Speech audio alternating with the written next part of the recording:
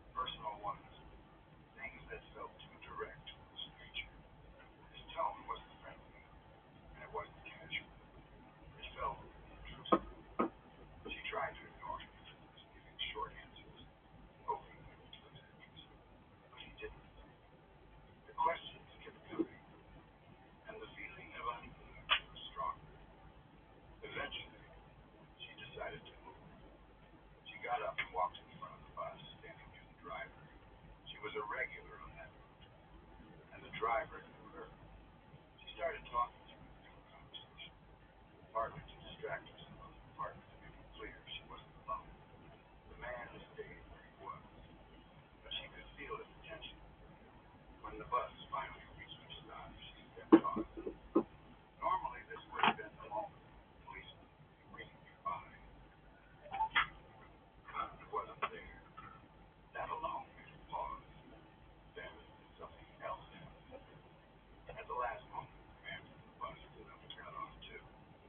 He hadn't made any sign that he was getting off and stopped before. It felt sudden, almost like he had decided it at the last second. He didn't walk directly toward her. Instead, he moved in the opposite direction. But as he walked away, he kept turning his head, looking back at her. That made the situation worse. It wasn't just that he followed her off the bus. It was the way he kept watching her, like he hadn't lost interest, like he was still aware of her every move. The bus pulled away, and that's when she noticed something else. In the middle of the road, not far from her. Greetings, customers. Want their glasses? Come on. Can't over the Oxford at their urgency.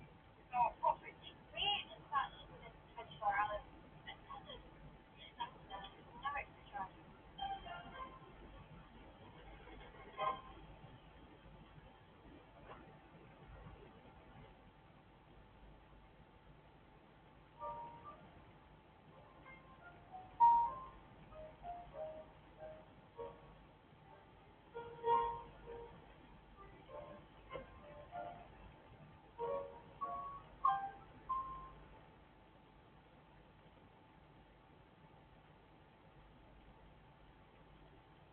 Far from where she was standing, there was a dog, a large black dog. It stood out immediately. It wasn't moving, just standing there, solid and still, in the quiet of the night, with everything else already feeling tense. Its presence was strange. At that point, she was already reasoning. The man from the bus, the missing policeman, the empty street, and now this dog. None of it felt normal. She started walking faster than usual. She wanted to get home as quickly as possible. After a few steps, she realized the dog was following her. It wasn't right next to her. It kept a distance of about 20 feet, far enough that it wasn't threatening, but close enough that she couldn't ignore it. That made everything worse. She didn't know if the dog was stray, was aggressive, what it wanted. It didn't bark, it didn't run. It just followed her at a steady distance. She kept walking, her pace quickened.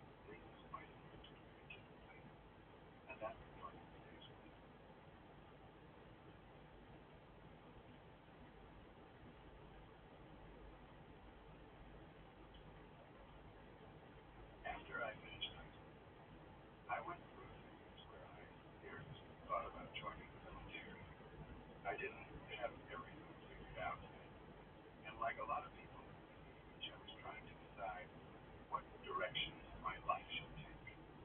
The military seemed like a solid option. Structure, purpose, a clear path forward. It all sounded appealing. I started meeting with recruiters from different branches just to get a feel of what each one offered. Most of them were pretty straightforward. They gave me information, answered my questions, and left it up to me to decide if I wanted to take the next step. But one of them stood out. He was a Marine recruiter, and he approached things very differently. I was working a cashier job at the time, one of those typical part-time jobs you have right after high school. It wasn't anything special, just a way to make some money while I figured out what I wanted to do next. One day, he came through my checkout line. He didn't say much at first, just handed me his business card and told me to give him a call when I was interested. Something about his confidence with me. So the next day, I called him. That's when things started to move quickly. He came to my house not long after that. We sat down and went through some of the standard recruiting tests. There was a reading test, a basic evaluation, and then this exercise with cards where I had to rank what mattered most to me in life. It was family, success, stability, purpose. He used that to explain how the Marines helped me achieve it. At the time, it felt convincing. He invited me to visit his office, which was in a nearby town. I went there. He showed me around. It wasn't a huge place, just a small recruiting office, but in the back, they had an area where potential recruits would meet a couple of times a week to train for physical tests. He was very involved, very impressive. After that, he started checking in on me. He would come through my line of work every week, just to see how I was doing, ask if I had made a decision, and keep the conversation going. At first, I didn't see anything coming. It felt like part of his job. But over time, I started to reap the position. My family wasn't thrilled with me joining the military. Neither was my boyfriend. They had concerns. And the more I thought about it, the more I started to question whether it was really what I wanted. Eventually, I decided it wasn't. I made up my mind that I wasn't going to pursue it. A few days later, he was with my line again, like usual. At that time, I told him my decision. I tried to be polite and clear. I explained that I appreciated everything, but I didn't think the military lifestyle was really for me. He didn't react badly at that moment.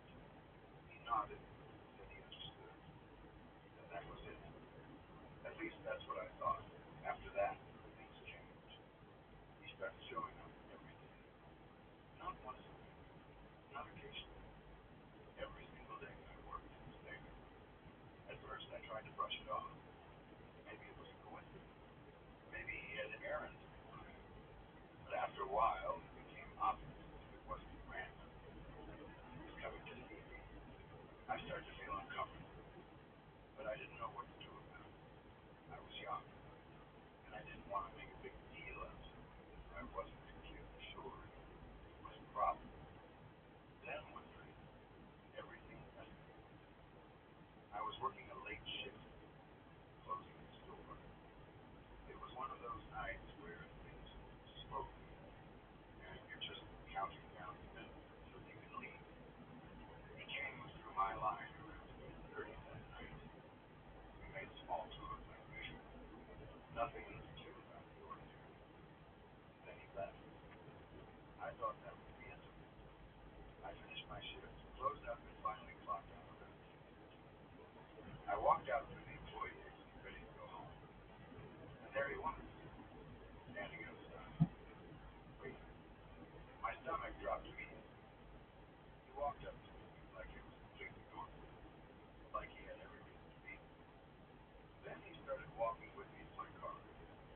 I didn't know how to react. Part of me wanted to tell him to leave, but I felt closer. I didn't want to escalate the situation, and I didn't know how he would respond. When we got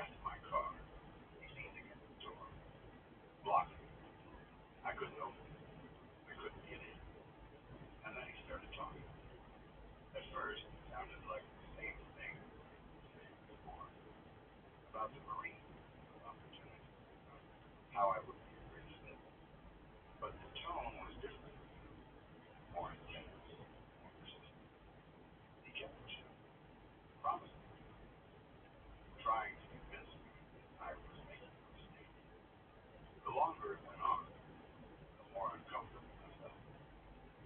People started leaving the building. Other employees issued shifts. I tried to get their attention, hoping someone would notice what was happening, but no one did. Or if they did, they didn't intervene. I felt completely alone. This went on for about 30 minutes. 30 minutes of being stuck there, unable to move, listening to me push harder and harder. Finally, I realized I needed to get out of that situation somehow. I told him I had forgotten my jacket. Needed to go back in and get it. Then I started walking toward the entrance. My plan was simple. Get inside, find someone, call for help, do whatever I needed to do to not go back out there alone. But before I could get very far, he followed me. He took off his jacket and handed it to me, saying I should wear it to stay warm. Then he apologized, like he suddenly realized it would go too far. For a moment, I thought maybe that was the end of it. He told me to go ahead and get into my car. So I did. I got inside, closed the door, and felt a small sense of relief. I tried to hand his jacket back to the window. That's when he said something that made my heart run. He told me to keep it, that he would follow me home and get it back for me there. I didn't know what to say. I didn't know what to do. I started the car and slowly drove out of the parking lot. My mind racing, scared, but also unsure of how serious the situation was. I didn't know I should call the police. I didn't know if I was overreacting. But then I saw his headlight behind me. He was following me. That's when the fear came real. He was a big guy, physically much stronger. He had military training. For all I knew, he could have a weapon. The thought of him knowing where I lived made everything feel even worse. I picked up my phone and called my boyfriend. My voice was shaking. He told me what was happening. He didn't hesitate. He told me to come straight to his house. He said his dad would be there, waiting outside, and that I would be safe. That gives me something to focus on. As I drove, I kept checking my rearview mirror. His headlights stayed following me down the highway. Then, at the last moment, I made a decision. I took an exit earlier than expected, and I didn't just slow down. I floored it. I pushed the car as fast as I could, taking turns quickly, trying to lose it. My heart was pounding the entire time. My hands gripping the wheels so tightly they hurt. I don't know if he got confused, missed the turn, or if he just gave up, but he disappeared. When I finally pulled up to my boyfriend's house, his dad was already outside, just like he said he would be. The Marine was nowhere in sight. I stayed there that night. The next day, we talked about what to do. One of our friends was a local police officer, so we reached out to him for advice. He suggested something I hadn't even considered. He told us to contact the Marine's commanding officer and report what had happened. That's what I did. I called out of work that day, made the call. I explained everything. The constant visit with him following me. I also mentioned that I still had his jacket. The officer I spoke to took it seriously. He arranged for me to come to the office at the time when the Marine would be there, so I could return the jacket safely. When I arrived, I handed it over. He thanked me for his care, and then told me something that stayed with me. He said that the Marine would be sent far away from my town, and that this situation would be handled. I never saw him. Looking back, it might not sound as extreme as some other stories, but at the time, it was the most scared I had ever been in my life, because it wasn't something distant or imagined. It was real. It was someone where I worked, who watched my schedule, waited for me,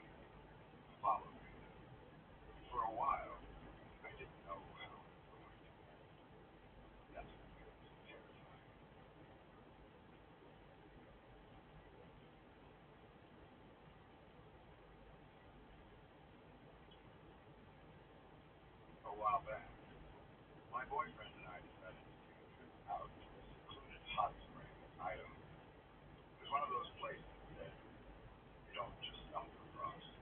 You have to know about it, and you have to be willing to work on it to get there. That was part of the deal. We wanted something quiet, something away from people, somewhere we could just relax without distractions. It was March at the time, and even though winter was technically ended, there was still a lot of snow on the ground.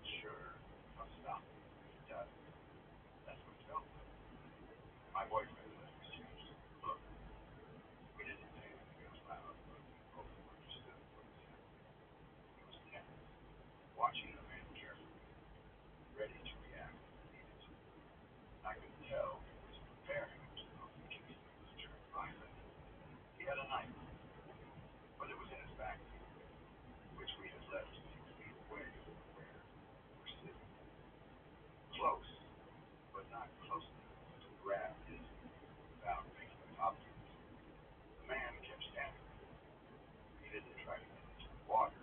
He didn't step away. He didn't stop staring. Time felt slow again, but in a completely different way than before. Instead of relaxing, every second felt heavy, like we were waiting for something to happen. In my mind, I started thinking through possibilities. What if he attacked us? What if he had a weapon we couldn't see? What if he was waiting for the right moment? All of those thoughts ran through my head in a matter of seconds, even though outwardly I tried to stay calm. My voice shifted, positioning himself in a way that made it clear he was between me and the man. He wasn't aggressive, but he was protective.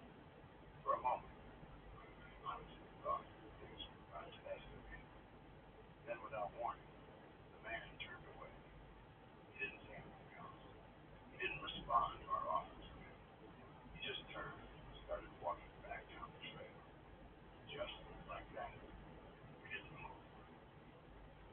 We stayed there for a few seconds, watching him leave, making sure he was actually going, not just stepping away from me. When he was far enough, we felt a little safer. We moved quickly. We got out of the water, grabbed our clothes, and got dressed as fast as we could. The peaceful, relaxed atmosphere we had been enjoying earlier was completely gone. Everything felt tense now. Even after we started hiking back, the feeling didn't go away. It's hard to explain, but it felt like we were being watched. Like even though we couldn't see him, he might still be somewhere nearby, just outside. The trail felt longer on the way back. Every sound made us more alert. The crunch of snow under our feet, the shifting of branches, even the wind moving through the trees. We kept looking around, checking the fence, trying to make sure we were alone. Neither of us said much. We didn't need to. We both knew how close the situation could have come to something much worse. The thing that bothered me the most was how little he had going right. It wasn't funny. He didn't have any visible gear or equipment, just he was out there for a reason like that. No gun, no proper supplies, nothing that matched the question he was asking. He just showed up, asked strange questions, refused to leave, then walked away. To this day, I still think about what could have happened if we went to him differently. If we hadn't left, if my boyfriend hadn't been there, if we had reacted in a different way. It's one of those situations where nothing actually happened, but it easily could have. And sometimes that's even more unsettling, because you're left with the realization that you were in a vulnerable position, completely exposed, to someone whose intentions you couldn't understand. And all you can do is be thankful that it ended the way it did. Even now, when I think back on that day, I don't remember the recent part as clearly as I remember the moment here, because that's when everything changed.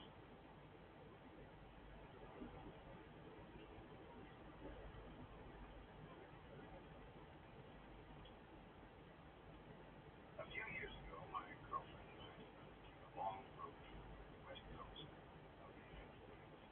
It was something we had talked about for a while, and when we finally made it happen, it felt like a kind of experience you don't forget.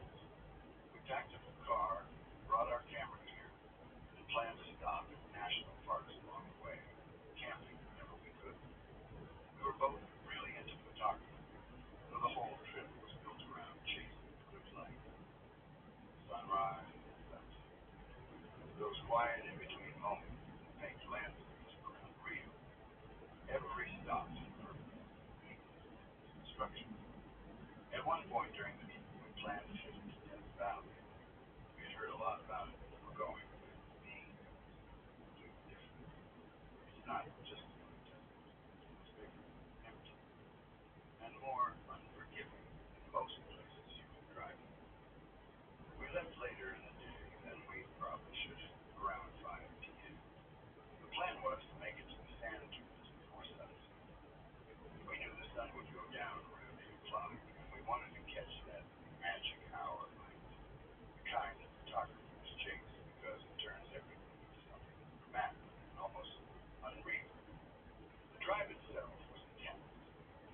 temperature was around 120 degrees Fahrenheit. Even with the windows down, the air was hot and dry, like it was pulling moisture out of your body whenever you breathed. We kept the air conditioning off because we didn't want to risk the car overheating up there. That's one of those things you learn quickly to understand. If your car fails, you're not just stuck, you're in serious trouble. There's almost no cell service.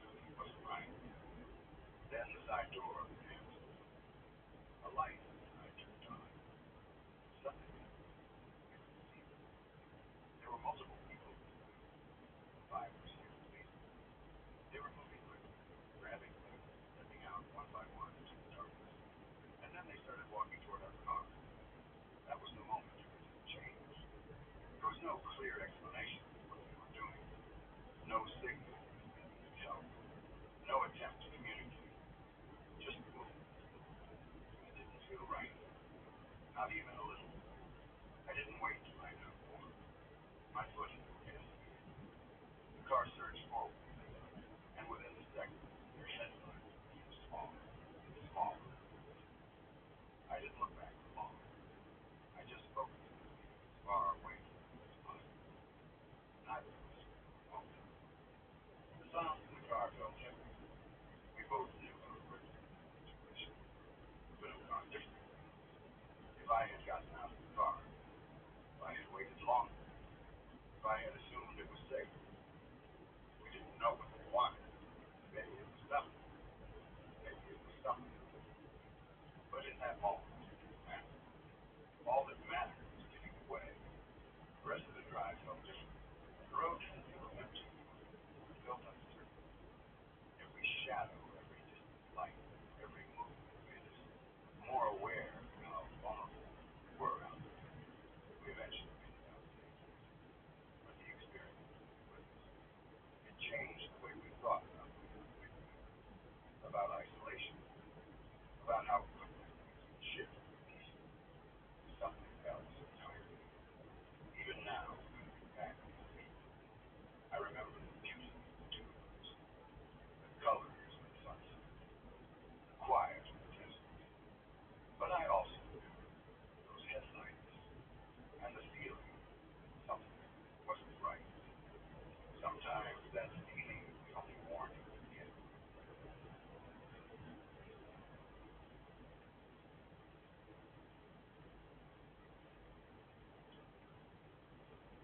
I worked the night shift at a campground from midnight to 8 in the morning every single night.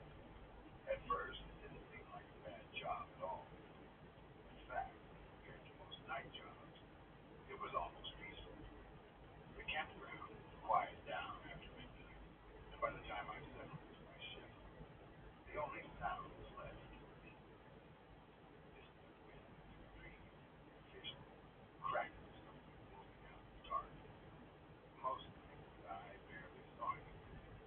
On busier weekends, maybe when I was leaving to come by the shack where we were, asking directions or helping small. But most of the time, it was just me. The shack itself was tiny, about 8 feet by 8 feet. Barely enough space for a chair, a desk, a couple of shelves. It sat alone near the entrance of the campground, surrounded by darkness most of the time I found. There were no nearby buildings, no streetlights, nothing but the faint glow of my desk lamp, whatever light spilled out of the windows. I got used to the isolation quickly. I would bring my old DS2 with me and pass the time there engaged, occasionally glancing over the darkness inside just to remind myself that I was still alone. During my first week, I was being trained by the guy who'd been working the same shift before me, was quitting, and I was taking over permanently. He showed me the basics, how to check people in, how to log in, and what to do in case of an emergency. Before his last night, he mentioned something that stuck with me. A few feet away from the shack, near the edge of the gravel path, there was an old pavement. The lookout table, I left behind to protect me. Most people didn't even notice it anymore. He told me that every night at exactly 4:17 in the morning, that payphone would ring once, just once, and then it would stop. He laughed it off and told me it was probably some kind of automated test call. He admitted that he had never answered it himself. Something about the way he said it made it seem like he didn't really want to. At the time, I didn't think much of it. It sounded like one of those weird but harmless quirks you sometimes find in quiet places. For the next few months, I settled into the job. It was summer, and most nights were warm. I kept the windows in the shack closed to keep bugs out, and with them shut, I couldn't hear much from outside. If the payphone rang, I never noticed it. idea of it slowly faded from my mind, focused on my routine. Then, around mid-August, the night started getting cooler. I began leaving the windows to let the air move through the shack. That's when I heard it the first time. At exactly 4:17 in the morning, the payphone rang. It wasn't loud. In fact, it sounded strangely muffled, like the sound was coming from underwater. The ring was distorted. Cut through the silence in a way that made my skin crawl. It only rang once, just like I had been told, and then everything went quiet again. The first time it happened, I froze. I remember staring out the window from the gym, barely able to see into the darkness. Nothing else moved. No one was there. After a few seconds, I told myself it was exactly what I was going to see, some kind of automated call, and I went back to what I was doing. But the next night, it happened again. Same time, same way. And then the next night, and the next, it became a pattern. Every night at 4:17, that phone would ring once, sounding like it didn't belong in the world around it. It started to get under my skin. Even when I knew it was coming, it still made me tense up every time I heard it. Eventually, curiosity got the better of me. After hearing it night after night, I started wondering what would happen if I actually answered it. It didn't make sense for a phone to ring like that without someone being on the other end. There had to be an explanation. One night, I decided I was going to find out. I set an alarm for 4:15 in the morning so I wouldn't miss it. When the alarm went off, I got up from my chair and stepped outside. The air was cool, and the campground was completely silent. I walked over to the payphone and stood there waiting. For a moment, nothing happened. Then, right on time, it rang. The sound was even worse and close. That same muffled warp tone echoed through the wire. For a second, I hesitated. Then I picked up the receiver. I pressed it to my ear and said hello. There was nothing on the other end. No static, no voice, nothing. Just a kind of empty silence. It felt like someone was there, refusing to speak. I said hello again, a little louder this time, but still got no response. After a few seconds, I hung up. The whole thing felt strange, but not necessarily dangerous. I went back inside the shed, trying to brush it off. The next night, I did the same thing, and the night after that. For an entire week, I answered the phone every time it rang. Every single time. It was the same. Silence. Not even a faint sound. After a while, it stopped feeling important. I convinced myself it was just some glitch or malfunction. Something that didn't need any deeper explanation. Eventually, I stopped answering it altogether. The phone would ring, and I would just sit there, letting it fade back into silence. About a month passed like that.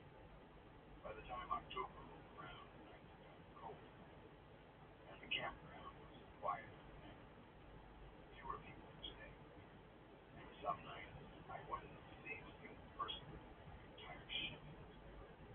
The isolation felt heavy during that time, like the darkness pressed in a little closer than it had before. For some reason, during the first week of October, I started thinking about the payphone. Maybe it was boredom, or maybe it was the way the silence felt deeper than usual. But the curiosity came back. One night, I decided I would answer it again. Just like before, I set my alarm for 4:15. When it went off, I stepped outside and walked over to the phone. The air felt colder than usual, and there was a stillness to everything that made me uneasy. I stood there, waiting. At exactly 4:17, the phone rang. I picked it up immediately and held it to my ear. Hello? Hello? For a second, there was nothing. Then I heard something. It sounded like someone inhaling sharply through clenched teeth.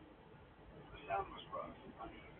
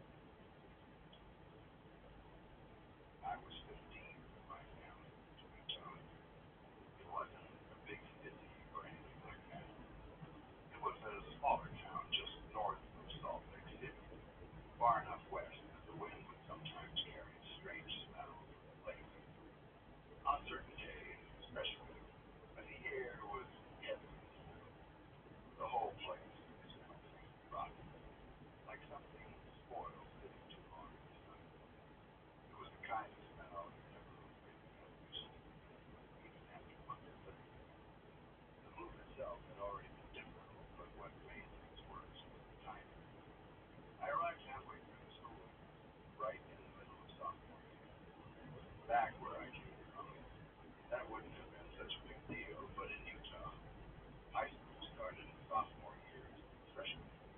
That meant everyone already knew each other, already had their groups, their routines, their inside jokes.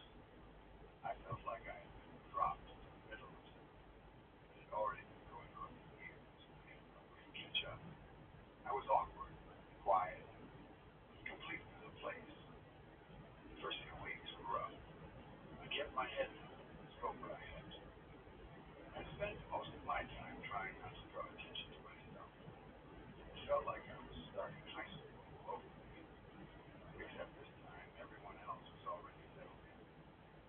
I remember sitting in the cafeteria alone more often than not, pretending to be busy with my phone or my food just to avoid looking like I had nowhere to go. The only real bit of luck I had during that time was meeting a girl named Sarah. It didn't happen in any dramatic or memorable way. We just ended up talking more than usual. And somehow that turned into more conversations and eventually into something closer.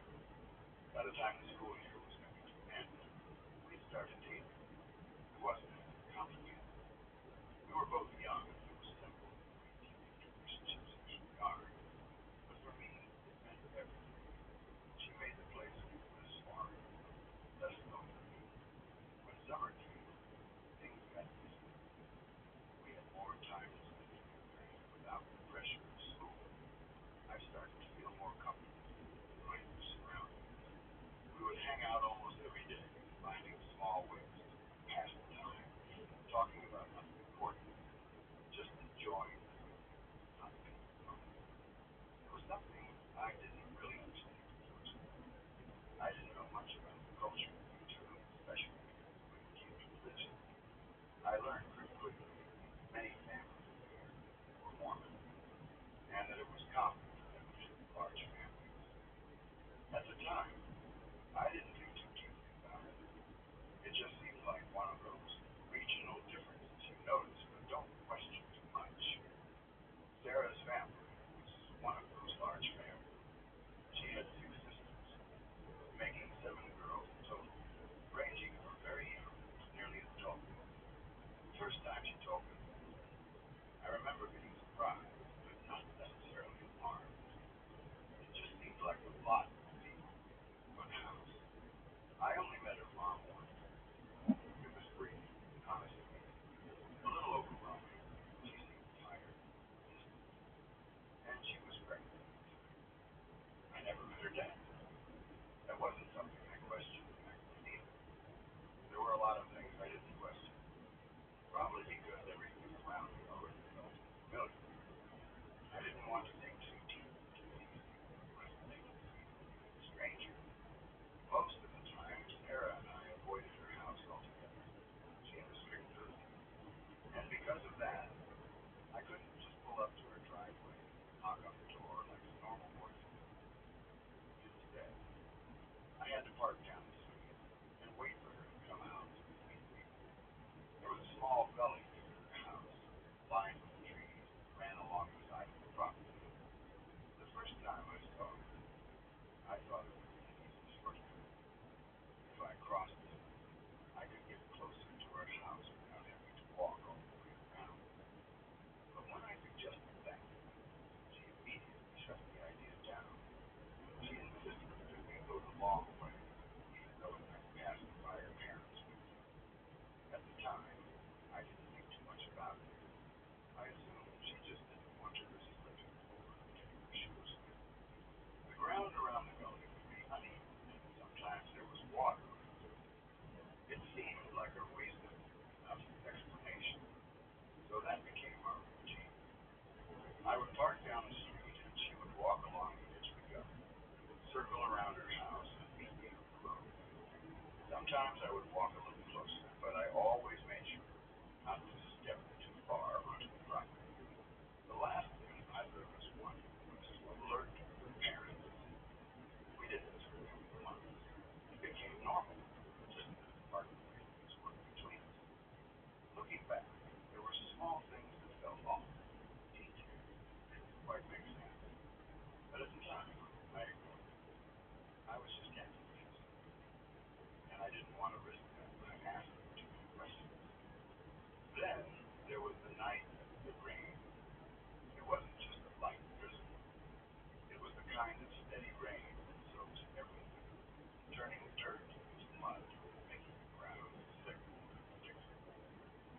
remember sitting in my car watching the rain hit the windshield, thinking about how she would have to walk alone through the dark to meet me. I didn't like the idea of that. It didn't feel right to just sit there and wait while she waited in the rain. So I decided I would surprise her. Instead of waiting at the usual spot, I would walk closer to her house and meet her at the back door she was cleaning out. To do that, I would have to cross the gully. I told myself it would be quick and easy. The rain had made the water run a little higher than usual, but it didn't look too deep. I figured I could jump across without much trouble. I was wrong. When I jumped, my feet hit the ground on the other side. Instead of landing firmly, I sank into the mud. The earth was soft. Before I could catch my balance, my feet slid out from under me. I fell backward into the water with a heavy splash. The cold hit me immediately. It was sharp and sudden, taking the breath out of me. Instinctively, I reached out to grab something, anything, to pull myself up. My hand caught onto something near the edge, something solid enough to hold on to. But as I tried to use it to pull myself up, it shifted and broke loose, moving with the current. The water wasn't very deep, maybe 2 or 3 feet, but the mud made it difficult to stay properly. I planted my feet and pushed myself upright, still holding on to whatever I grabbed. That's when I realized it was a black garbage bag. I dropped it immediately, more out of surprise than anything else. It didn't make sense for something like that to be there. I tried to climb up the side of the gully. The mud was too slick. Every time I reached to hold on to it, it would give way to my weight. My hands kept landing on more of those same black bags. They were everywhere, half buried in the mud, shifting and sliding as I tried to use them for support. The texture was wrong, too soft, too unstable. I remember feeling a growing sense of something wasn't right, even though I couldn't explain why. After a few failed attempts, I grabbed onto one of the bags in front and tried to use it to pull myself up. As I did, the plastic tore open. At first, I didn't understand what I was looking at. In the dim light and the rain, it just looked like something rotten, something that had been sitting there for too long. There was a shape in the dark, decay, surrounded by what looked like old, broken pieces. Then my eyes adjusted. I saw it clearly. It was a skull, small, far too small. For a moment, my brain refused to process it. I just stared at it, trying to convince myself I was wrong. There was no mistaking it. The shape, the size, the way the skin clung to its patches. It was unmistakable. It was a baby skull. The sound came out of me before I even realized it.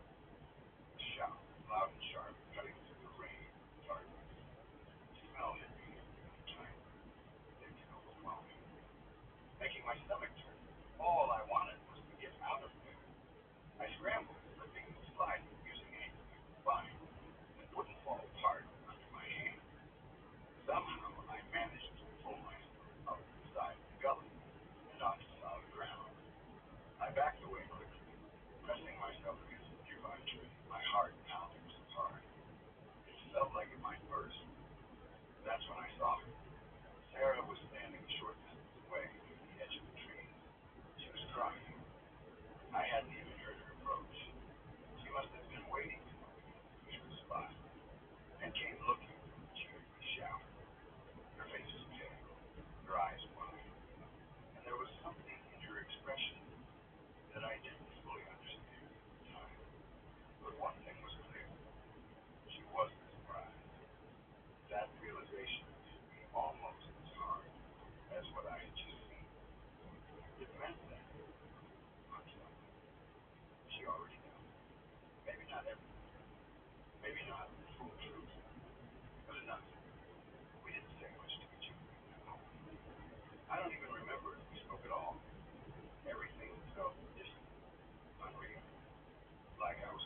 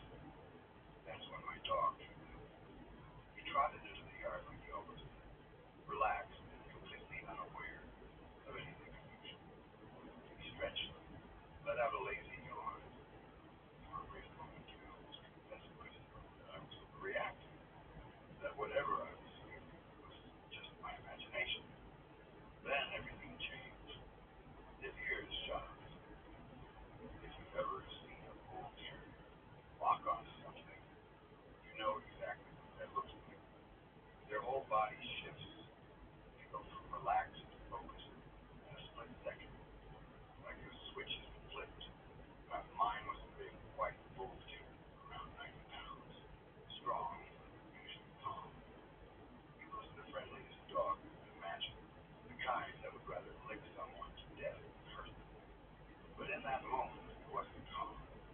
His entire posture changed. His muscles tightened. His stance lowered slightly, ready to move.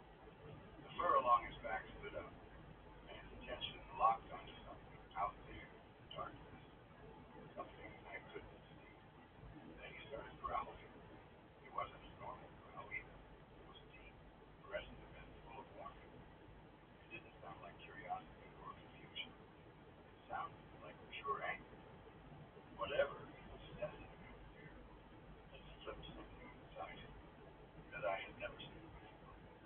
Before I could even react, he took off. He launched himself into the darkness, barking and growling, charging straight toward whatever had caught his attention. It all happened so fast that my brain barely had time to catch up. 1 second he was standing beside me, and the next he was gone, swallowed by the blackness. I panicked. Without thinking, I yelled after him and started running after him. My heart was racing. I couldn't see where I was going, but I didn't care.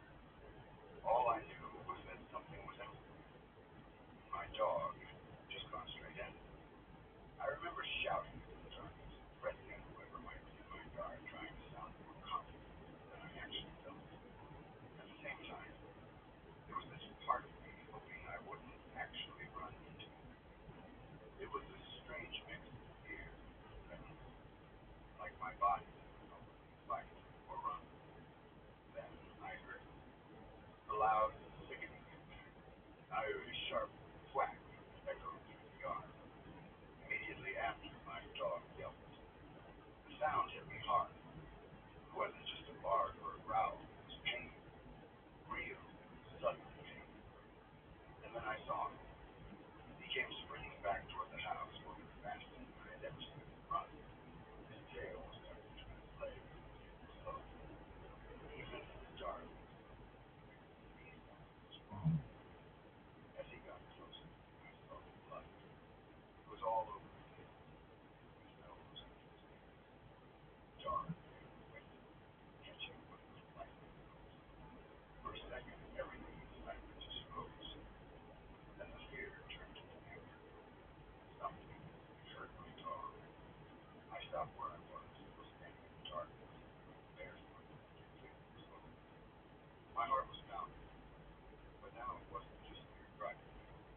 I shouted into the yard again louder than before, threatening whoever or whatever was out there. I don't even remember exactly what I said, just that I meant it in a moment. For a few seconds, there was nothing. Then I heard movement towards the gate to the yard.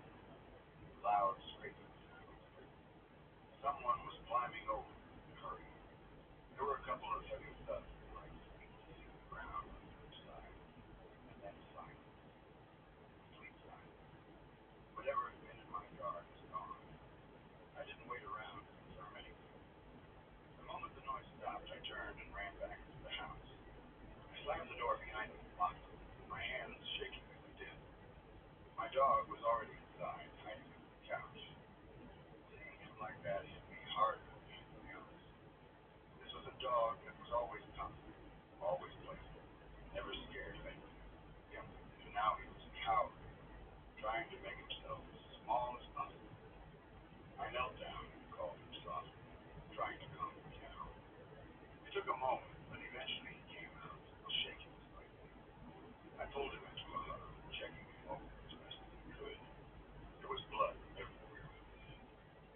For a few seconds, I was convinced he was seriously injured. My mind was racing through all the possibilities, trying to figure out what to do next. But as I started cleaning him up, wiping away the blood, something strange became clear. There were no wounds, no cuts, no bites, nothing that explained the amount of blood I was seeing.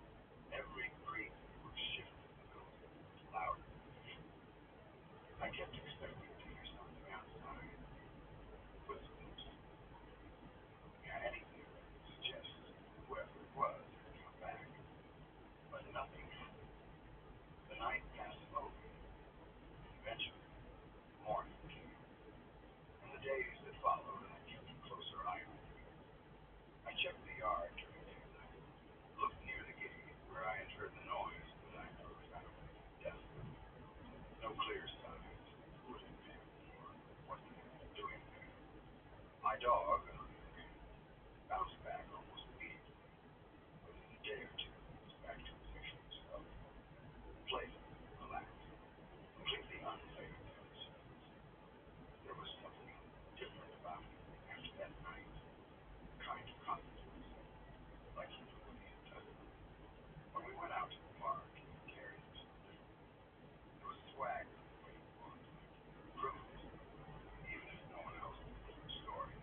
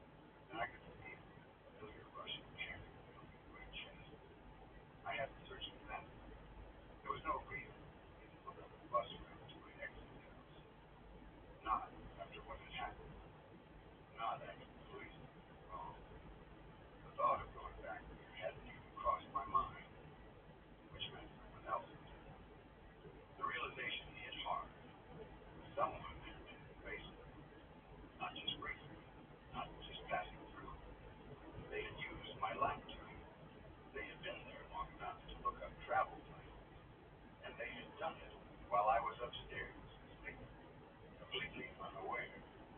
I felt like I couldn't breathe properly. My hands started to shake as I looked around the room. This time, with a completely different perspective. This wasn't my space. Someone else. I forced myself to check the rest of the basement. Part of it didn't want to, but I couldn't. I needed to know if they were still there. The basement had a back room, smaller than that I didn't use very often. It was mostly for storage, and I rarely went in there unless I needed something specific. As I approached it, I felt my heart beating harder with every step. I pushed the door open slowly.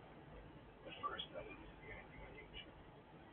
Then I noticed there was a makeshift bed set up in the corner. It wasn't anything elaborate, just a pile of blankets and some clothing just with clear stuff on it. It looked recently used, not something that left behind for a long time. I froze. My mind tried to process what I was seeing, but it didn't feel real. It felt like something out of a bad dream, something that didn't belong in my life. Then I noticed the window was open. That window was usually kept shut. I knew that. It wasn't something I would have opened, especially at night. The basement window led directly outside, low enough for someone to climb in if they wanted to. Everything clicked into place at once. My exit. It had to be. After everything that had happened the night before, after the argument, after the police, they had come back. Not to the front door, not in any obvious way, but quietly, through the basement window.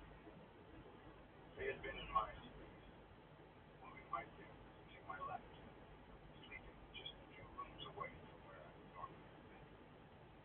If I had gone downstairs that night like I usually did, I would have been there.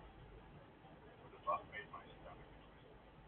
I stood there in that doorway for what felt like a long time, just staring at that makeshift bed, trying to wrap my head around it.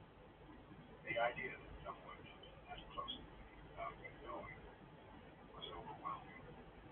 It wasn't just fear.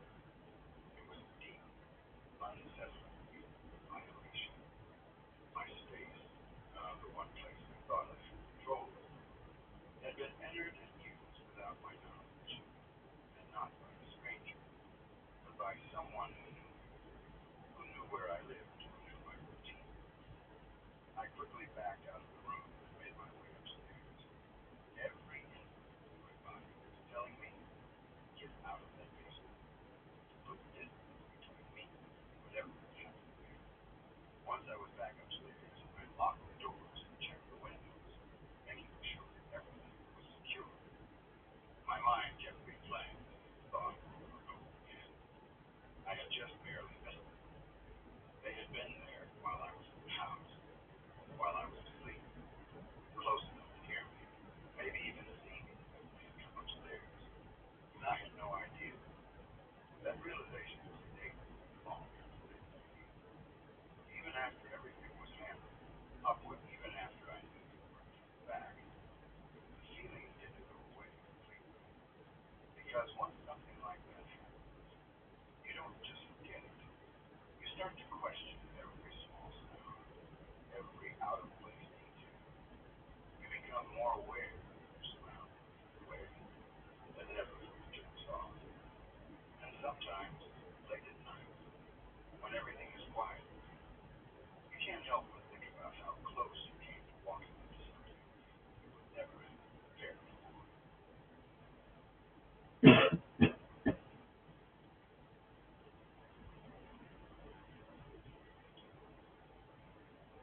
Back in the 90s, I worked for a production in Hollywood. It wasn't a typical office. The company operated out of a large house with converted workspace. From the outside, it looked like a normal, expensive home, but inside it had been redesigned with offices, editing rooms, and working rooms. It had this strange mix of comfort and professionalism.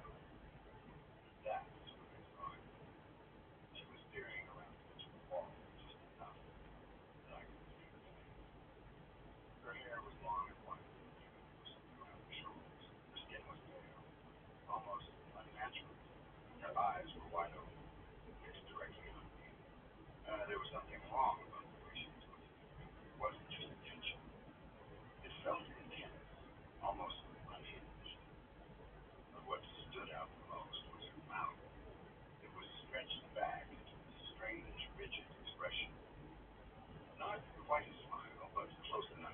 It felt like one. It was pulled tight, exposing her teeth in a way that didn't look natural, like her face was locked into that position. I stared at her, and she stared back. The strangest part of it all was the way I was seeing her. Even now, it's hard to explain. It didn't feel like I was seeing her as a normal thing, like light hitting my eyes, forming an image. It felt like she was there, also not. Like the image of her was somehow placed directly into my mind. I know how that sounds, and I've thought about it a lot over the years. Now I'm trying to find a better way to describe it, but that's the closest I can get. It didn't feel like a normal visual experience. It felt like something deeper, something I couldn't fully understand. We stayed like that for what felt like a long time, but was probably around 10 seconds. Neither of us moved. Then, for reasons I still can't fully explain, I turned back to my computer and went back to work. Outwardly, I stayed calm. I didn't react, didn't jump, didn't run, but inside my thoughts were racing. Every instinct I had was telling me something was very wrong, but I forced myself to stay still, to act like nothing happened. Part of me was convinced, imagined, that it was just my mind playing tricks on me and spending too many nights alone. After a minute or so, I looked back toward the wall. She was gone, just like that. The space was empty, exactly as it should have been. No sign that anything had been there at all. That was enough for me. I shut everything down as quickly as I could without completely panicking. I gathered my things, turned off the lights, and left. I didn't run because I moved fast, faster than I ever had leaving that place before. For the next week, I tried not to think about it. I told myself it was stress, or fatigue, or just one of those things that happens when you're alone too much. I had no proof that what I saw was real, and I didn't want to start convincing myself of something I couldn't explain. Then, about a week later, I was helping the owners of the house, helping set up for some kind of event. They often host a gathering, sometimes employees would help out with decoration. There was a family from South America that worked for them. The parents were employed by the houses, and the owners were helping their kids get through school.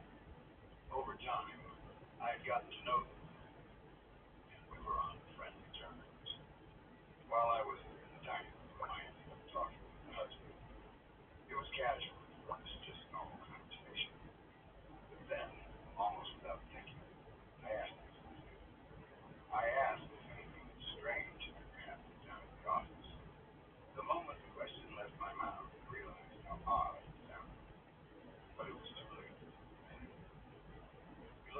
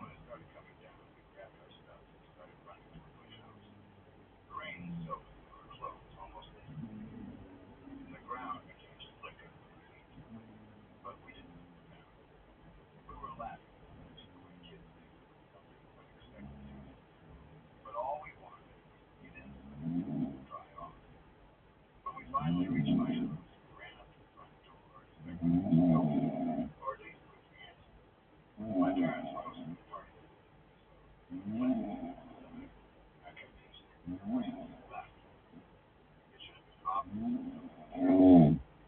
when I tried the door, it was locked. That alone wasn't too strange. Sometimes the door would be locked for home. So I knocked. No answer. I knocked again, louder this time. Still nothing. That's when things started to feel off. At first it was just a small feeling, something in the back of my mind that I couldn't quite explain. But within seconds it grew stronger. It wasn't just me either. I could tell my cousins felt it too. The mood shifted completely, like the air around us changed. We all became scared.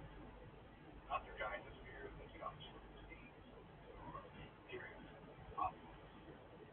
Deeper than that, some sleep, like our bodies were reacting to something. The twins started to panic. Their voices shaking as they called out. And before long, they were crying. I remember feeling just stronger. My heart was racing, and I couldn't figure out why.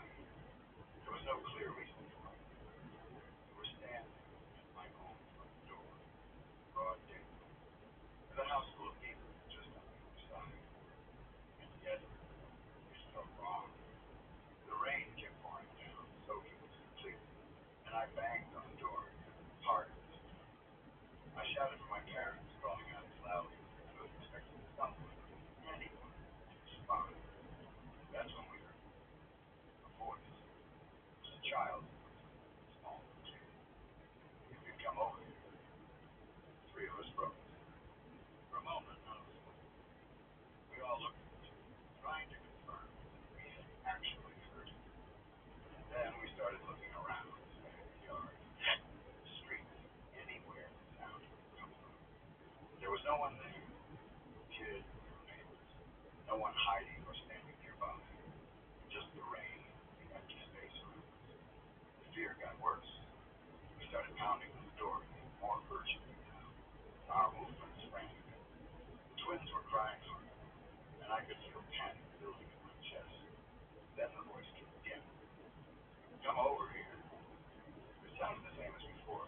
Close, not close enough to pinpoint. It didn't echo or fade the way a normal voice would in the rain. Just distant, like it was right there within us. We looked around again, more desperately listening, but still saw nothing. At that point, we lost it completely. All three of us started crying, overwhelmed by a fear that didn't make sense, completely real. It was like something was wrong with the situation, in a way we couldn't explain, and our bodies were reacting to it whether we understood it or not. Then, for the third time, the voice spoke. Don't be scared. That was it for me. I couldn't stand there anymore. Something inside me snapped, and I knew I had to get away from the front door. Without thinking, I turned and ran alongside the house. The fence there wasn't too high, and I had climbed it before, but never in a rush like this. My hands slipped a little from the rain, but I managed to pull myself up and over. I dropped down into the backyard, my heart pounding as I looked around, and everything was normal, completely normal. The entire back patio was empty. My parents and friends, everyone was gathered there, talking, laughing, enjoying the party.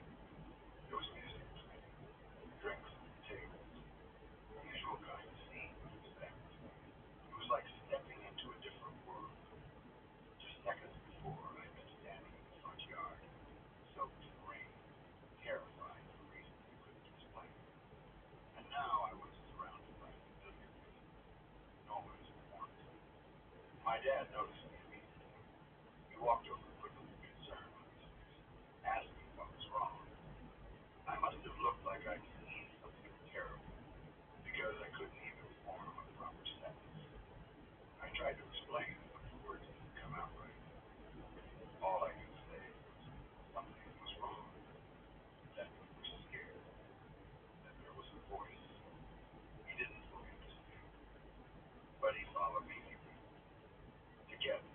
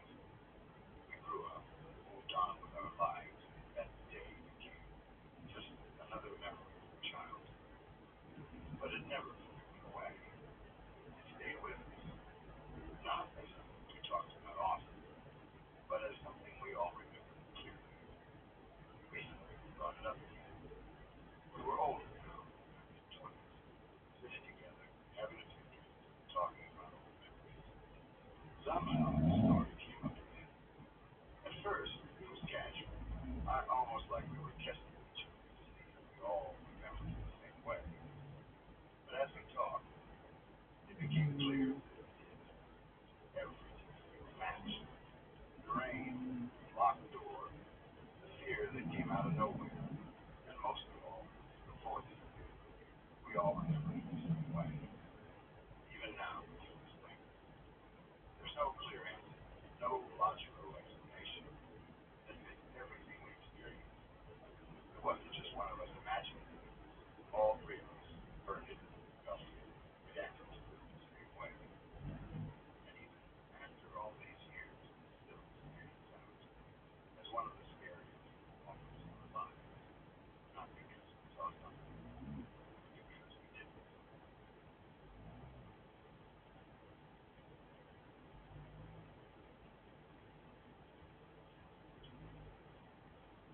A few years ago, I decided to go for a long walk alone for the same reason. It was one of those rare, perfect days where everything was calm and clear. The sky was bright, sunlight filtered softly through the trees, and the air had that fresh, clean feeling you only really notice when you're far away from cities and noise. It felt like the kind of day where nothing could go wrong. I didn't have a strict plan. I just wanted to walk, explore, enjoy the outside. The woods stretched on for miles, and I let myself wander without worrying too much about direction. At the time, this felt freeing. I followed paths where I saw them, stepped off them when something interesting caught my eye, and kept moving forward without thinking of how I looked back. After a couple of hours, I realized I was a bit more lost than I had intended to be. It wasn't panic-inducing at first. I still had a general sense of where I was. I could hear faint traffic somewhere in the distance, which meant there was a road nearby. That was enough to keep me calm. As long as I kept moving, roughly in the right direction, I figured I would eventually find my way out. The woods themselves, everything around me looked like something out of a painting. At one point, I came across a small stream running gently through the trees. Beside it stood an old water, weathered and worn, clearly unused for a long time. It looked like something from another era, quiet and still, blending into the landscape as if always listening. I paused there for a while, just to the sound of the water, the way the light hit the moss covered wood, the complete absence of people. It all felt peaceful, almost unreal, how perfect. I kept walking. Not long after I reached the clearing, the trees opened up enough for sunlight to pour in. In the middle of that clearing sat an old, nasty Ferguson tractor. It was rusted and abandoned, clearly had been used for years. The paint had faded. Parts of it looked like they were slowly being reclaimed by the environment. The sunlight filtered through the leaves above, casting shifting patterns of light and shadow across it. It should have felt eerie, but it didn't. At that point, everything still felt strangely charming, like I was stumbling across an exquisite wood. Further along, I came across something else. It looked like an old trailer, not of the kind you might see in a small trailer park, but this one was in terrible condition. It had been there so long that it had started to collapse in on itself. The structure had bent and broken, sagging off the bricks and boards on one side of the other. Around it were scattered pieces of rustling farm equipment, half buried in the ground or overtaken by weeds. That was the first moment that things started to look slightly off. Not dangerous, just different. The kind of place that made you pause for a second before continuing, even if you couldn't explain why. Still, I kept going. Eventually, I reached a barbed wire fence that cut straight across the planet. It stretched out in both directions, blocking the way to the distance. On the other side, I could see more open land, and I knew that beyond that, there was likely a road. Night turning back would have meant retracing my steps for quite a distance, and I didn't want to do it. So instead, I decided to follow the path, hoping to find a way through. As I walked along it, I started noticing signs. They weren't official or professionally made. They were handwritten,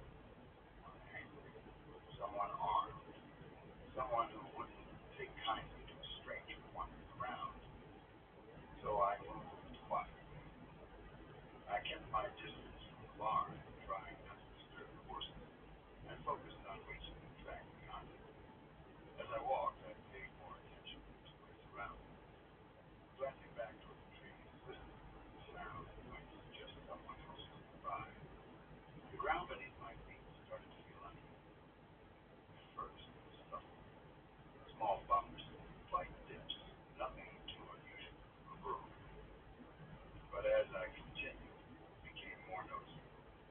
The surface wasn't just uneven, it felt unstable, like I was stepping on things that shifted under my weight.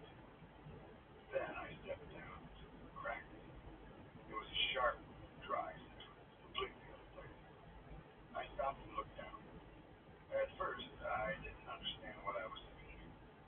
It looked like a curved shape, pale against the darker ground. For a second, my brain tried to make it into something normal, harmless. Then it clicked. It was a ribcage, a pig's ribcage.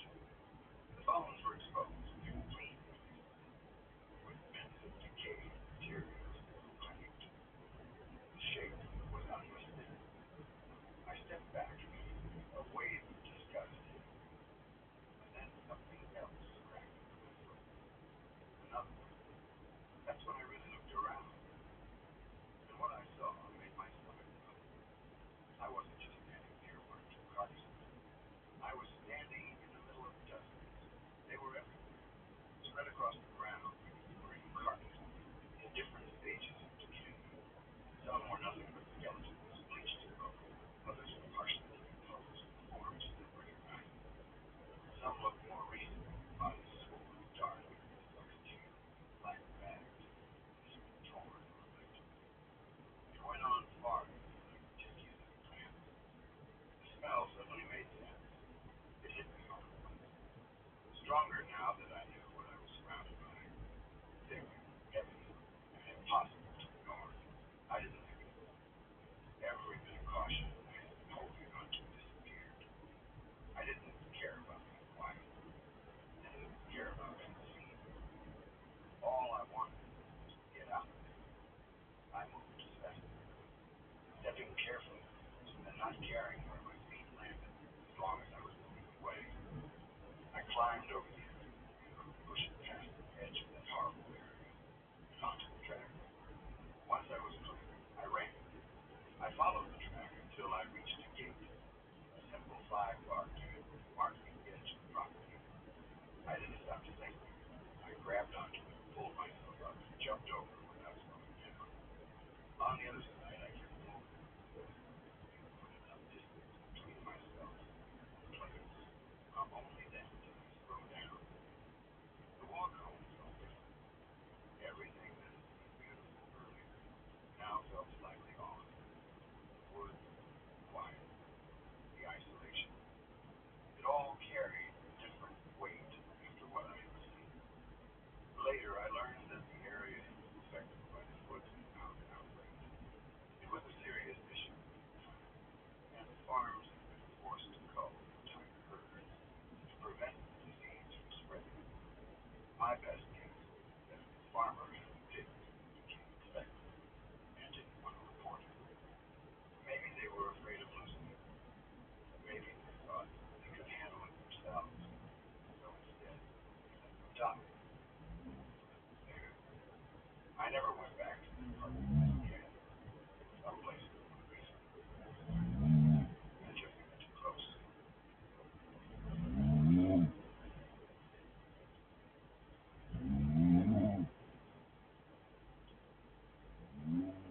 When I was a kid, I used to spend a lot of time in the car while my parents ran errands. It was just one of those normal things back then. You get dropped into the back seat, a toy, told to wait for a few minutes, and that was it. No phones, no distractions, just you and your thoughts, while the world moved quietly outside the windows. On that particular day, I was sitting alone in the back seat of our station wagon in a parking lot. I don't remember exactly where we were, but I remember the feeling it was clearly. It wasn't crowded or busy, just a typical open lot with a few cars scattered around. My parents had stepped away, probably running to the store nearby, and I had been told to stay in the car. I didn't look at first. I was used to it. I was just sitting there staring out the window, not even maybe lost in my own thoughts when it happened. A loud bang hit the glass beside me. It came out of nowhere. The sound was sharp and sudden, so loud that it made me jump in my seat. My heart immediately started racing.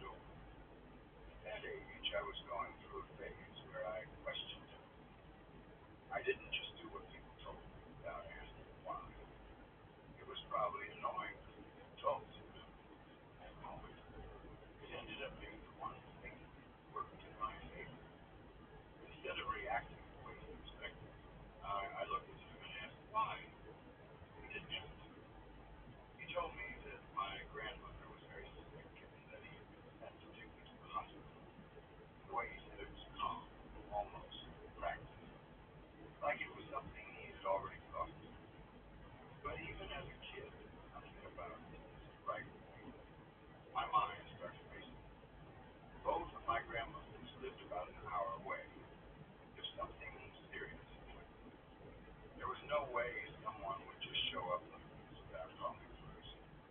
And even if they had called, it wouldn't be some random person coming to pick me up in the parking lot.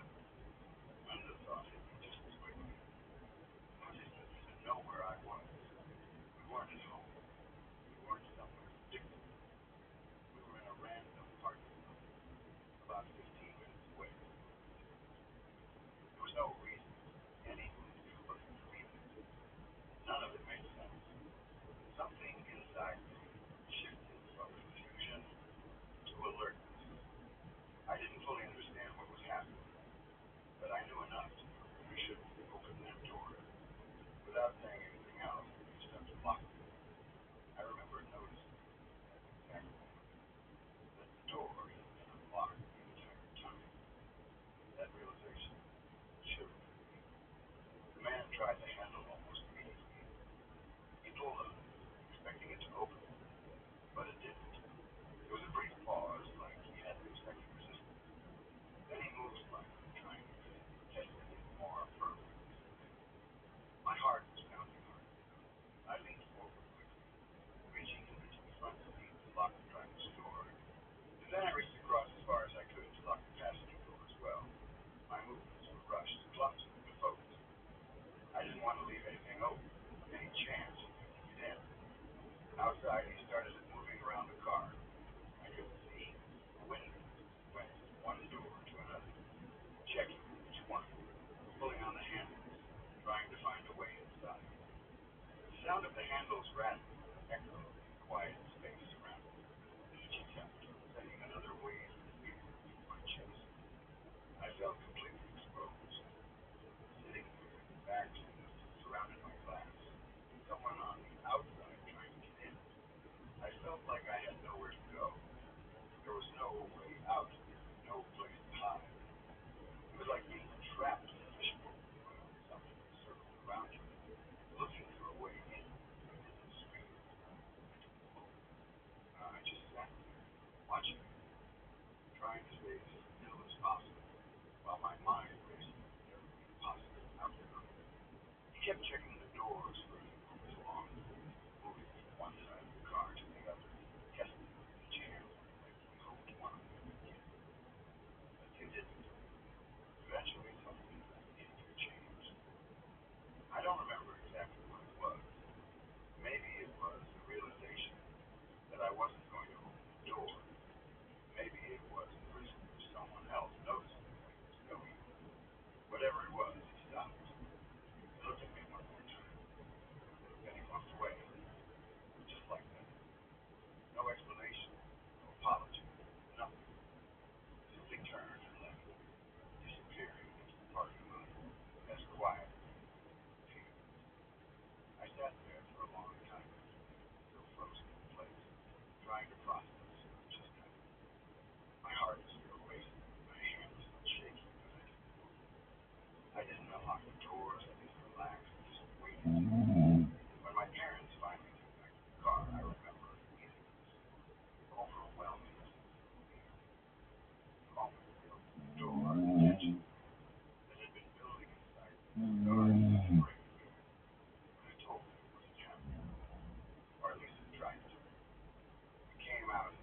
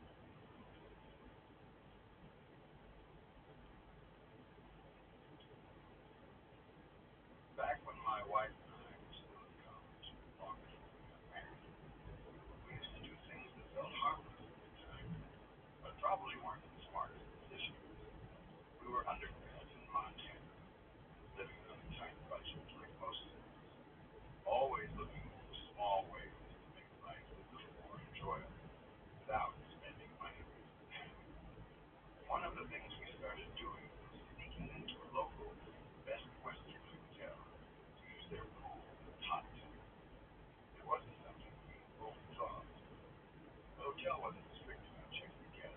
Most of the time, the pool area was empty anyway. It felt like a quiet little escape from everything. Classes and assignments, and a constant stress that came from new students. Usually it was just the two of us. We'd slip in to ourselves and relax in the hot tub or swim for a while. And it became a routine of sorts, something we looked forward to after a long day. The atmosphere was always calm, almost too calm, with that familiar echo of the water, the faint hum of the building around us. For a long time, nothing unusual ever happened, until one night. That evening started just like any other. We made our way to the hotel, walked casually past the front desk, and headed toward the pool area. When we got there, though, it wasn't empty like usual. There was a family already there. It looked like a typical setup. Parents with three kids, along with what seemed to be a family friend. The kids were playing in the pool, splashing around and laughing, while the adults kept an eye on them. It wasn't ideal. We preferred to have the place to ourselves, but it wasn't anything illegal. While we weren't doing anything we shouldn't have been, just sitting in the hot tub, relaxing. So we stayed. We got into the jacuzzi, tried to ignore the noise from the pool, settled into our usual quiet conversation. For a while, everything felt normal. The kids played, the adults chatted, and we stayed in our corner of the hot tub, minding our own business. Then, after some time, another person showed up. He came in alone. At first, nothing about him seemed too out of place. He walked into the pool, looked around briefly, and then approached the hot tub where we were sitting. He asked if we minded joining us. Now, given the situation, we weren't exactly in a position to say no. We weren't even supposed to be there, so we just shrugged it off. It was fine. What happened next was strange. Before he got into the hot tub, before he even took off his outer layer of clothing, he walked right up to the edge of it and knelt down. Without saying anything, he leaned forward and dunked his head straight into the water. Not quickly, not casually. He kept it there for a long time. It was long enough for both of us noticed and exchanged a glance. It felt excessive, uncomfortable. Then he pulled his head back out, water dripping everywhere, and shook it hard, sending droplets splashing onto us. We didn't say anything, just sat there, unsure of what to make of it. Then he did it again. He dumped his head back into the water, holding it there for another long stretch. When he came up, he repeated the same motion, shaking his head and spraying water around. He did this several times. What made it even more uncomfortable was how close he was to us. The hot tub wasn't huge, but it wasn't tiny either. There was space for him to do whatever he was doing at the other end, away from us. But instead, he chose to do it right next to where we were sitting. It felt deliberate. After repeating this odd routine a few times, he finally got into the hot tub. But even then, his behavior didn't stop. He lowered himself into the water and then stretched out his body horizontally, submerging himself almost completely. He stayed under like this for what felt like an unusual long time, holding his breath without moving.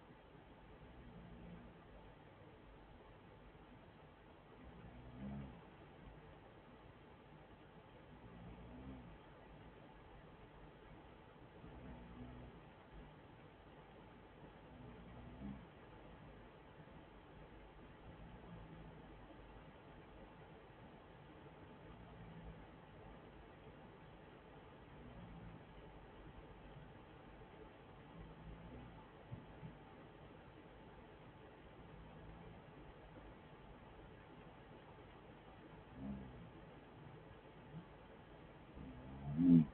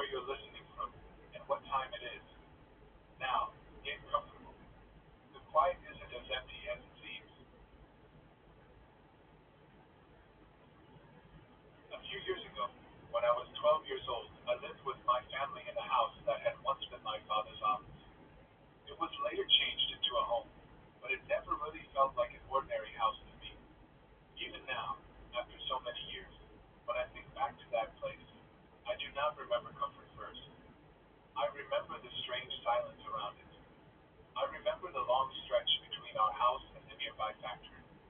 I remember the thick bushes, the lonely path, and the uneasy feeling that always seemed to hang in the air. I am 30 now, and even after all this time, those memories have never faded. Some things from childhood grow dim with age, but this did not. This stayed sharp in my mind. The house belonged to my father's boss. My father was allowed to stay there, and that was where we lived at the time. It was not like most homes. It stood in a place that felt cut off from everything else. It was quiet in a way that did not feel peaceful. It felt watched. Behind the house was a Muslim cemetery, and even as a child, that detail alone was enough to make the place feel heavy. During the day, the area looked ordinary enough if you did not think too much about it. But in the evening, and especially at night, everything changed. Shadows seemed deeper there. The trees looked bigger. The silence felt too still. Even the wind sounded different. One of the biggest problems with that house was the water supply. We did not have water coming directly into the home the way most people do. Whenever we needed water, it had to come from the factory nearby. The distance from the factory to the house was around 800 meters. It may not sound like much when someone says it quickly, but carrying water that far again and again was tiring and frustrating. It was a headache for all of us. We had to fill and after some time, my parents became tired of doing that. To make life easier, they came up with another way. They decided to use a long plastic hose. One end was fixed to the water tap at the factory, and the other end was connected all the way to our house. It was a simple solution, but it helped us a lot.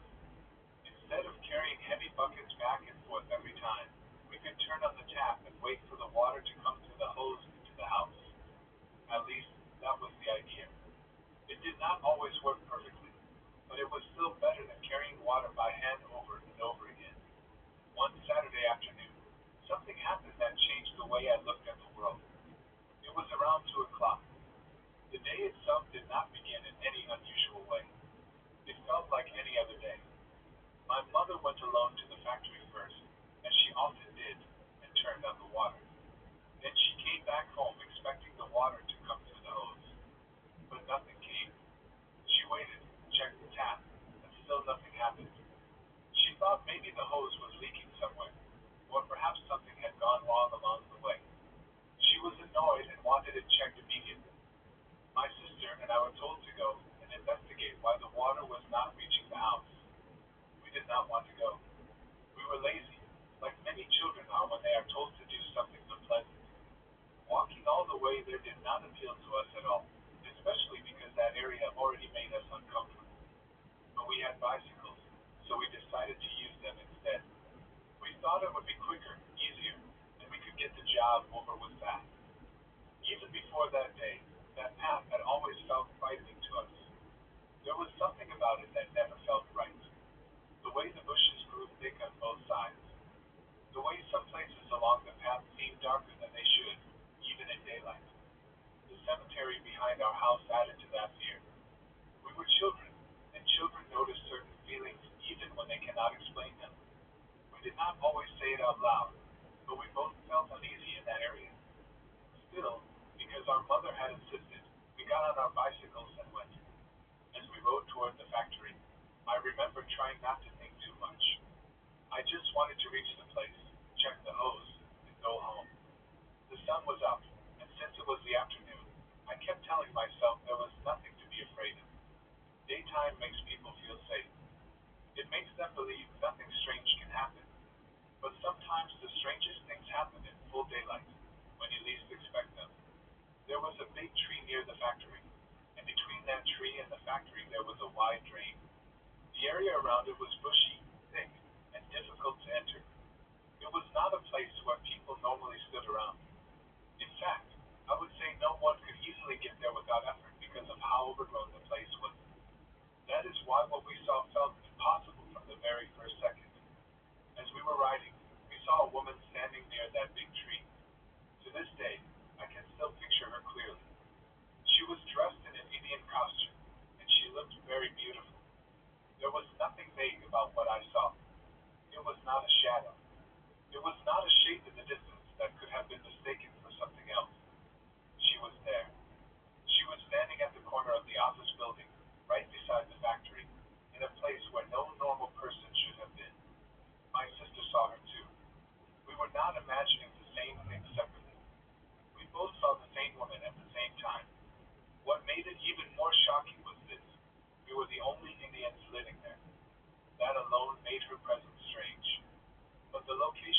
it even stranger. That area was not easy to reach, and there was no reason for any woman dressed like that to be standing there in silence. She did not look like someone passing through. She did not seem to belong to the ordinary world around her. She was just there, still and calm, as if she had always been standing there waiting. For a moment, both of us were stunned. We did not speak. We did not question it. Fear arrived so quickly that it took over everything else. We slammed our bicycles down and ran. I do not even remember whether the bicycles fell properly or hit the ground hard. I only remember the panic. I remember running all the way home with my sister, our hearts pounding, our breaths short, and the feeling that if we looked back, we might see her following us. When we reached home, we told our mother what we had seen. We were frightened and speaking in that broken, rushed way people do when they are trying to explain something they can barely believe themselves. I expected my mother to dismiss it, to tell us we had imagined it, or to calm us down with some simple explanation. Instead, she went silent. She became speechless. That frightened me almost as much as the sight itself. Then she told us that she too had gone through something strange at the factory before. She said that when she entered the factory, she had heard someone calling, "Ma, Ma, Ma." It was not a woman's voice. It was a male voice. Hearing that from her made everything worse. Until that moment, part of me wanted to believe that maybe my sister and I had misunderstood what we saw. But when my mother shared her own experience, that hope disappeared. The fear became real. It was no longer just one strange moment. It was something deeper than that. I want to be clear about this. This is a true story.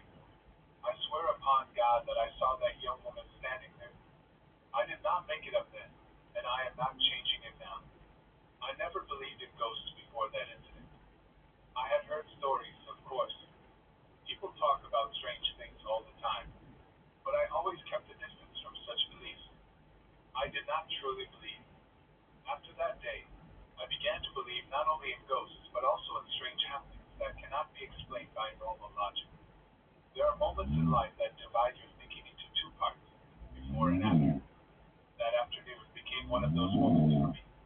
Before it happened, I believed that everything must have a clear and practical explanation.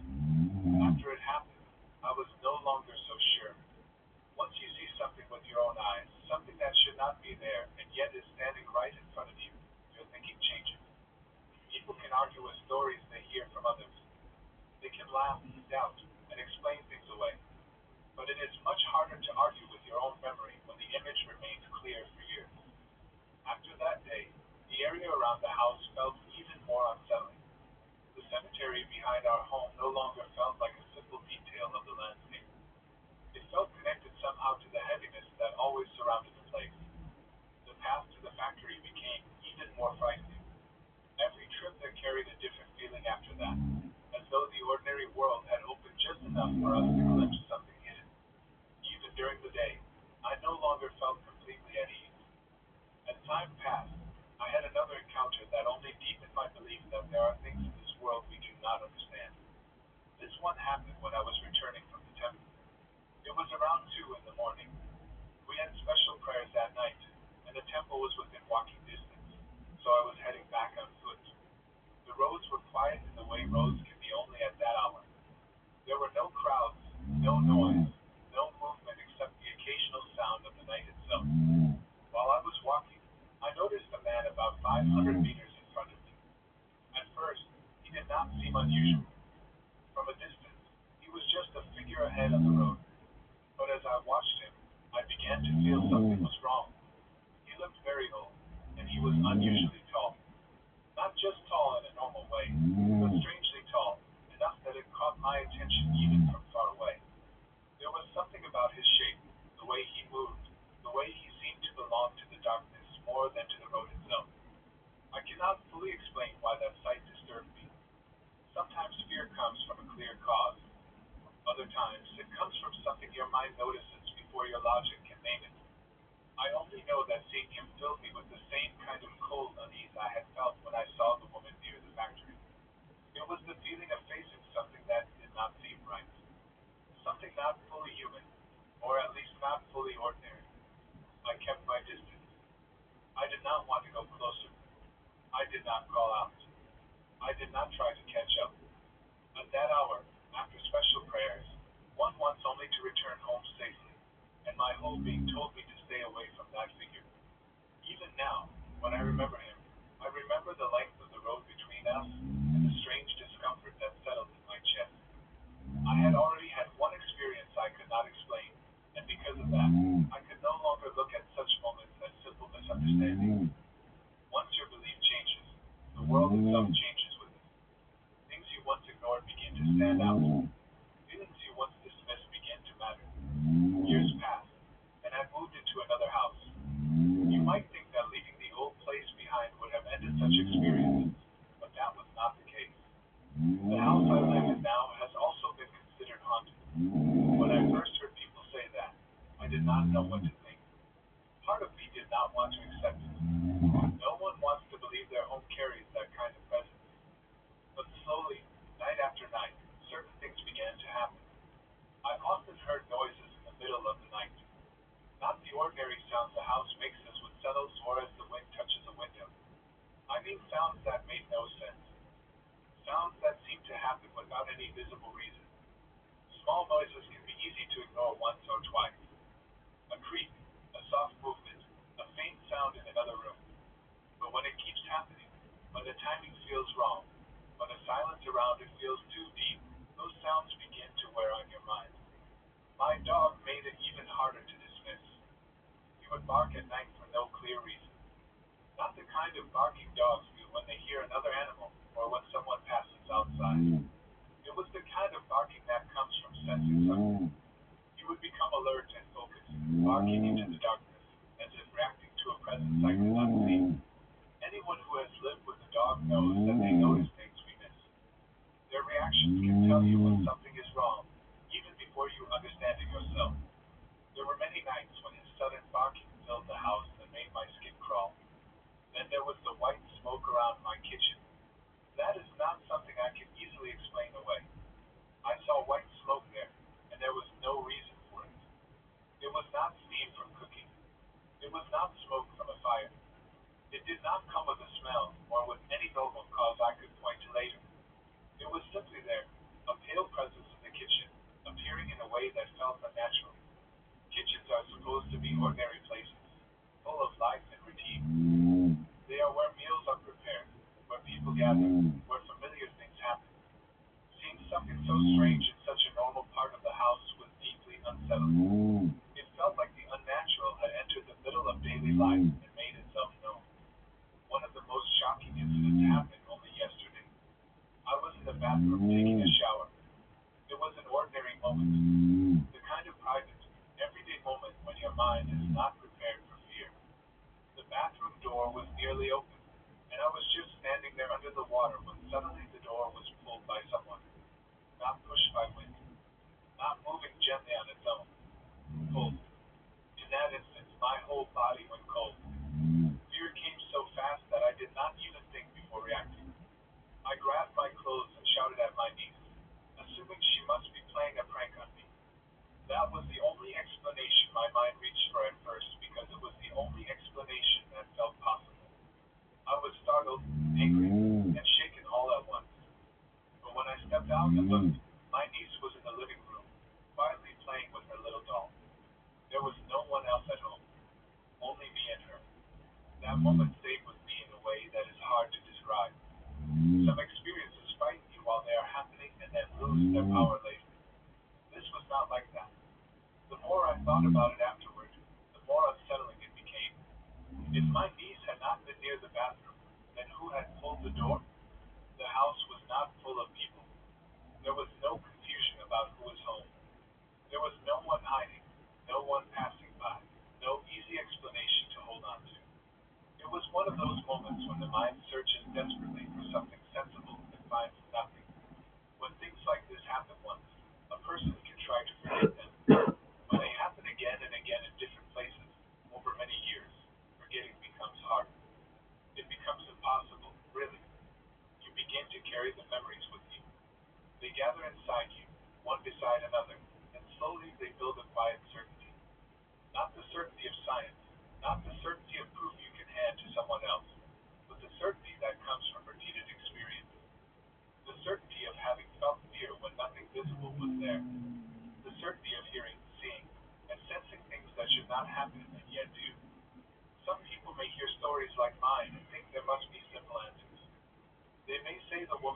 factory was just a person passing by.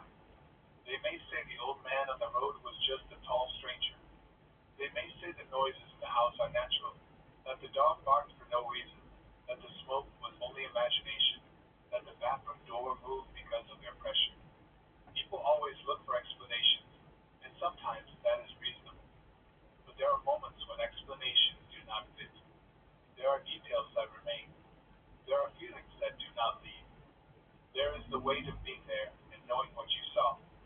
What affected me most was not just the fear, but the way these events changed my understanding of what is possible. Before all this, I would not have spoken confidently about ghosts or unseen beings. I would have listened politely if others told such stories, but I would not have accepted them fully. Now I cannot say the same. I have lived through too many moments that pulled me beyond ordinary belief.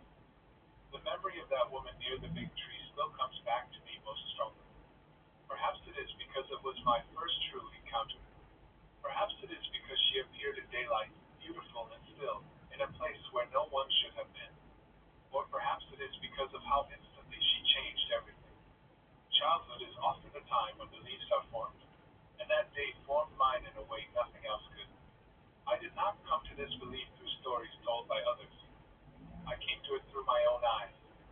What frightened me about her was not that she was ugly or wild looking. In fact, it was the opposite. She looked beautiful. That made it stranger. There was no horror in her face the way horror is shown in movies. She did not rush toward us. She did not scream. She simply stood there. But sometimes stillness can be more terrifying than violence. Sometimes the calmness of something unexplained is what makes it unforgettable. If she had looked like a monster, perhaps my mind could have treated the memory like a nightmare. But she looked real, composed, and almost peaceful. That made her impossible to dismiss. My mother's experience also stayed with me. The fact that she heard a male voice calling out, "Mom," inside the factory made the whole place feel charged with something beyond us. A factory is supposed to be a place of work, machinery, and practical life. Yet there too, in that ordinary setting, something unseen made itself known. It is strange how these things often happen in the middle of normal life. They do not wait for dramatic moments. They arrive when people are fetching water, walking home from prayer, standing in a kitchen, taking a shower. They enter the plainest parts of life, and that is part of what makes them so disturbing. Even now, I believe that ghosts exist. I believe we can feel their existence, even if we cannot always see them.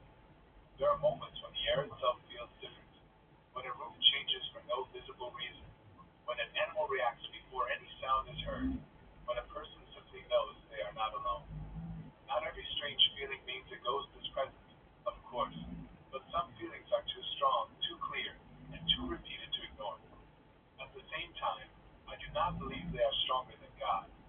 That is something I hold firmly in my heart. Fear is real, yes. These encounters are real too, at least to those who experience them. But no matter how frightening they are, I believe that God is greater than all of it. That belief gives me strength. It reminds me that even if unseen things exist, they do not stand above the one who created all things. Because of that, I try not to live in constant fear. I respect what I have experienced, but I do not want to be ruled by it. If someone ever goes through such an incident, my advice is this: trust God and be brave. Fear will come naturally. It is impossible not to feel fear when something strange happens around you, but do not let that fear take over your whole spirit. There are things in this world we do not understand, but that does not mean we are helpless. Faith matters in those moments. Courage matters too. When I look back on my life, these encounters remain some of the clearest memories I have. Not because I wanted them to stay, but because some experiences leave marks that do not fade. The old house behind the cemetery, the hose stretching from the factory, the bicycle ride on that Saturday afternoon, the beautiful woman standing near the tree, my mother's silence after hearing what we saw, the strange voice calling, "Mom," the tall old man on the road at 2 in the morning, the white smoke in my kitchen, my dog barking into the dark, the bathroom door pulled by an unseen hand. Each memory lives in me like a scene preserved in time. I know what I saw. I know what I heard. I know what I felt. Others may doubt, and that is their right. But my belief was not built from imagination. It was built from experience. And because of that, I cannot deny what my life has shown me. Ghosts exist. We may not always see them clearly, and we may never fully understand what they are or why they appear. But I believe they are there. I believe some places hold things we cannot explain. I believe some moments open a door, just for a second, into a part of reality most people never notice. And when that happens, a person is changed. This is my true story. I have carried it for years, and I still carry it now. I do not tell it to frighten people for no reason. I tell it because it happened, because it changed me, and because somewhere out there, someone else may have gone through something similar and wondered if they were alone. They are not. And through all of it, I still hold on to what matters most.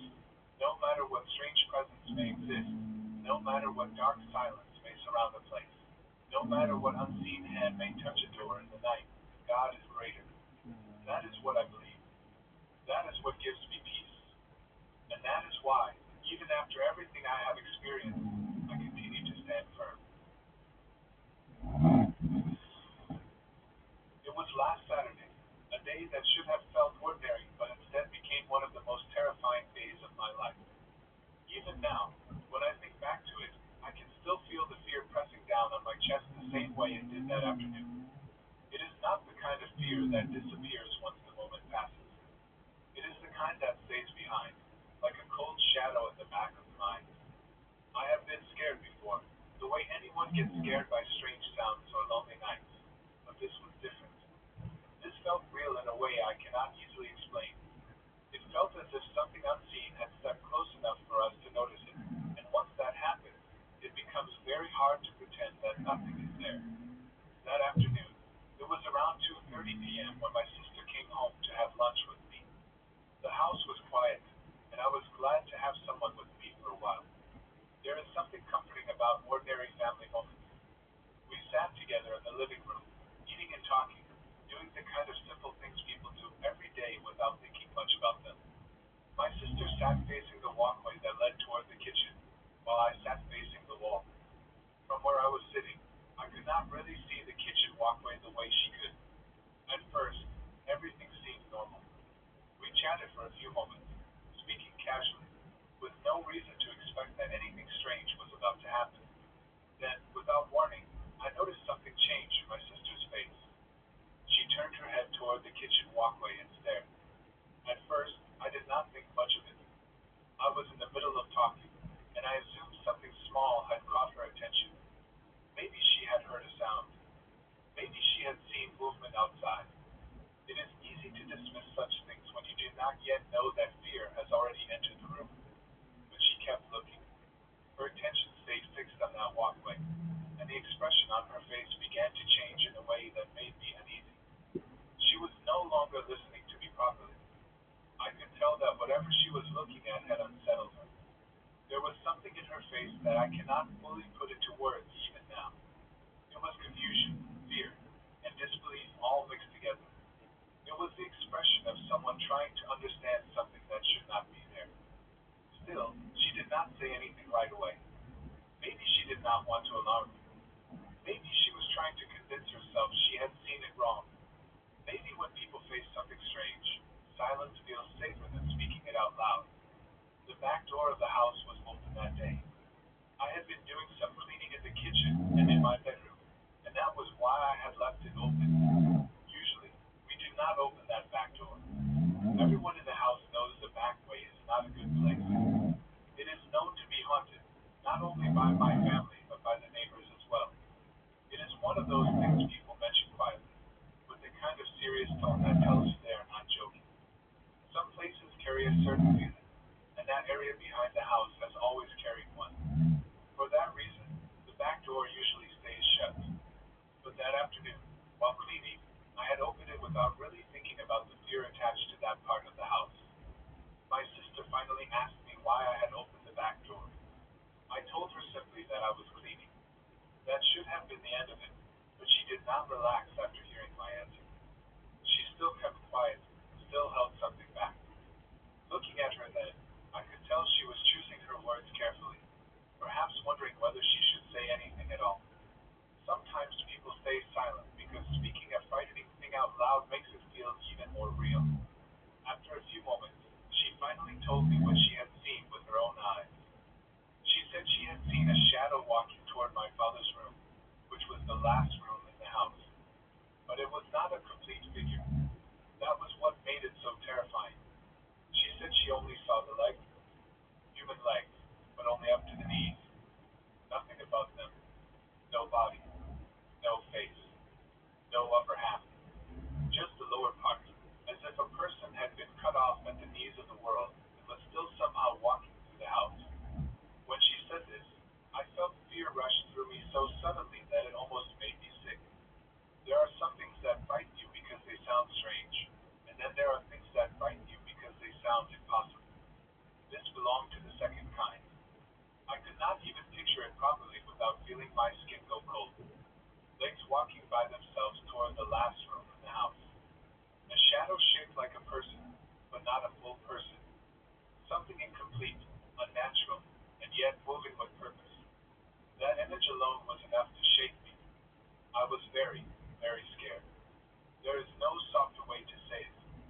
I felt completely freaked out. My sister's face had already warned me before her words did, but hearing the details made it worse. Once fear enters your mind, it begins to spread into every corner. Suddenly the house feels different. The rooms feel farther apart. The hallways seem darker, even in daylight. Every sound becomes something to notice. Every shadow becomes suspicious. I started imagining that last room, my father's room, and wondering what had gone there. I wondered whether it was still inside the house even while we were speaking about it. After some time, my sister left home, and that made everything worse. Fear is heavy enough when you share it with someone else, but once you are alone, it grows. It was still daytime, but being alone in that house after hearing what my sister had seen felt unbearable. I did not know what to do with myself. I could not simply sit in silence and act as if nothing had happened. I turned on the radio and raised the volume high, as if filling the house with sound would somehow protect me from whatever might still be there. Loud sound can make a person feel less alone. It can push back against the silence, and sometimes silence is what scares us most. I kept doing my housework, trying to move through the remaining hours of the afternoon like everything was normal. By 5 o'clock I had finished, and nothing else had happened. No more shadows, no strange sounds, no visible sign of anything unnatural. But the fear remained inside me.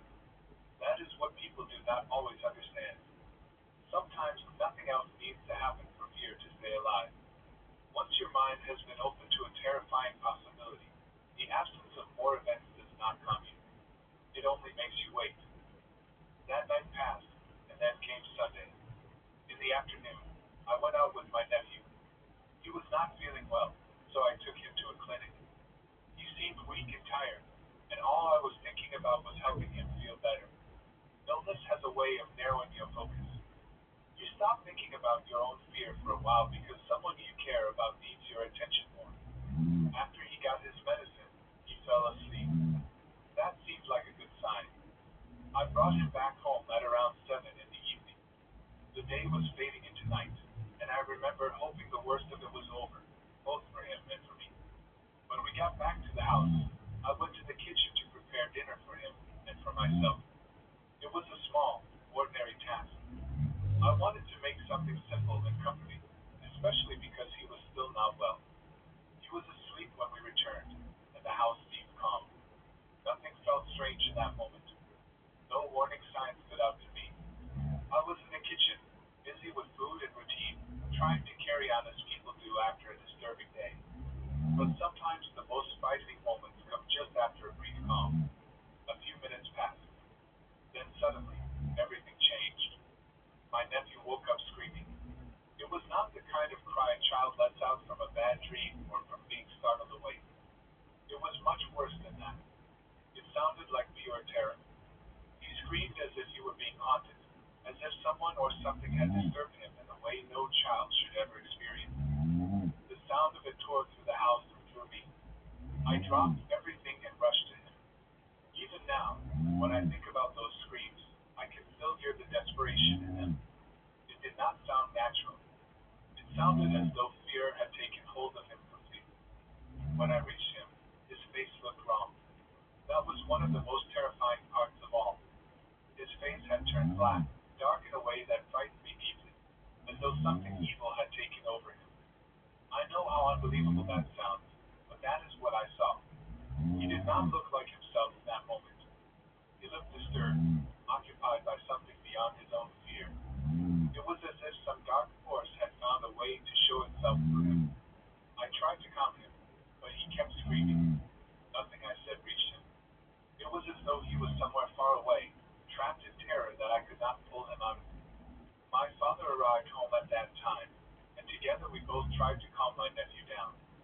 We spoke to him, held him, tried to steady him, but nothing worked. He would not stop. The screaming continued, loud and desperate, and I felt helpless in a way I had never felt before. There is something deeply frightening about not being able to comfort a child who is clearly in extreme distress. Then, through his screams, he began to say something that froze my blood.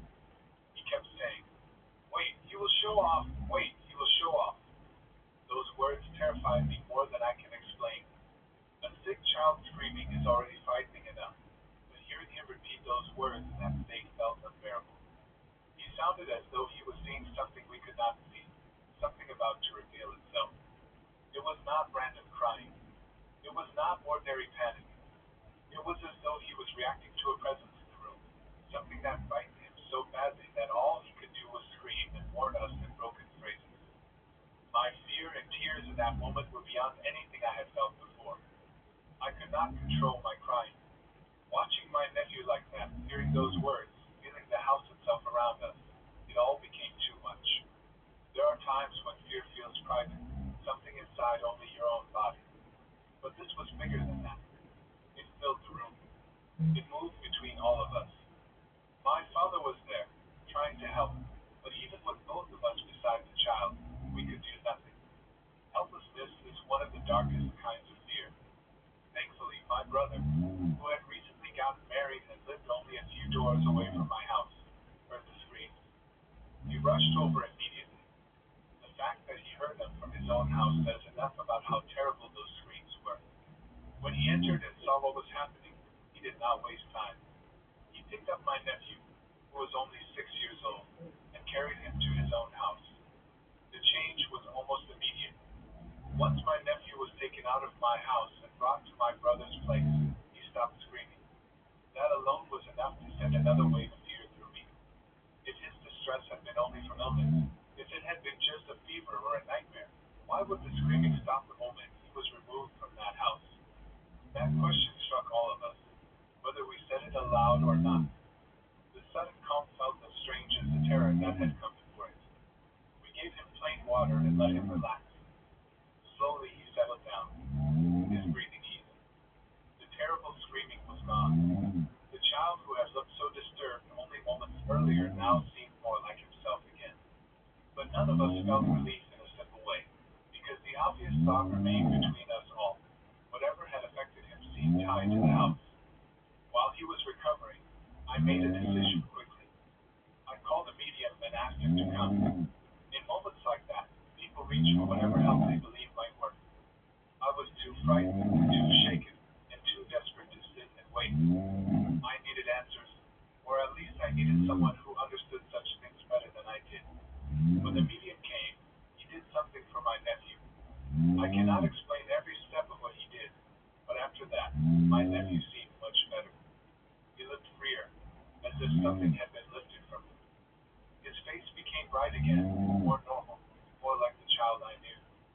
Seeing that change brought some relief, but it also deepened the mystery of what had happened. Then the medium asked us to go into separate rooms. There was something serious in the way he spoke, something that made me feel afraid even before he said the word. He told us that there was a very dangerous demon in my house, and that it had shown itself to my little nephew. That, he said, was why the child had screamed like that. The most shocking part was this. I had not told the medium what my nephew had not repeated those words to him. Yet the medium still described the situation as if he already understood the kind of presence involved. Hearing him say that made my heart sink. Part of me wanted help, but part of me feared the answer. It is one thing to suspect your house may be haunted. It is another thing entirely to be told that something dangerous is living there. A ghost is frightening enough in story and imagination, but a demon, something dark and harmful, feels far worse. The word itself carries weight. Once spoken, it changes how you look at every room, every doorway, every quiet hour of the night. After that, I could not stop thinking about everything that had happened in just 2 days. My sister seeing those shadow legs walking toward my father's room, the back door being open to the haunted way behind the house, my nephew returning home ill but asleep, only to wake up screaming as though something had reached for him.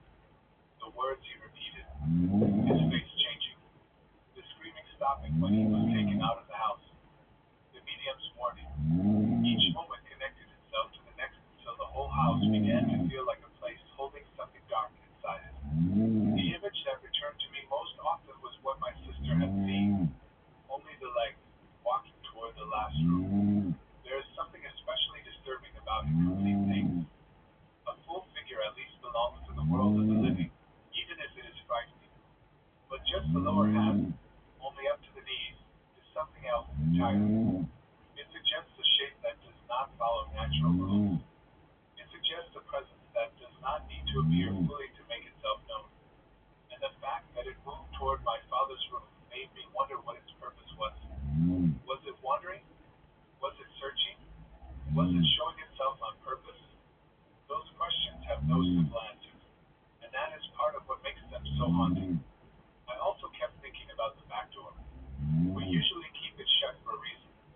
Everyone at home knows the back way carries a bad feeling, and even neighbors speak of it in the same way.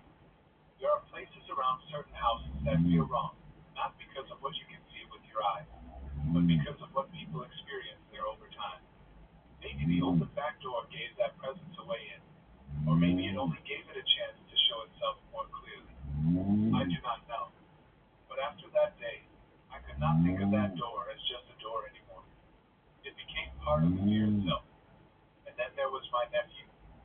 Children are sensitive in ways adults do not always understand. They notice things differently.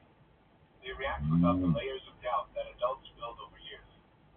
Seeing a 6-year-old scream as though he were looking at something terrible was almost too much for me to bear. Adults can sometimes hide fear, even when they are deeply disturbed. A child cannot.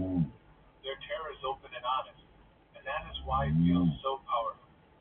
When my nephew screamed and said, "Wait, he will show off," it did not sound like made-up words or confused talk. It sounded like a child trying to describe something he did not have the language to explain.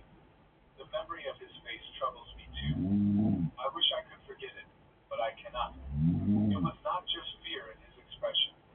It was something darker, something that made me feel as though another force was passing through him. That was the moment when my own fear shifted into something closer to horror. Before that, I was frightened by the possibility of unseen things in the house. After that, I became frightened by what those things could do. For the rest of that night, I could not relax. Every sound in the house made me tense. Every shadow at the edge of my vision made me look twice. Even when nothing happened, I did not feel safe. Sometimes what breaks a person's sense of peace is not the event itself, but the way it changes the hours after. Once the mind accepts that something dangerous may be near, there is no easy return to normal. The walls of the house feel thinner. The silence feels deeper. Night feels longer. I try to think logically, the way people are often told to do. Could my nephew's illness have caused him to act strangely? Could the medicine have affected him? Could fear from the house have influenced how we saw things? These questions came to me, but none of them erased what happened. Even when the mind searches for practical explanations, the emotional truth of the event remains. The timing, the intensity, the change in him, the immediate calm after leaving the house, and the medium's words all pulled me back toward the same conclusion. Something was wrong in that house, something more than ordinary. What frightened me most was the idea that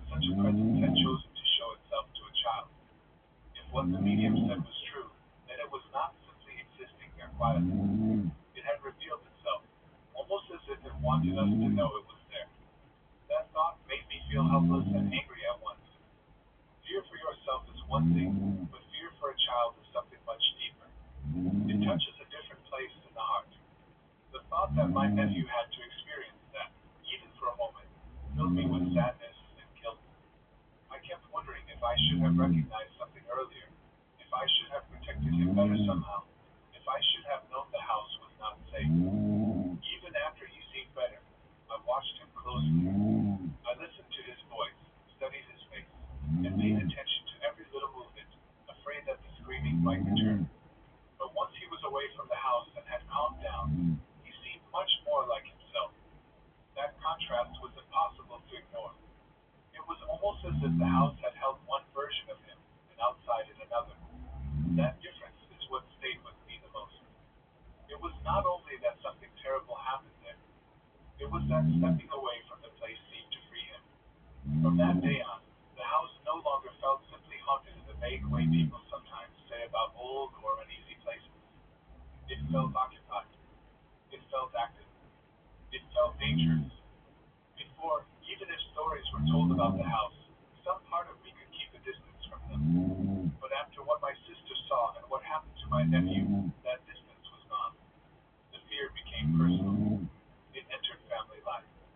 It sat at our table and moved through our rooms. I found myself replaying every second, wondering whether there had been signs before. Had there been strange noises I ignored? Had there been small feelings of discomfort that I brushed aside? Had the house tried to show us, little by little, that something was there? Often it is only after a terrifying event that people begin to connect the smaller ones. A sound here, a feeling there, a room that never felt right, a door that always stayed shut for reasons no one fully explained. Once something dramatic happens, all those scattered details begin to gather into a single shadow. The medium's words echoed in my mind longer than anything else, a very dangerous demon.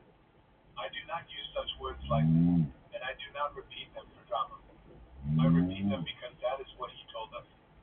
Whether others believe it or not, those words shaped how I understood everything that followed.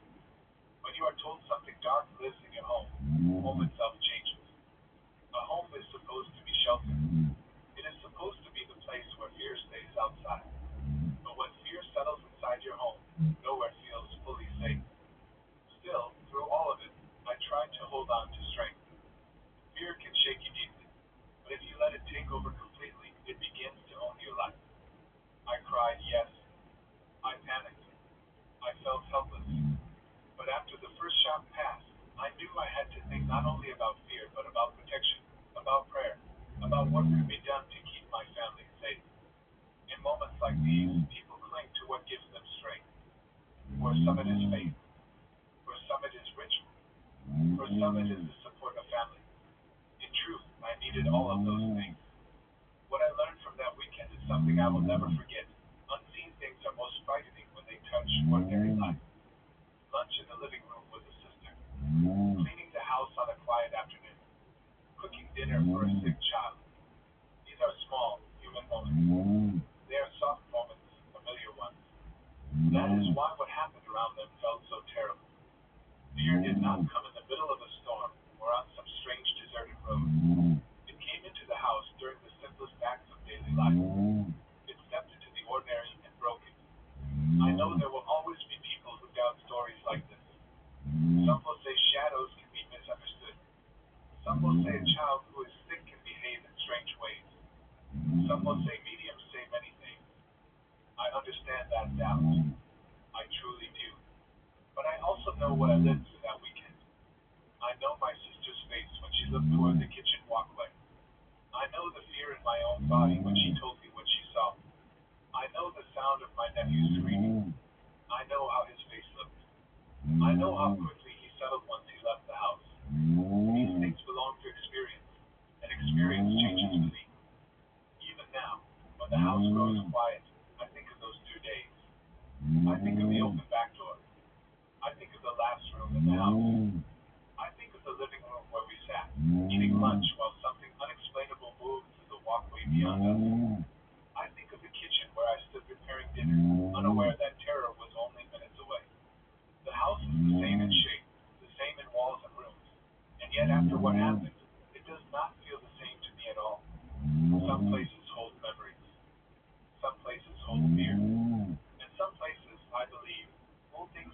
not belong among the living. I do not say this carelessly. I say it because of what I have seen in that house, because of what my family has felt there, and because of what happened to my nephew right in front of us. That weekend left a mark on me. It taught me that fear is not always imagination, that warning signs should not always be ignored, and that the unseen world may come closer than we like to admit. I wish I could say the experience ended there in a simple way, that once the medium came and my nephew became calm again, all fear vanished. But that is not how fear works. It lingers. It changes the way you listen to silence. It changes the way you look down hallways. It changes the way you feel when a door is left open to a place everyone says is haunted. Even if nothing more happens for a while, the memory remains alive, waiting under the surface. That is my true story. It happened over one weekend, but the feeling of it has lasted far longer. My sister saw what she saw. My nephew went through what he went through, and I stood in the middle of it, frightened beyond words, trying to understand something that did not follow the rules of the normal world. I cannot explain every part of it, and maybe I never will, but I know it happened. I know the fear was real, and I know that from that Saturday onward, I have never looked at that house in the same way again. About a year and a few months ago, when I was 6 months pregnant with my son, Jazz, my husband, and I were on our way home late one night after eating at a local Thai house. I still remember how full I felt from the tom yam soup, the kind of full that makes you lean back in your seat and breathe slowly. It was close to midnight, and the roads were quiet as we made our way back toward our kampong, which is the Malay word for village. The night had that still, heavy feeling that often comes before rain. The air was warm and damp, and everything outside the car looked dark and soft around the edges. As we drove, it started to rain. I had my window open just a little, only a small crack, enough to let in the air. When the rain began, I closed it and turned my attention back to my husband. We were talking like we usually did on the drive home, nothing serious, just ordinary conversation. It was one of those simple moments that feel small at the time but later stay with you because of what happened next. We decided to stop by his parents' house on the way home because they lived nearby. That was not unusual. It was late, but in a village, family homes never feel very far away, and visiting relatives is just part of life. We were nearing their place when something happened that I still cannot explain in any normal way. I suddenly felt a soft, gentle rub on my right shoulder. It was not rough.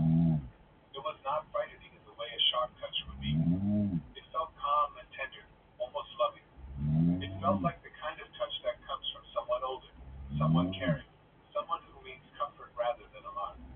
But it also startled me because no one should have been touching me. I turned to look at my husband right away. I was confused and asked him if he had just touched my shoulder. I asked in disbelief because that kind of gesture would have been very unlike him. My husband is a bit aloof by nature.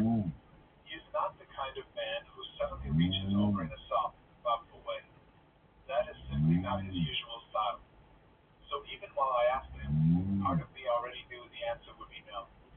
And that is exactly what he said. He looked at me and told me he had not touched me at all. I told him what I had felt, and for some reason the words came out of my mouth before I could even think much about them. I said that it felt like a grand, motherly touch, and I also said it felt as if someone was sitting in the back seat of the car. Even now, I remember how strange it was that those exact words came to me so quickly. It was not just that I had been touched. It was that the touch carried a feeling with it. It felt old, feminine, protective, and deeply familiar in a way that made no sense. It felt like a grandmother. Normally, I would have expected my husband to scold me for saying something like that. He does not like me discussing such things late at night, especially after a certain hour. In our life together, I had already learned that timing matters when it comes to speaking about spirits, signs, or strange happenings. He is not someone who enjoys inviting that kind of talk into the dark hours. So I half expected him to tell me to stop or brush it off, but he did not. Instead, he asked me where exactly we were when I felt it.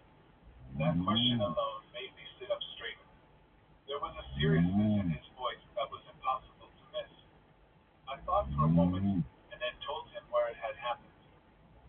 It was right before we pulled into his parents' drive, a little farther back near the tobacco leaf. I remember pointing out the area as best as I could from memory, trying to be accurate. I knew the stretch of road I meant. It was close by, along the darker part near the wooded area. Then he told me something I had not known. He said his favorite grandmother was buried there. I was stunned. I had no idea there was a family cemetery in that wooded area. As an American who had moved to a village in Southeast Asia, I was still learning many things about local life, family customs, old beliefs, and the ways land can hold stories that are never obvious to outsiders. I had learned by then that many Malays are very superstitious, but I also came to understand that these beliefs often came from lived experience and old family histories, not just empty fear. Still, I had not known there was a burial place there, so hearing that in that exact moment gave my experience a meaning that made my whole body go cold. What I had felt suddenly seemed less random. That motherly touch, that strange certainty that someone was in the back seat, that calm but unmistakable presence, all of it now seemed tied to his grandmother. The idea should have frightened me more than it did, but strangely it did not. If anything, I felt puzzled and deeply moved. There had been nothing threatening in that touch. It had not felt hostile. It had felt gentle. It had felt like care. The next day, I fell sick. At first, I thought maybe I was just tired, or maybe the weather had gotten to me, or perhaps pregnancy had worn me down more than I realized. But it became clear very quickly that this was not a small illness. I got worse fast. Soon I learned that I had pneumonia, and I became bedridden for weeks. That was one of the most frightening times of my life. I was 6 months pregnant, already vulnerable, already carrying the weight and worry that comes naturally with expecting a child. But this illness pushed me into a level of fear I had never known before. My temperatures went dangerously high and then frighteningly low. Malaysia is hot and humid, the kind of place where heat clings to the body day and night, and yet there were moments when I felt freezing cold. I would shiver under blankets while the air around me remained warm and heavy. My lips would even turn purplish, despite the heat of the country. It was terrifying to experience such cold from inside my own body while knowing the weather around me should have made that impossible. There were times when my husband had to stack many comforters on top of me just to help me feel warm. I could barely keep food down. I remember being so weak, so exhausted, and so scared for my unborn son. That fear stayed with me constantly. Every cough felt dangerous. Every wave of sickness made me wonder what it was doing to him. I prayed over and over again, asking God to protect my baby, asking that he would survive whatever my body was going through. I could handle suffering if I had to, but the thought of my illness harming my child was unbearable. Those 2 weeks felt endless. When a person is bedridden and frightened, time slows down. Day and night begin to blur. The body becomes heavy. Thoughts become dark. Every hour feels longer than it should.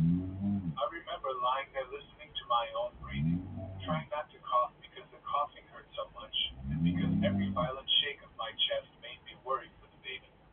I felt helpless in a way I had never felt before. Pregnancy already makes you aware that your body is holding another life. Serious illness while pregnant makes you feel that responsibility with terrifying force. And yet, during that time, I sometimes sensed that same grandmotherly presence with me. I cannot explain how I knew it was the same kind of presence I had felt in the car, but I knew.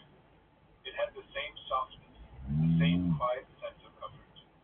There were times when I would be lying awake, trying not to cough, wrapped in blankets, half lost in pain and fear, when I would feel as if someone was there with me, not in a loud or dramatic way, not in a way meant to frighten me, more like the calm presence of a watchful elder.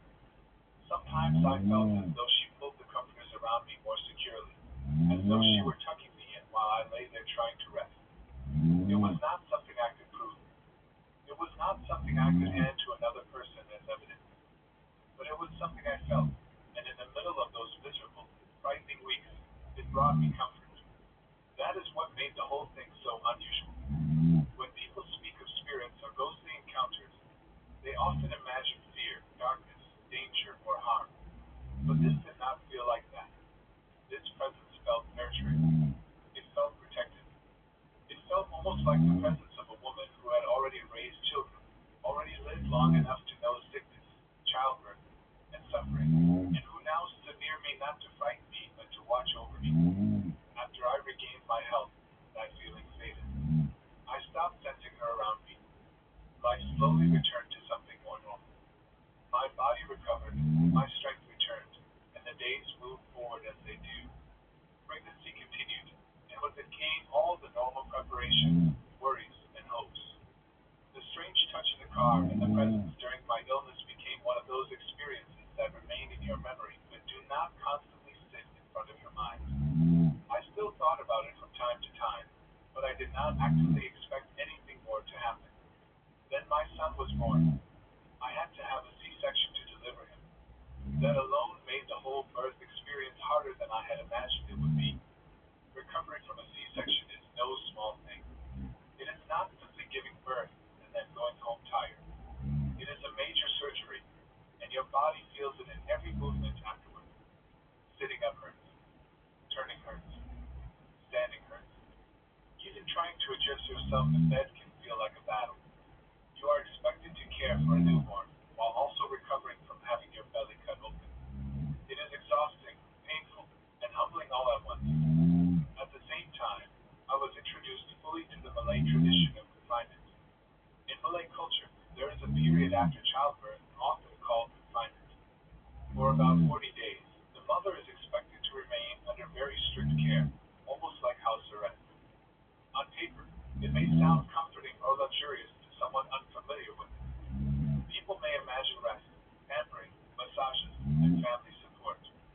And yes, some parts of it do include care from family members, but living through it is another matter entirely. It is strict, uncomfortable, and deeply rooted in tradition. You are massaged by sisters-in-law. Oils are applied to your body. Various traditional practices are carried out. Your stomach is wrapped in a binder, partly to help flatten the belly and partly to prevent gas. You are expected to stay covered. You are expected to follow rules. And then there is the diet, which was its own kind of misery for me.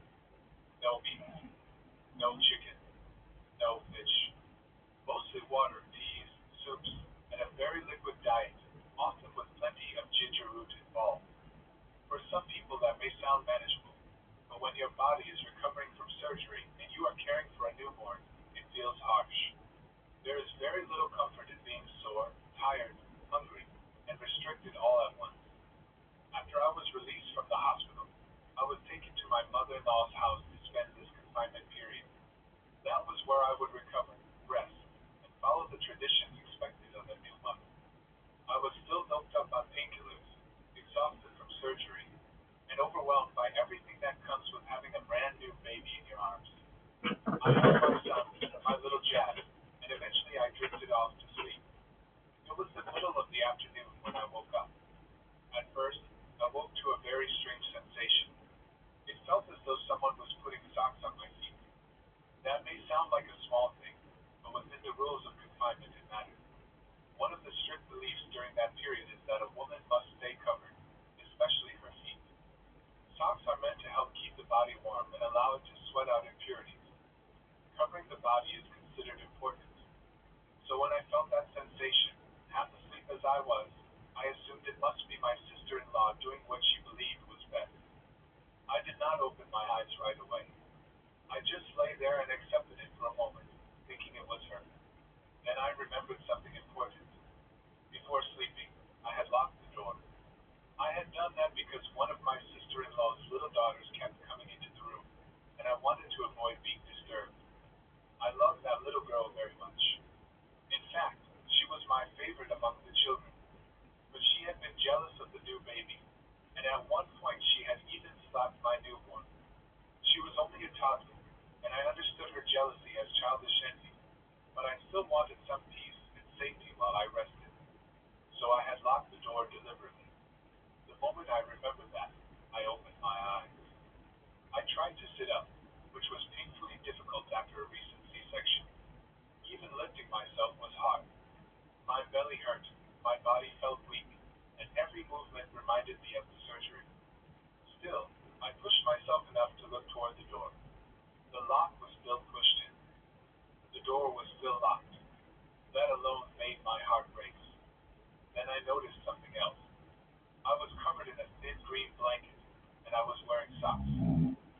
Anyone who knows me knows I hate socks. I do not like them at all, and I especially do not like being covered up in the middle of the day in Malaysia's humidity. Midday heat there is no joke. Even a light blanket can feel too much. Yet there I was, lying under a green cover with socks on my feet as if someone had carefully tucked me in and followed the rules of confinement for me. I immediately called my husband in and asked him about it. I wanted to know if he had done it. I wanted some simple answer, even if I already felt in my bones that the answer would not be simple. He said no. No one had been in my room. I asked my sister-in-law too. She also said no. She had not come in. She had not put the blanket on me. She had not put the socks on my feet. She seemed honest, and I believed her. There was no sign anyone had entered, and the locked door only made that clearer. So I left it alone outwardly. But inwardly, I already knew what I believed. I believed it was that same grandmotherly entity. That realization did not terrify me the way it might terrify someone else. By then, there was already a pattern to her presence. The touch of the car had been gentle. Her presence during my sickness had felt protected. And now, after childbirth, during confinement, she seemed once again to be caring for me in a way that fit exactly what an older woman from the family might do. Covering me, making sure my feet were warm, watching over me while I slept with my newborn child nearby. There was something almost deeply human about it, which made it stranger and more moving at the same time. If this truly was a spirit, then she behaved less like a haunting and more like an elder continuing her role even after death. Later on, another strange thing happened that made me think even more seriously about her presence around us.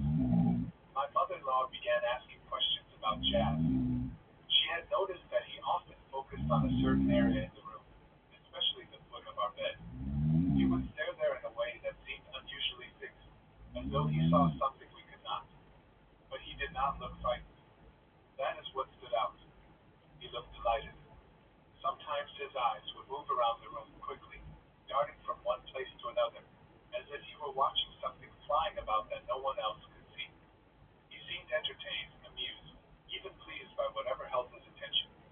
It was never the look of a baby scared by emptiness or random shadows.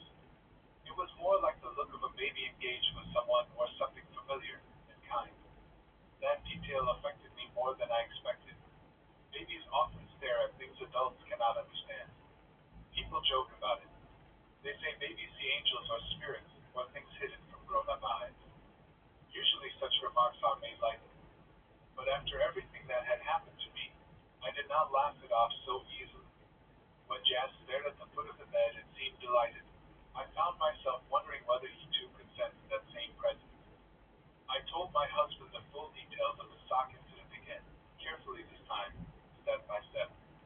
I reminded him that I had locked the door, that I woke feeling socks being put on my feet, that the blanket had been placed over me, and that no one in the house claimed to have done it. He listened, and once again he said he thought his favorite grandmother was taking care of me. Hearing him say that gave me comfort.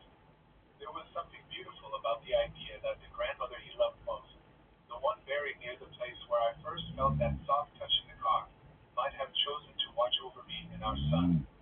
I had entered his world as an outsider in some ways. I was an American living in a Southeast Asian village, learning the customs, learning the language around me, learning the traditions of his family. I was not born into that landscape of family graves, village beliefs, and inherited spiritual awareness.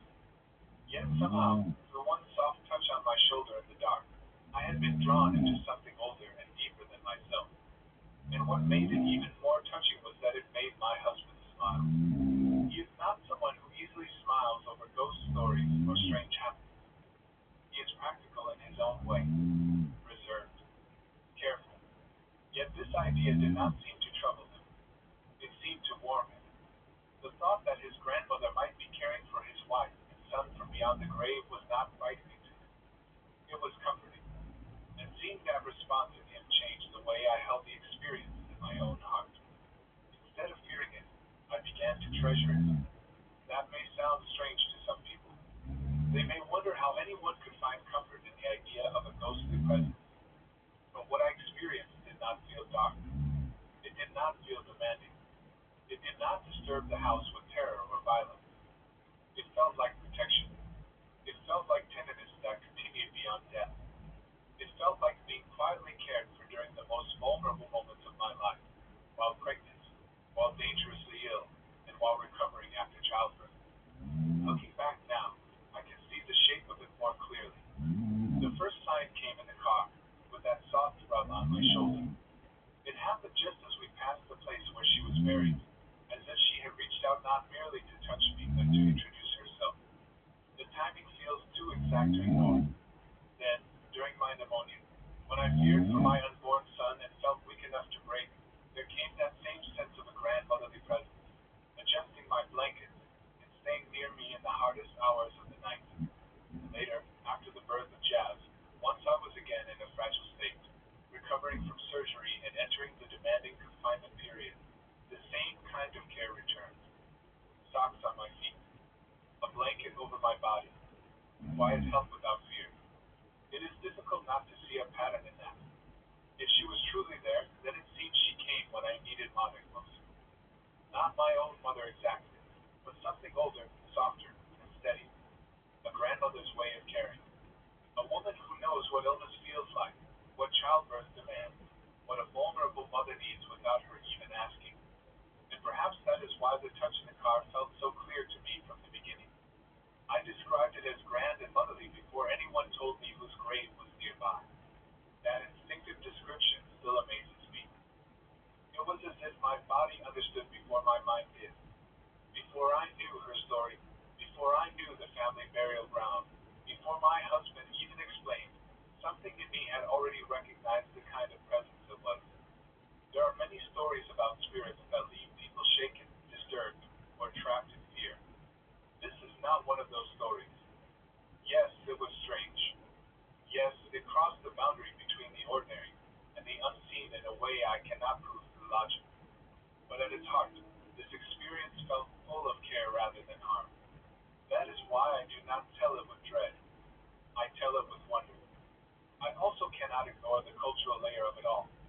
Living in a Malay village taught me that not every spiritual belief is born from blind fear.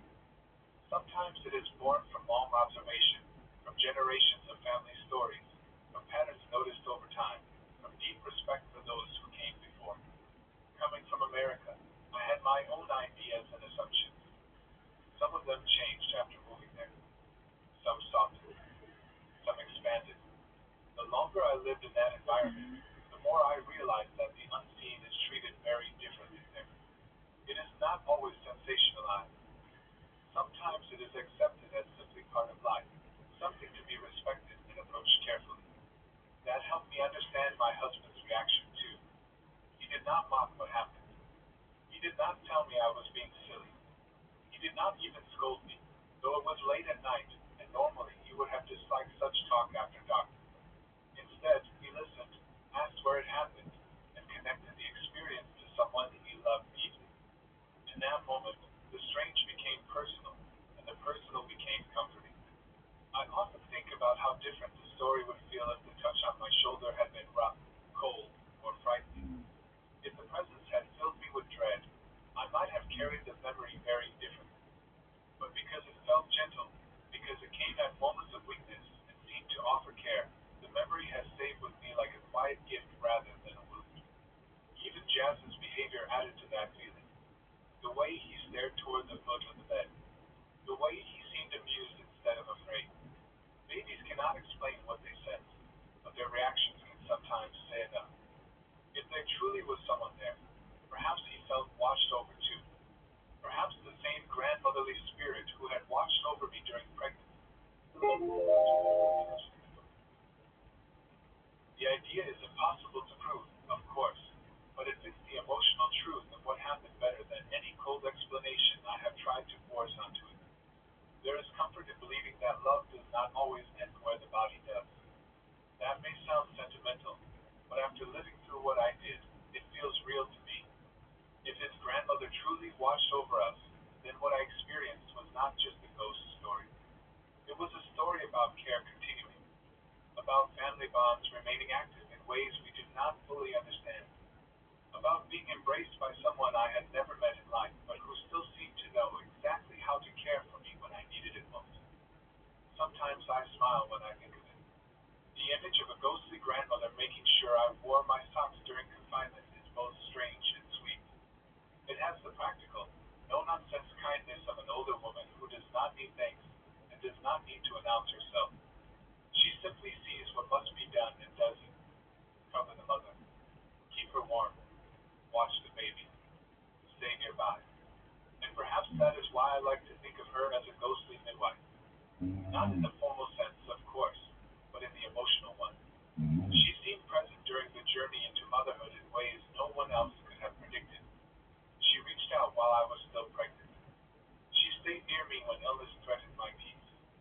She returned after surgery and childbirth. She lingered near my baby's bed. She made herself known through acts of care instead of acts of fear. The more I reflect on it, the more unusual and beautiful that feels.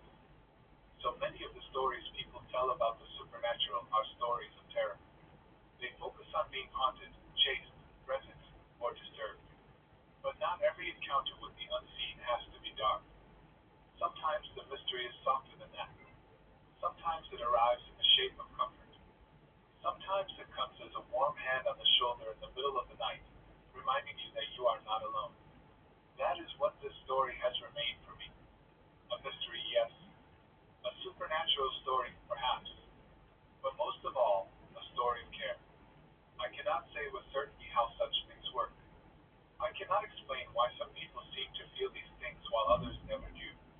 I cannot prove that his grandmother was truly there any more than I can prove exactly how I knew that touch in the car felt motherly. But I know what I experienced. I know how it felt. I know how many times that same feeling returned during moments of weakness, pain, and recovery.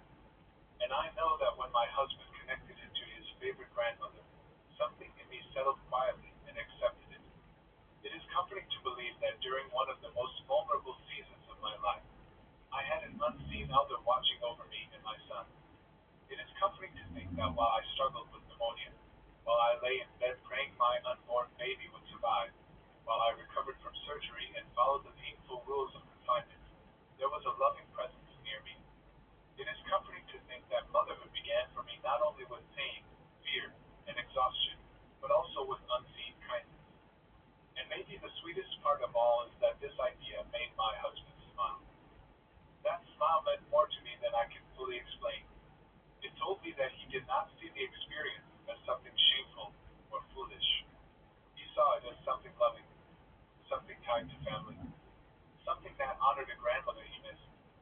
And that smile, the whole story took on even more warmth. It became not only my experience, but ours. So when I remember that night in the car, the rain beginning to fall, the road leading back to the camp hub, the soft rub on my shoulder, and the quiet knowledge that someone motherly had touched me, I no longer remember it with fear. I remember it with gratitude. Strange as it may sound, it feels like one of the gentlest supernatural moments I could have imagined. If it truly was his grandmother, then I hope she knows that I noticed. I hope she knows I understood, at least in part. And I hope she knows that her care, whether seen or unseen, gave me comfort when I needed it most. I was still very young when this happened, around 15 years old, maybe even a little younger. Even now, when I think back to that day, it still unsettles me in a way I cannot fully explain. Some memories fade as the years pass, becoming softer and less clear, but this one never really left me. It stayed in my mind because of how strange it felt at the time and because, in many ways, it never truly ended. What began that day did not stay in that room. It followed me into the years after, into another building, into ordinary days and quiet nights, and into the part of my mind that was supposed to be busy with school, exams, and normal teenage worries. Instead, I was left trying to understand something that I could not explain and did not know how to fight. I remember it was evening, though I cannot remember the exact day. The time was around 2 or 3 in the afternoon, that quiet part of the day when the world outside feels heavy and slow. My older sister and I had spent most of that day sleeping in our room. I had been unusually tired that day, the kind of tired that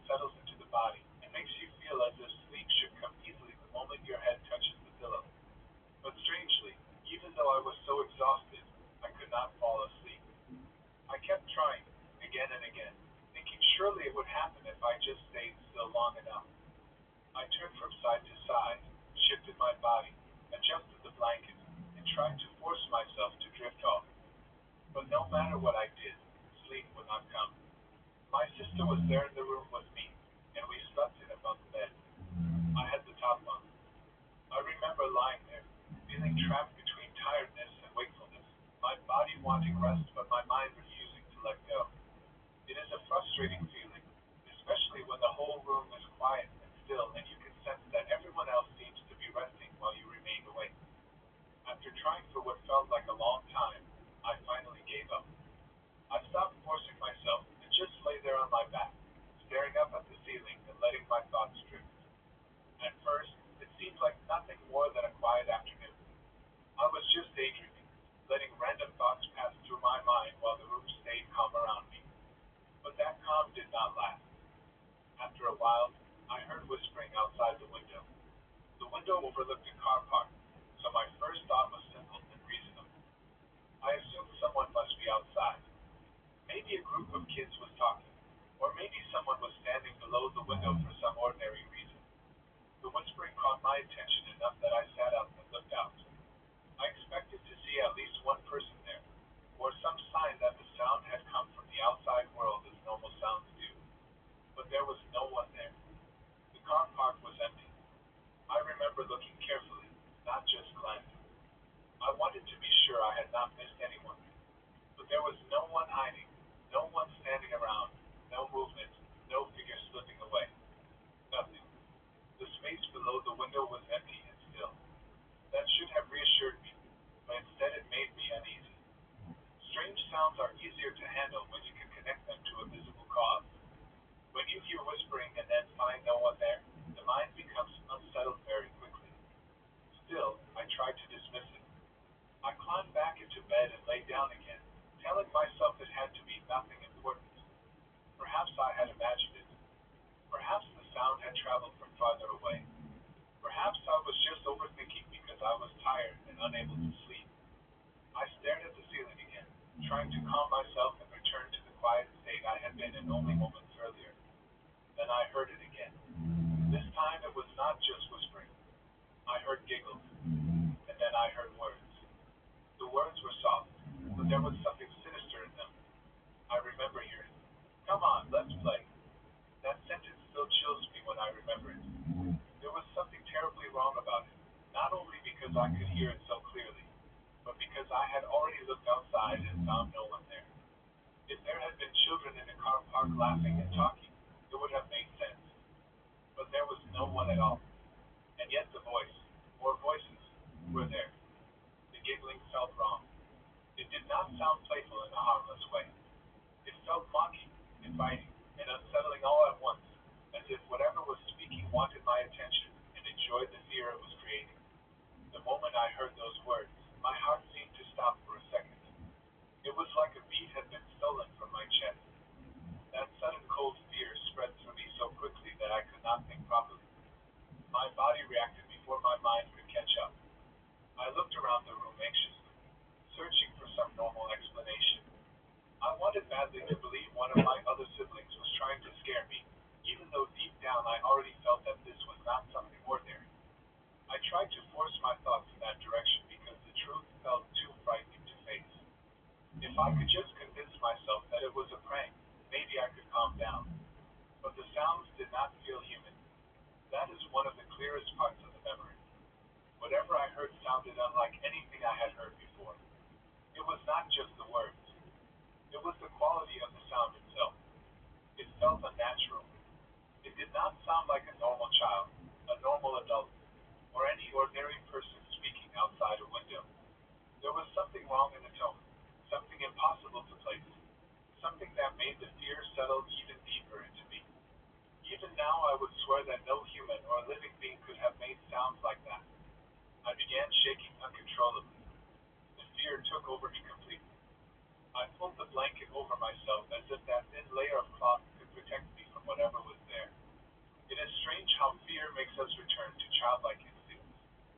Even when we know a blanket cannot stop anything, we hide under it because it gives us the smallest feeling of safety. I lay there trembling beneath it, unable to stop. I do not know how long I stayed like that, but I remember the shaking would not stop no matter how hard I tried to calm myself. Then suddenly my brother pulled the blanket off me and asked what had happened. I remember feeling caught between fear and embarrassment. I was already terrified, and then being confronted so suddenly only made me feel more exposed. He wanted to know what was wrong, but I refused to tell him. Even in that moment, shaken as I was, I knew I would not be able to explain it in a way that he would understand. My brother did not believe in supernatural things. He was the kind of person who would dismiss such stories or laugh them off, and I could not bear the thought of telling him something that had frightened me so deeply only to have him brush it aside or make me feel foolish. So I kept it to myself, and in many ways, I kept it to myself ever since. Even after we moved away from that place into a new building, I never really shared the full truth of what I had heard. It remained a secret, something I carried inside me. Sometimes I have wondered whether my sister heard anything that day. She was right there in the room, after all. Did she hear the whispering outside the window? Did she hear the giggling? Did she hear those words? Come on, let's play. Or was the sound meant only for me? I have thought about that question many times, but I never asked her, so I never found out. For a while, I tried to convince myself that what happened belonged only to that room, only to that afternoon, only to that particular day when I was tired and unable to sleep. But after we moved, I began to feel something I could not ignore. Whatever it was had followed me. That feeling did not come all at once. It grew slowly. At first it was only a sense, the kind of uneasy awareness that someone or something is near even when the room is empty. Then it became more than that. I began to notice things happening in the new building where my family and I now lived. Strange things. Things that were easy to dismiss once, perhaps even twice, but not when they kept happening over time. Sometimes I would hear my name being called. That alone was enough to leave me frozen in place more than once. There is something deeply unsettling about hearing your own name when no one should be saying it. A name is personal. It reaches directly into your attention and demands a response. To hear it unexpectedly, especially when you are alone or in a quiet house, creates a special kind of fear. It is not like hearing a random sound. It feels targeted. It feels intentional. And because of what had happened in the old room, I could never hear it without thinking of that same unseen presence. Other strange things began to happen too. Doors would open and close by themselves. At first I tried to explain that away. Maybe a draft had moved them. Maybe someone in the house had touched them, and I had not noticed. But when it keeps happening often enough, when the timing feels wrong and the movement feels too deliberate, the mind begins to resist its own excuses. The doorbell would ring at midnight, another thing impossible to enjoy or ignore. A doorbell at that hour immediately sends tension through a house. But when you find no one there, the ordinary explanation falls apart. There were also moments when I felt a cold touch on my back while I was alone at home. That sensation frightened me in a way that sounds and moving objects did not. A sound can still be doubted. A door can be blamed on the wind. A bell can be blamed on faulty wiring. But a physical touch is different. It enters your body's memory. You feel it on your skin. You know what it is to be touched by another human being, and you also know when something feels wrong. That cold touch was never warm or comforting. It was not like someone familiar brushing past me. It was sharp, chilling, and unnatural. Every time it happened, I would turn quickly, knowing before I even looked that no one would be there. Over time, I reached a strange point where it did not startle me the way it once had. That may sound impossible, but fear changes shape when it stays with you long enough. At first, these things shook me deeply. Later, they became part of a terrible routine. I would still feel disturbed, but I was no longer surprised. It is frightening in its own way to get used to haunting. It means you begin adjusting your life around something that should not be there. You stop asking whether it is happening and start wondering only when it will happen next. At some point, our house was blessed by a priest. You would think that would have ended things. In stories and in many people's beliefs, a blessing is supposed to bring peace, protection, and closure. I hoped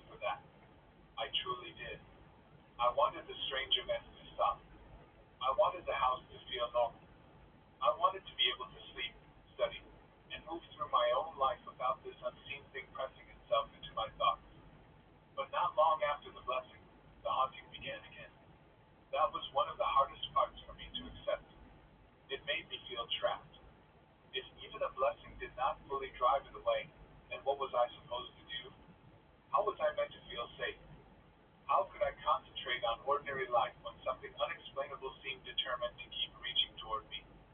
I had school. I had responsibilities. I had exams approaching. I was supposed to be focused on studying, on building my future, on dealing with the normal problems of being a teenager. Instead, part of my mind was always pulled back toward fear. The trial exam was only a few months away, and that pressure made everything worse. People often underestimate how deeply fear can affect the mind. They think of haunting as a dramatic event, a scary moment, a story to tell later. But living with something like that is different. It slowly damages your concentration. It interrupts your peace. It leaves you tired even when you sleep. It makes silence feel dangerous and nighttime feel heavier than it should. You begin to carry anxiety into your studies, into your thoughts, into the way you sit alone in your room. When a person is already under stress from school, exams, and growing up, an unexplainable presence only adds another layer of weight. By then, it had been 2 years. 2 years of feeling as though something was still there.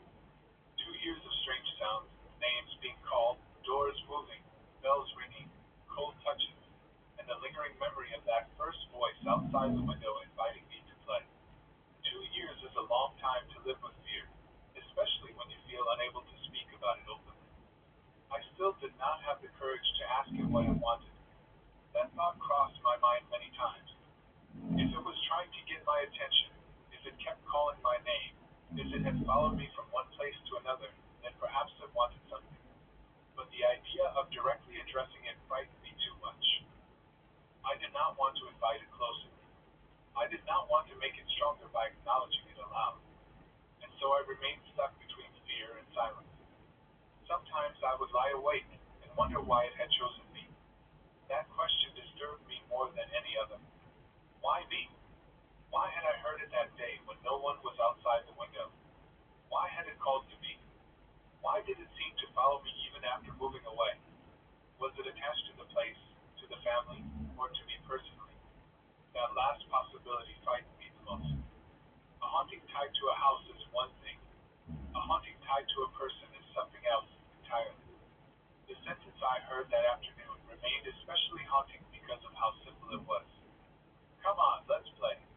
On the surface, those are harmless words, words children might say every day. But in that moment, coming from an empty car park, carried on a voice that sounded not human, they became sinister. There was something wrong in the invitation, something that felt as if it were trying to draw me in, to get a reaction, to make me answer. Perhaps that is why I still remember it so clearly. It was not loud. It did not need to be. Sometimes the softest words are the most frightening when they come from the wrong place. I have often thought back to that afternoon in the bunk bedroom and wondered if something about my exhaustion made me more open to it. I was unusually tired, lying in that strange state between wanting sleep and being unable to reach it. Perhaps that thin border between wakefulness and rest made me more sensitive. Or perhaps the timing had nothing to do with it at all, and that was simply the moment it chose to make itself known. I do not know. What I do know is that from that day onward, my sense of the world changed. I no longer felt certain that empty spaces were truly empty. Even the car park outside the window felt different after that. Places that should have felt ordinary were never fully ordinary again. A window overlooking parked cars and concrete should not become the setting for a memory like that, but it did. That is part of what makes hauntings so difficult to live with. They attach themselves to normal spaces. Bedrooms, hallways, windows, doors. They poison the familiar. They turn the ordinary into something tense. The new building did not free me from that. If anything, it taught me that distance is not always enough. Moving houses is supposed to mean a fresh start. A new room, new walls, new surroundings. People often believe that leaving a place behind also means leaving the bad feelings attached to it. But sometimes fear moves with you, especially when the thing causing it does not seem bound by walls or addresses. There were nights in the new building when the ringing of the doorbell at midnight would leave my whole body stiff with dread. Midnight itself carries its own weight. It is the hour people associate with rest, darkness, and things unseen. To hear a bell suddenly cut through that silence is disturbing enough. To go and find no one there is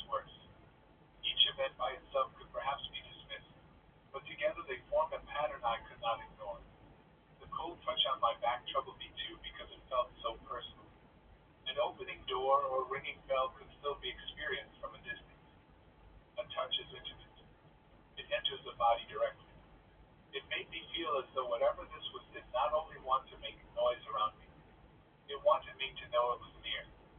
That thought returned to me again and again, especially when I was alone at home. Being alone is hard enough for someone who feels haunted. Every little sound becomes magnified, every shadow feels longer, and every room feels like a place from which something might emerge without warning. And yet, strangely enough, there came a point when it no longer bothered me in the same sharp way it once had.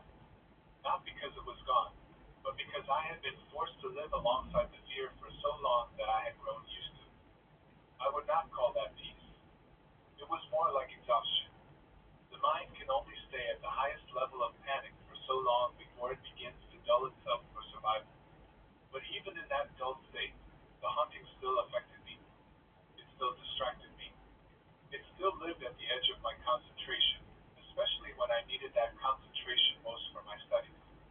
That may be one of the saddest parts of the whole experience. Teenage years are already difficult enough. There are exams, pressure from school, questions about the future, and the everyday emotional struggles of growing up. To have all of that mixed with an unexplained haunting makes life feel heavier than it should. I wanted advice. I wanted help. I wanted someone to tell me what to do, how to make it stop, how to study without feeling watched, how to live like a normal person again. But I did not know where to turn. I still wonder what it wanted with me. That question has remained like a quiet ache in the back of my mind. Did it want attention? Did it want fear? Did it want acknowledgement? Or was it simply there, repeating itself in the only ways it could? I was too afraid to ask. Even now, the thought of speaking directly to it makes me uneasy. Courage is easy to imagine when something is far away. It is much harder when the thing is close, invisible, and has already proven that it can follow you. If there is one thing I know, it is that the haunting felt real. It was not a passing fear from one bad afternoon. It stretched across years. It moved from one place to another. It touched my sleep, my home life, and my studies. It entered quietly and stayed stubbornly. And although I tried to keep it secret, silence did not make it weaker. It only made me lonelier with it. Sometimes I think about telling my brother now, after all these years, just to see what he would say. Would he still dismiss it? Would he laugh? Or would hearing how long it continued make him pause? I do not know. Perhaps part of me still fears that if I speak it too openly, I will somehow give it more power. Or perhaps I simply kept the secret for so long that it became part of how I carried the experience. I also think often of my sister sleeping below me in that bunk bed. I wonder if she sensed my fear.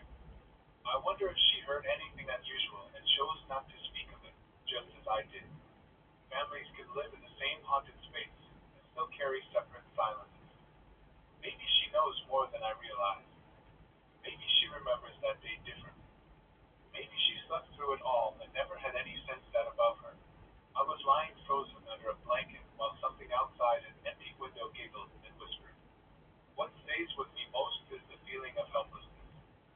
Fear is bad enough, but fear without understanding is worse. It leaves you with no clear action to take. If something breaks in your house, you repair it.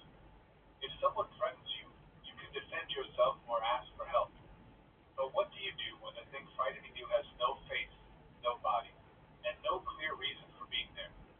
What do you do when it calls your name, touches your back, and rings your bell in the middle of the night? What do you do when it follows you even after you move? For me, that question never fully found an answer. I only learned to endure it. But endurance has its cost. It wears down the mind slowly. It steals focus. It turns moments of quiet into moments of tension. It makes ordinary life harder than it should be. And that was the hardest truth of all. Even when I was no longer screaming in fear, even when I was no longer shaking beneath the blanket, it still held power over me because it remained present enough to disturb my peace. This is why I never forgot that first afternoon. It was not only frightening because of the sounds themselves, it was frightening because it marked the beginning of something that stayed. A whisper from an empty car park. Giggles no one else seemed to hear.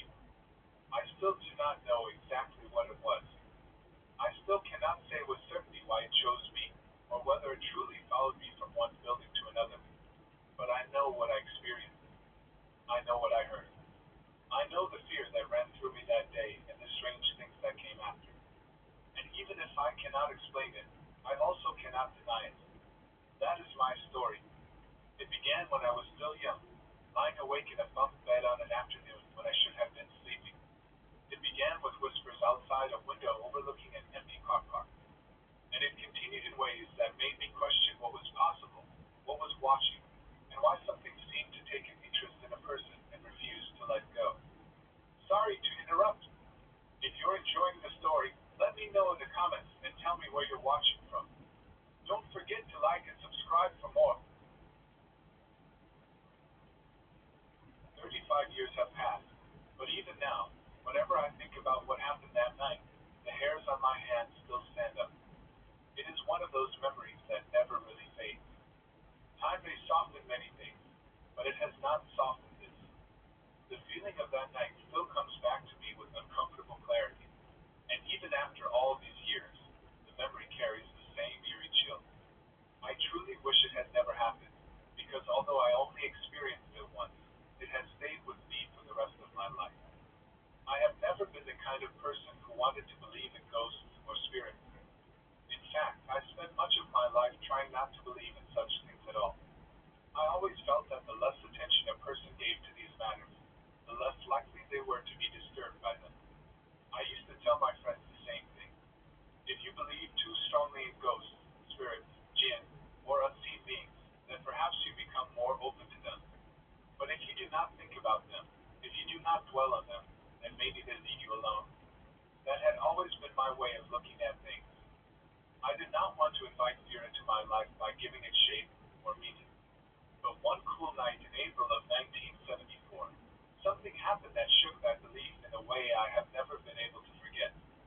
That evening, I had gone with my companion to Trankera English Primary School. He was a teacher there, and he also coached the school hockey team. The boys on the team were spending the night in one of the classrooms because they had to leave very early the next morning for Surrepton, where they were going to play in a hockey tournament. It was meant to be a simple, ordinary visit. We were only there to bring the boys their supper before they settled down for the night. We had brought them yuchake, which some people jokingly refer to as deep-fried chromosomes, because of the shape. It is a simple and popular Chinese snack made from flour, shaped into twin sticks, then deep-fried until it puffs up. There was nothing unusual about the food at all. It was the kind of thing many Malaysians grow up enjoying, especially with hot black coffee.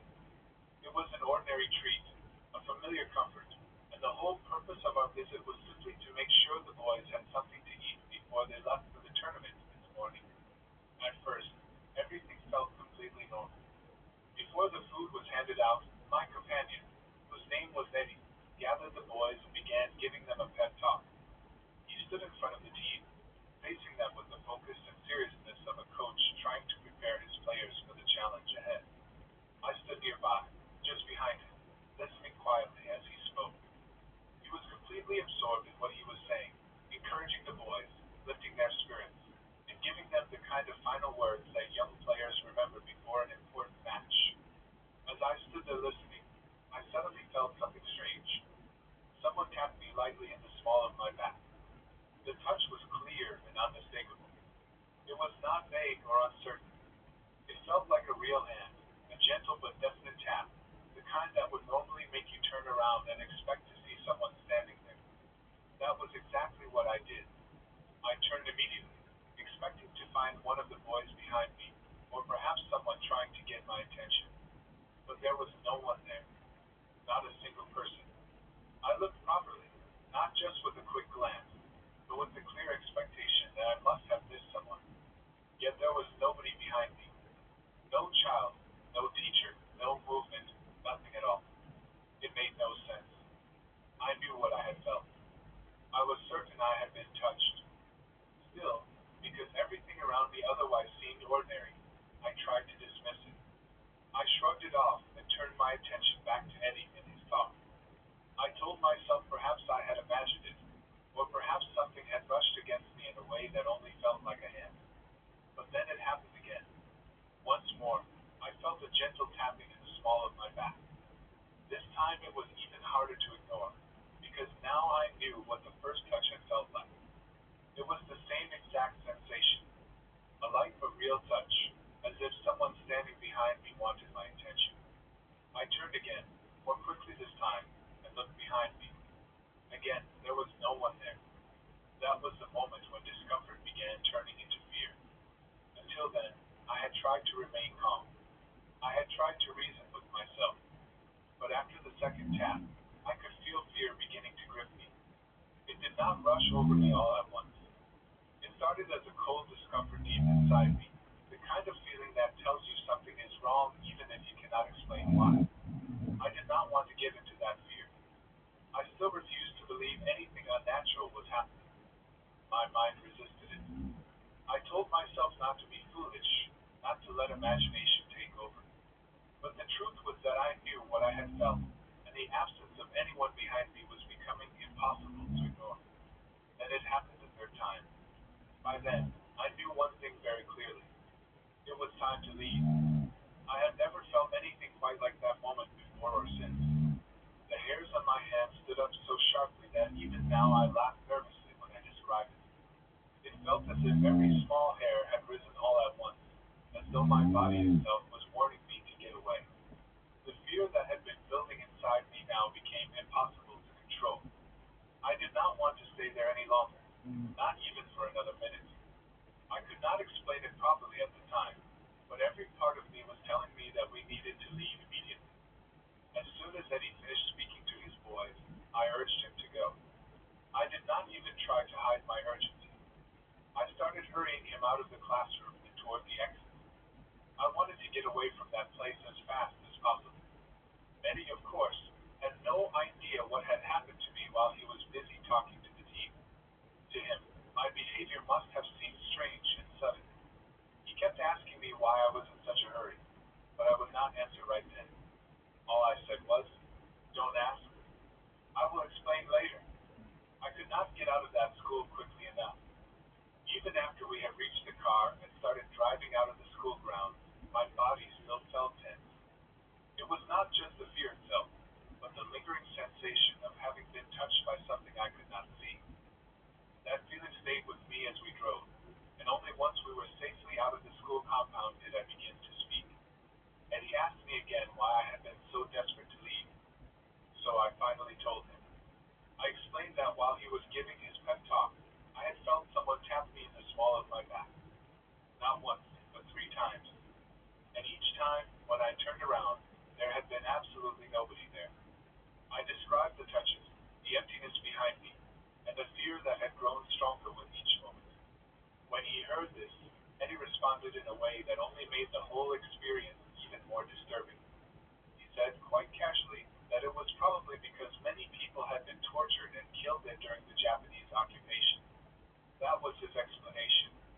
I remember hearing that and thinking, with both shock and disbelief, that this was information I would have preferred to know much later, if at all. The way he said it was so matter of fact, so calm, as though he were merely mentioning a piece of local history and not connecting it directly to the frightening experience I had just gone through. I was already shaken, and hearing that the place carried such a violent past did nothing to comfort me. If anything, it made the fear settle even deeper into my mind. The Japanese occupation is remembered in many places through stories of suffering, torture, and death. Old buildings and school grounds that seem harmless in daylight can hold terrible histories underneath their surface. That night, standing in that classroom, I had no idea I might be in a place marked by such pain. If I had known beforehand, perhaps I would have been more uneasy from the beginning, or perhaps I would not have gone at all. But I did not know, and so when that unseen tapping began, it came without warning and without any context that might have prepared me for it. After Eddie said that, I could only think how lucky I was to be young at the time. I often joke about it now, though the humor is only my way of softening the memory. I say that if I had been much older and had weaker control of myself, I might well have left a trail from the classroom all the way to the car park. It is a silly image, yes, but behind the joke is a very real truth. I was absolutely terrified. The fear was not dramatic in the way ghost stories are often told, with screaming or running blindly in panic. It was quieter than that, but no less intense. It was the kind of fear that tightens the chest and makes the body feel suddenly fragile. That night became my first real experience with what people call unseen beings. I did not see an apparition. I did not see a shadow. I did not hear a voice or watch an object move. There was nothing visible for me to point to, and yet what I experienced was no less disturbing for being invisible. In some ways, it was worse. To be touched by something you cannot see, something that makes itself known only through physical contact, creates a very special kind of unease. breaks the ordinary rules of the world in a direct and personal way. Seeing something strange from a distance is frightening enough, but being touched by something with no visible form feels much more intimate and much more unsettling. It leaves a different kind of mark on the memory. Even now, decades later, I can still recall how definite that tapping felt. It was not imagined. It was not uncertain. It was real enough that I turned each time expecting a person to be there. The fact that no one was there is exactly what has haunted me all these years. The experience also challenged the belief I had always held so confidently before. I had believed that if you ignored such things, they would ignore you. I had believed that not giving attention to ghosts, spirits, or jinn would keep you safe from them. But that night, I was not thinking about any of those things. I was not expecting anything unusual. I was simply standing in a classroom, listening to a coach talk to his players before a hockey tournament. There was nothing mystical about the moment, nothing dramatic, nothing that should have opened the door to fear. And yet something happened anyway. That is perhaps why the memory remains so powerful. It was not invited. It was not imagined intervened through nervous talk or spooky expectations. It happened in the middle of something completely ordinary. That is what makes certain experiences so hard to dismiss. If I had gone into the school already frightened, already expecting a haunting, perhaps I could have blamed my own mind. But I did not. The touch came without warning, and that made it impossible for me to pretend later that I had simply worked myself into fear. Even today, I still do not like dwelling on such matters for too long.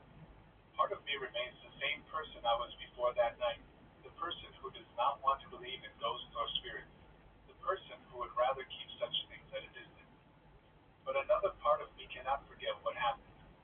Whether I like it or not, the memory stands there like a quiet challenge to all the certainty I used to have.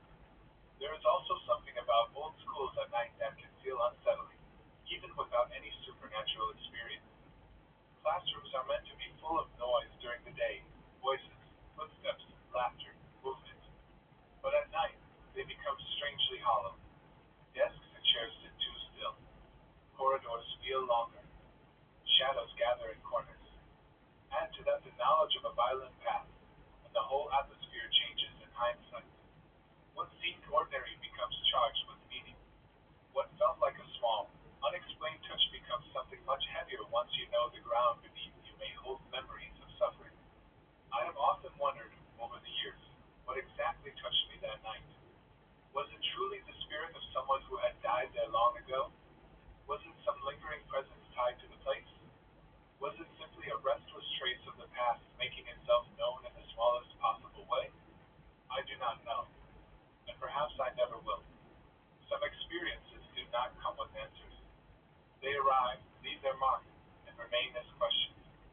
What I do know is that the feeling was real, the fear was real, and the memory has remained real for 35 years. There are moments in life that become stories you tell lightly, almost playfully, as the years go by. Then there are moments that become part of you in a deeper way, shaping how you think and what you carry quietly inside. This was one of those moments for me. Even though I can laugh about parts of it now, especially when I describe how quickly I wanted to get out of there, the laughter never fully removes the unease.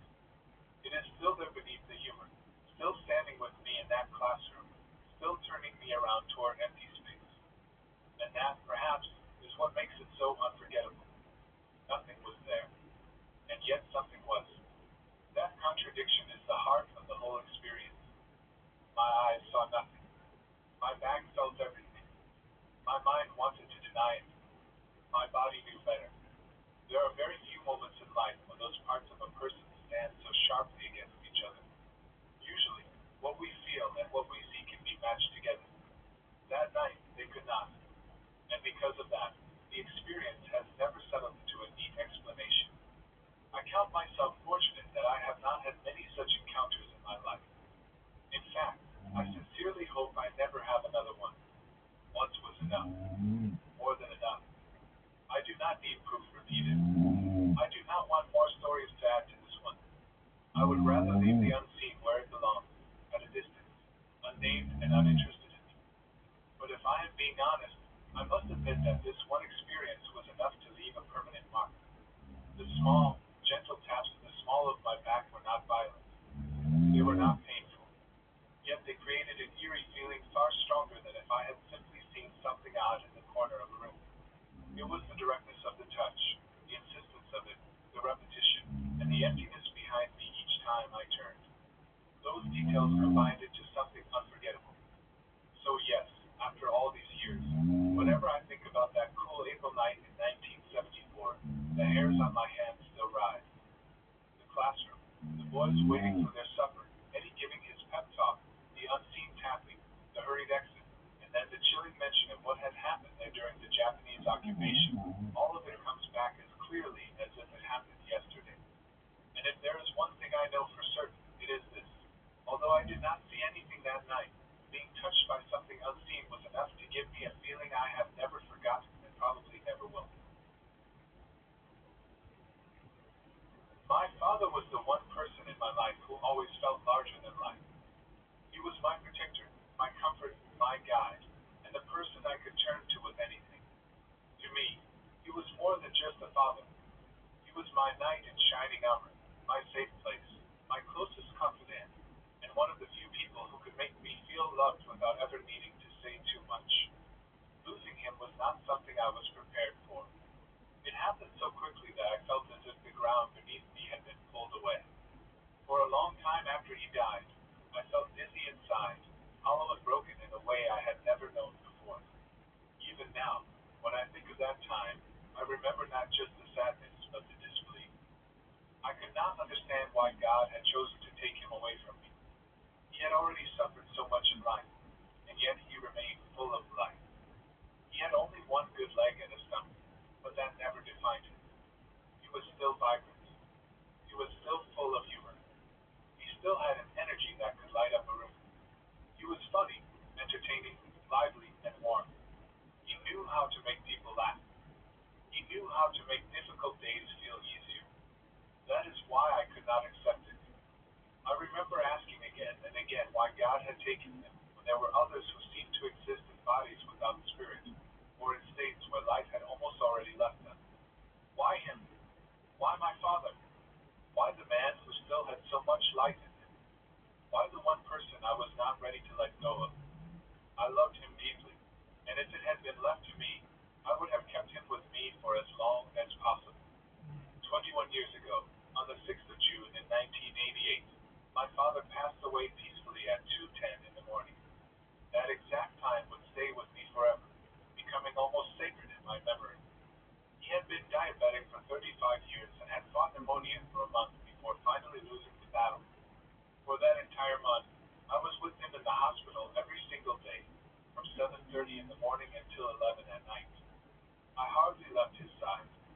I could not bear to be away from him because every day felt like it might matter, every hour felt important, and every little sign of his strength or weakness seemed to mean something.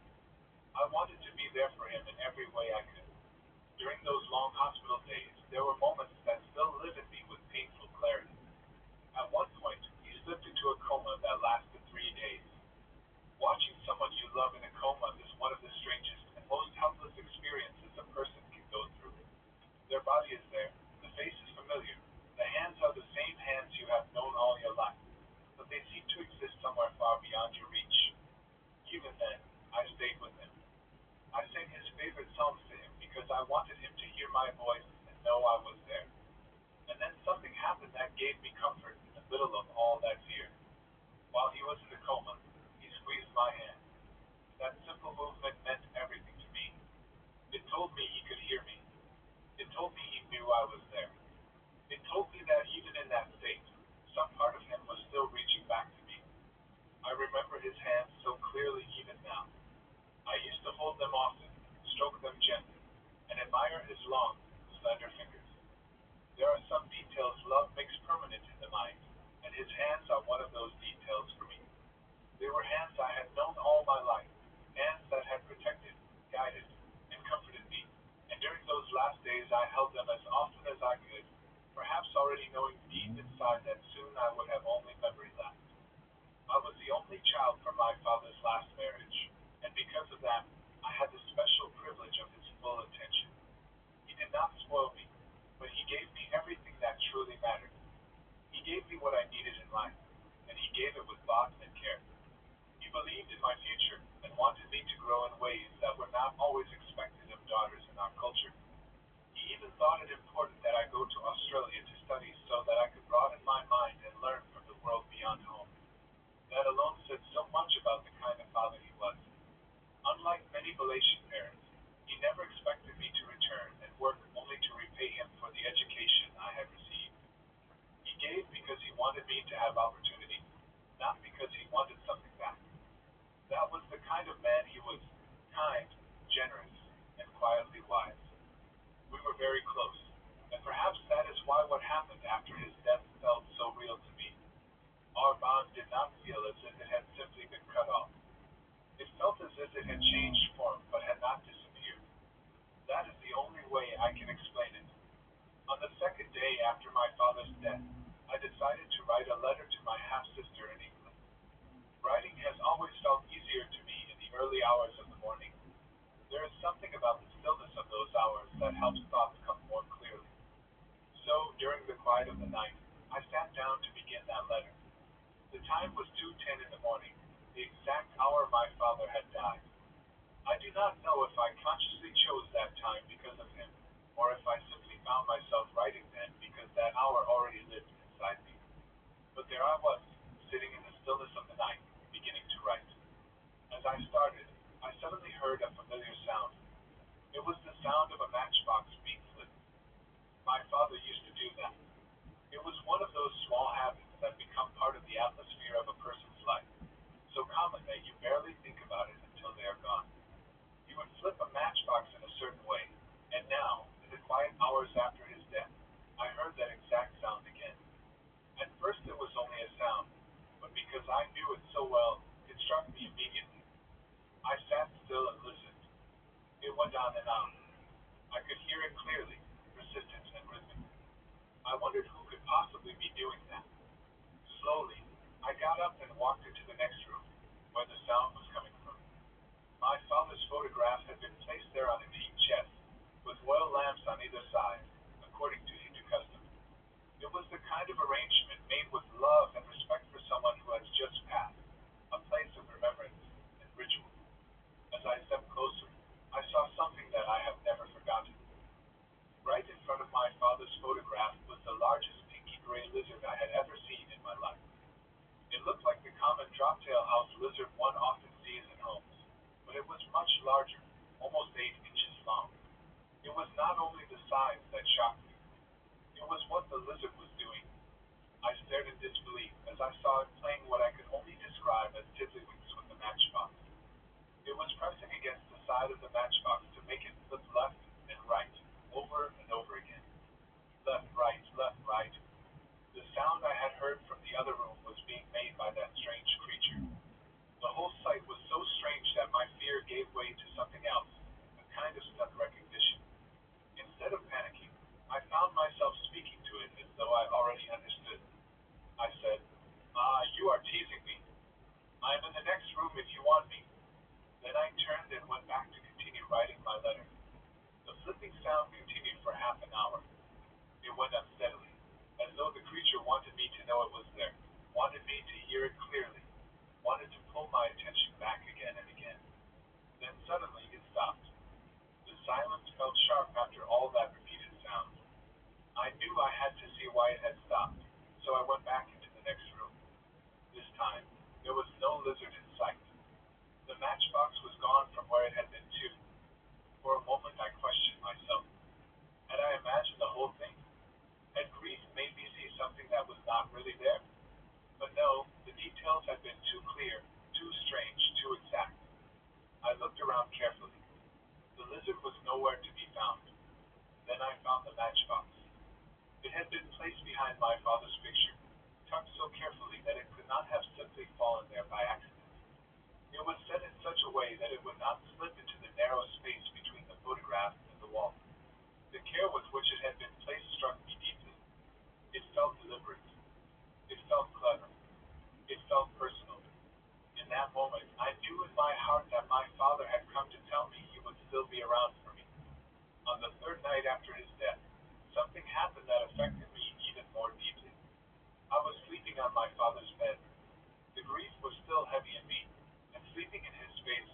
made me feel closer to him. That night, I suddenly felt his presence. It is difficult to explain what that means to someone who has never experienced it. It was not just a thought of him or a memory drifting through my mind. It felt like he was truly there. I sat up in bed and called out, Papa, Papa, is that you? Then I felt his arms around me. They were warm. They were strong. It felt like one last embrace, one last comforting hug from the man who had protected me all my life. The feeling was so real that even now, years later, I can remember the warmth of it. Then, just as suddenly, I felt a rush of air, and he was gone. That moment brought me comfort I cannot fully put into words. It did not erase the pain of losing him, but it gave me something to hold on to, some small reassurance that death had not completely broken our connection. Not long after that, another strange thing happened that made me fearful in a completely different way. One day, my mother came home with a lizard trap. She wanted to catch the little lizards that left droppings on windowsills, shelves, and even on pictures hanging on the wall. One of her friends had given her the trap. It was like the lid of a cardboard box, with a round disc covered in glue and poison. I hated the thought of it immediately. I did not want to see any trapped lizards at all, but I was especially afraid of one thing, that the huge pinky gray lizard might get caught in it. I forced myself to look, because I had to know. Thankfully, it was not there. I felt such relief that I immediately told my mother not to set any more of those traps in the kitchen or anywhere else in the house. I could not bear the idea of harming that large lizard if it really was connected to my father in the way I believed. The thought of losing that mysterious link felt unbearable. Years passed, but the memory of that lizard never left me. 5 years after my father's death, I had to write a speech for a Toastmasters speech contest. As I sat down to work on it, I began writing about the huge pinky gray lizard. I have always been a creature of habit, and without planning it in any dramatic way, I once again found myself writing at 2:10 in the morning. That hour had become important to me, and perhaps because of that, it was also the hour in which I felt closest to my father. As I wrote, I suddenly became aware of a presence in the room. The feeling was unmistakable. I felt watched. I looked down, and there, just in front of my left toe, was the huge pinky gray lizard. I froze. It was the same kind of lizard, large, pinky gray, and impossible to ignore. Its eyes were what struck me most this time. They were large, black, and shining in a way that seemed almost too expressive for a creature like that. It looked up at me and, unlike an ordinary house lizard, it did not run away. Even as I spoke, it remained there, calm and still, as if listening. I said to it, I'm writing about you. I miss you so much. The moment I said those words, tears rolled down my cheeks. My grief, which had lived in me all those years, rose up again with fresh force. I wiped the tears from my face, and when I opened my eyes again, the lizard had disappeared. Once again, I felt that my father had come to reassure me that he was still around for me. That speech became something very important in my life. I called it My Father the Lizard, and it touched many hearts. I won many speech competitions with it. It surprised me at first that other people could be moved by a story so strange and so personal, but perhaps grief speaks a language people understand even when the form it takes is unusual. The title itself was memorable enough that one day, when I was walking in Jakarta, someone called out to me, not by my name, but by the title of my speech. It was a professor from Chulalongkorn University who had heard me speak earlier in Kota Kinabalu, Sabah. She had forgotten my name but remembered the speech. I was not offended at all. In fact, I felt glad. The fact that she remembered the story meant it had touched her in some way. Of course, not everyone agreed with my understanding of the lizard. One veteran Toastmaster came up to me and said that I should not say my father had come back as a lizard. He thought it was wrong, almost disrespectful, because my father had been such a great man, remembered by many for his kindness and good deeds. He said that a man like that would surely have returned as something greater than a house lizard, but I did not agree with him. To me, the form made perfect sense. If my father had returned as an elephant or a tiger, what would I have done? I would have had to call the local zoo. If he had come as a cat or a dog, my own dogs would probably have attacked him. A lizard, however, could stay near me quietly. It could move through the house unnoticed. It could watch over me without drawing attention to itself. It could be present without causing alarm in anyone else. To me, that made it the perfect form. Small enough to remain close, quiet enough to remain unseen, strange enough to be remembered, yet ordinary enough not to be driven away by others. I know many people will not understand that point of view. Some will say grief made me imagine it all. Some will say I gave meaning to an ordinary lizard because I missed my father too much. Some will say I was comforting myself with a story because the truth of his death was too painful.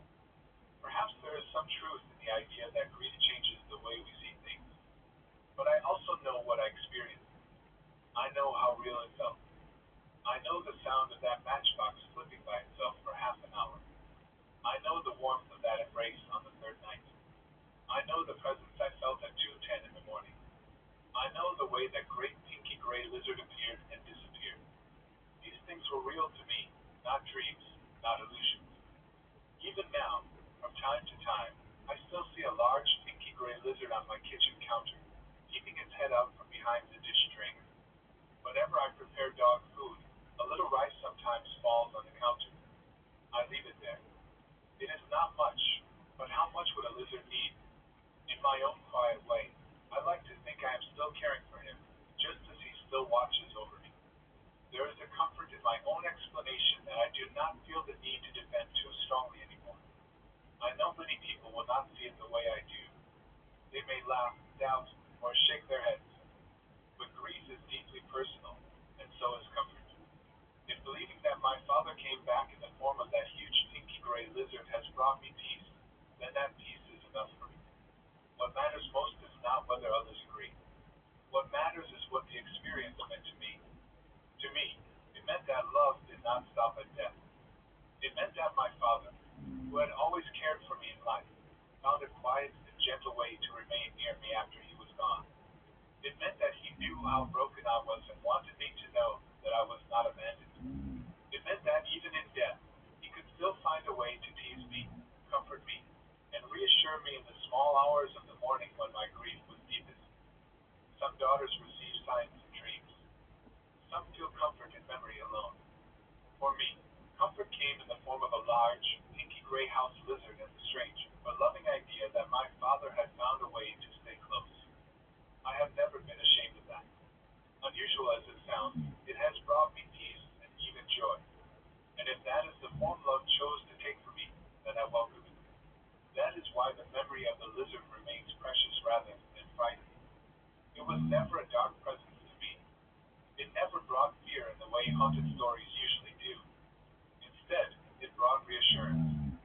It came at moments when I needed comfort most, right after his death, when I was writing about him years later, and even now in small glimpses that remind me of him. The lizard became, in a strange way, a bridge between my loss and my healing. I still miss my father.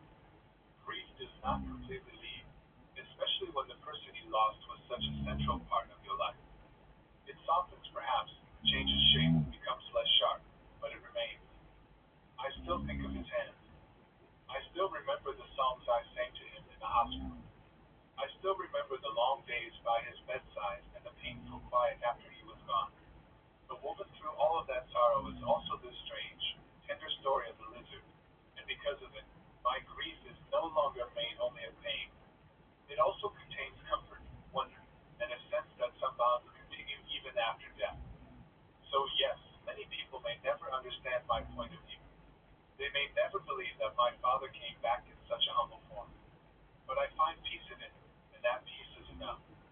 I do not need the story to make sense to everyone else. I only need it to remain true in the way it lives in me. And whenever I see that large pinky gray lizard peeping from behind the dish drainer, I smile quietly to myself. I let the little grains of rice remain.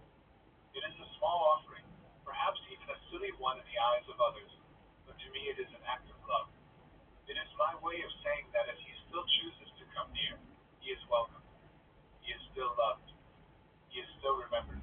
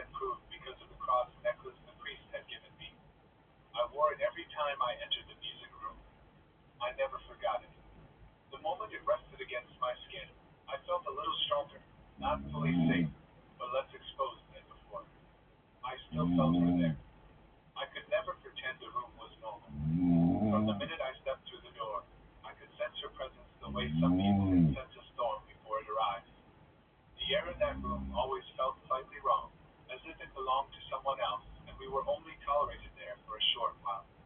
But when I wore the cross, she did not come close in the same way she once had. It felt as though something about that small object pushed her back, or at least stopped her from touching me directly. I did not feel safe, exactly, but I felt protected enough to function. That little bit of peace meant everything to me. For a while, I thought I might really be able to get through the rest of my final year.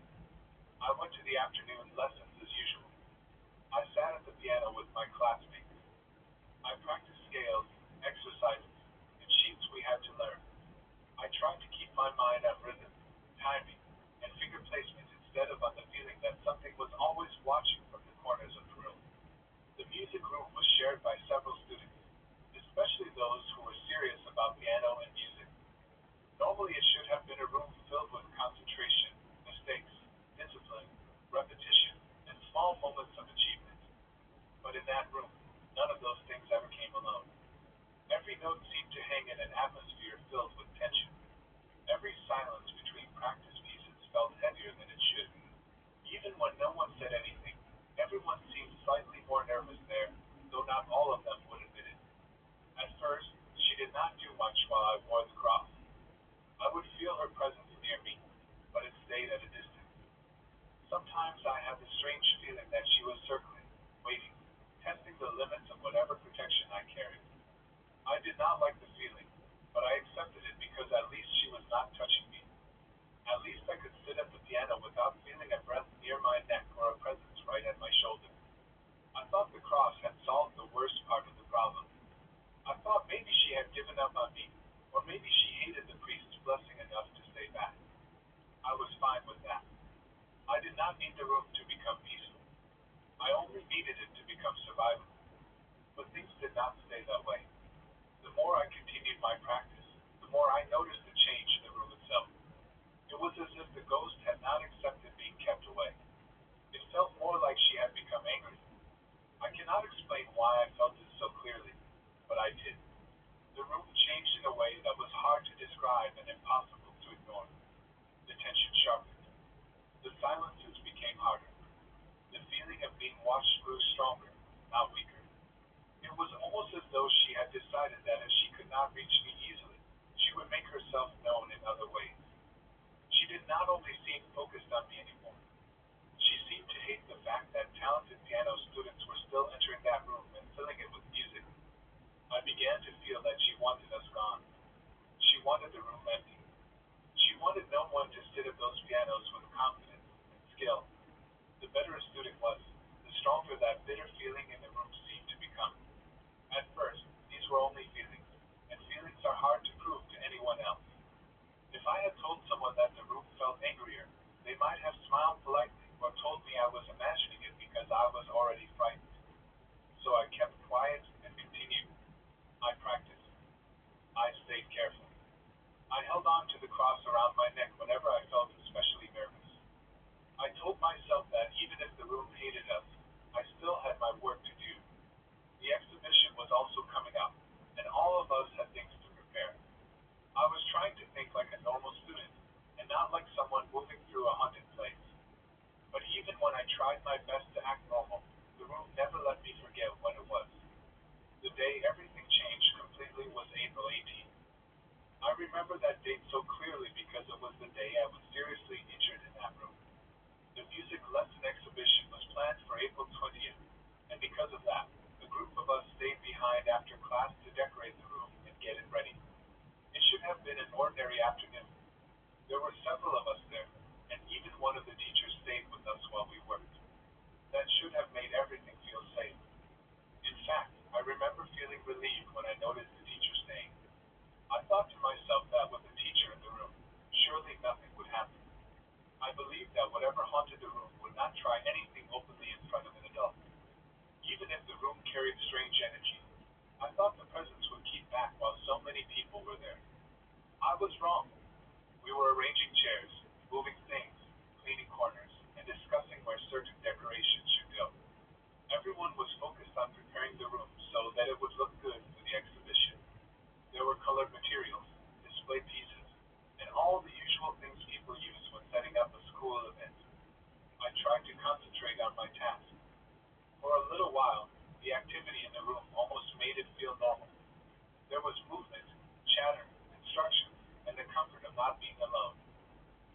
pianos sat quietly while we worked around them. If someone had walked in at that moment, they would have seen nothing unusual at all, just students helping prepare for a school event. At one point, I climbed a set of stairs so I could put decorations higher up on the wall. I was not very high yet. I remember focusing on where to place the decoration so it would sit straight and look neat. Then suddenly I felt the stairs pull backward beneath me. It was not a small wobble. It was not the kind of shift that happens when someone leans too far or missteps. It felt as though someone had grabbed the stairs and yanked them from behind. I lost my balance instantly and fell hard onto my knees. The shock ran through me before the pain did. I turned around right away, certain that someone must have moved the stairs by accident, maybe while passing behind me, maybe without realizing I was still on them. But no one was there. No one was close enough to have touched them. The teacher was there. My classmates were there.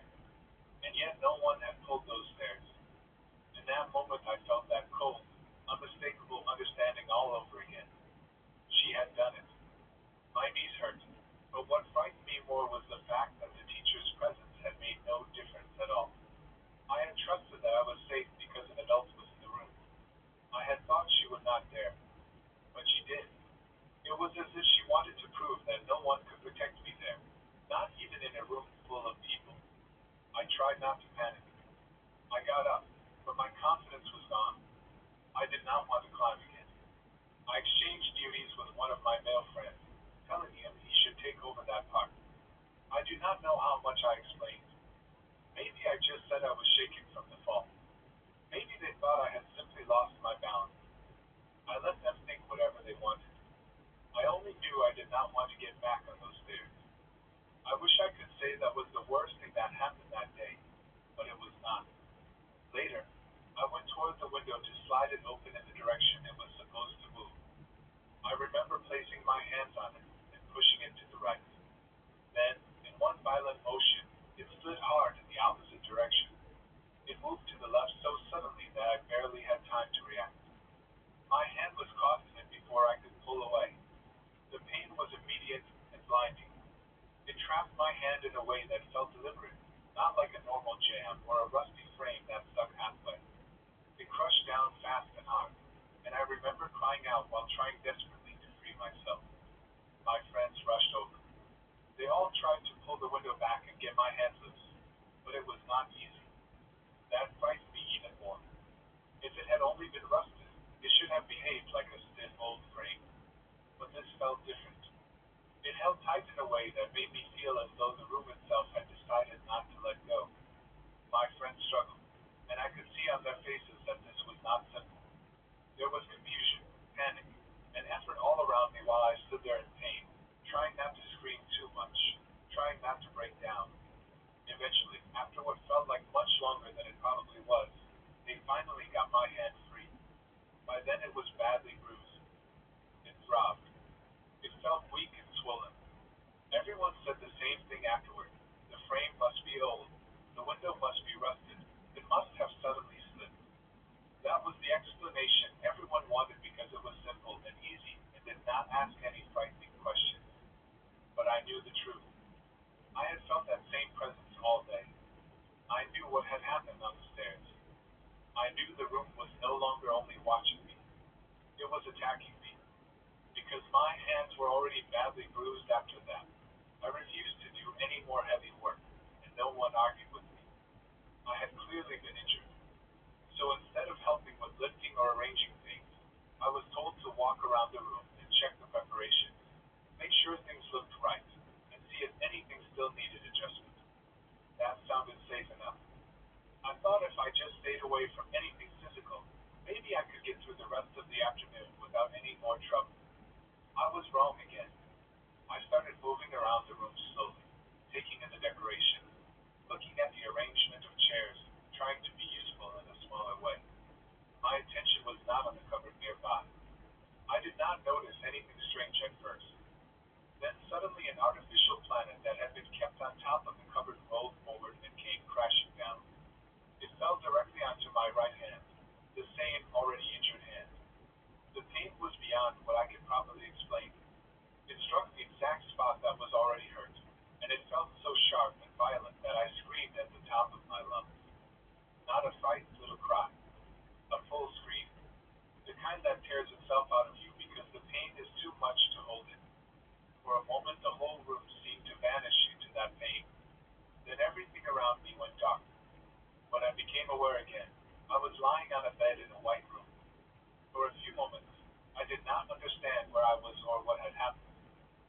head felt heavy. My body felt strange.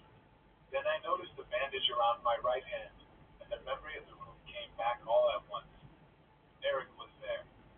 He explained that I had been hurt when the artificial planet hit my hand, and that the injury was serious enough that it would take some time before my hand moved properly again. Hearing that made me feel helpless in a way I had not expected. I had gone into that room because I had to continue school. I had endured it because I thought I could manage it with the priest's cross. I had tried to be practical, to keep going, to not trouble my mother too much. And now I was lying there with a bandaged hand, unable to pretend any longer that this was only fear or imagination. Something in that room had hurt me physically, repeatedly, in front of other people. My mother came to see me, and she asked what had really happened. This time, I told her everything. I did not leave out the ghost. I did not hide the earlier experiences. I told her about the music room, about the presence, about how the cross had kept the ghost away at first, and about how she had grown more aggressive. I told her about the stairs being pulled backward when no one was there. I told her about the window trapping my hand. I told her about the artificial planet falling straight onto the same injured spot. I told her everything that I had tried to carry by myself. She did not laugh. She did not dismiss me. She did not tell me to stop talking nonsense. Instead, she gently patted my back and kissed my forehead. Then she said, "Everything will be okay." I cannot explain how much those words meant to me at that moment. Pain is hard. Fear is hard. But one of the hardest things is carrying something terrifying alone because you think no one will believe you or help you. The moment my mother comforted me, something inside me loosened. I was still in pain. I was still frightened. But I was no longer alone in it. What happened next surprised me. Almost before I could fully understand it, my mother had made a decision. She planned to resign, and we were going to move out the next month. When I learned that, I felt two very different emotions rise in me at the same time. The first was relief, a huge, deep, overwhelming relief. I would finally get away from that room. I would not have to walk back in there and pretend I could handle it.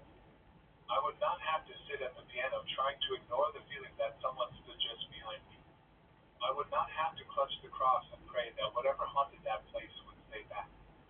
I would not have to wonder whether the next accident would be worse than the last one. The thought of leaving that music room felt like finally escaping from something that had been tightening around me for too long. I was going to study at another music school, and that meant the haunted room would no longer have any hold over my days. But mixed with that relief was sadness. I had friends there, good friends, people who had practiced with me, helped me, laughed with me, and spent ordinary school days with me. Leaving meant starting over somewhere else. It meant stepping away not only from the horror of that room, but also from the familiar pieces of my life. I was glad to escape, but I was sad to leave the people who had become part of my everyday world. That is what made the whole thing harder. If only the room had been horrible and everything else had been empty, then leaving would have felt simple. But real life is never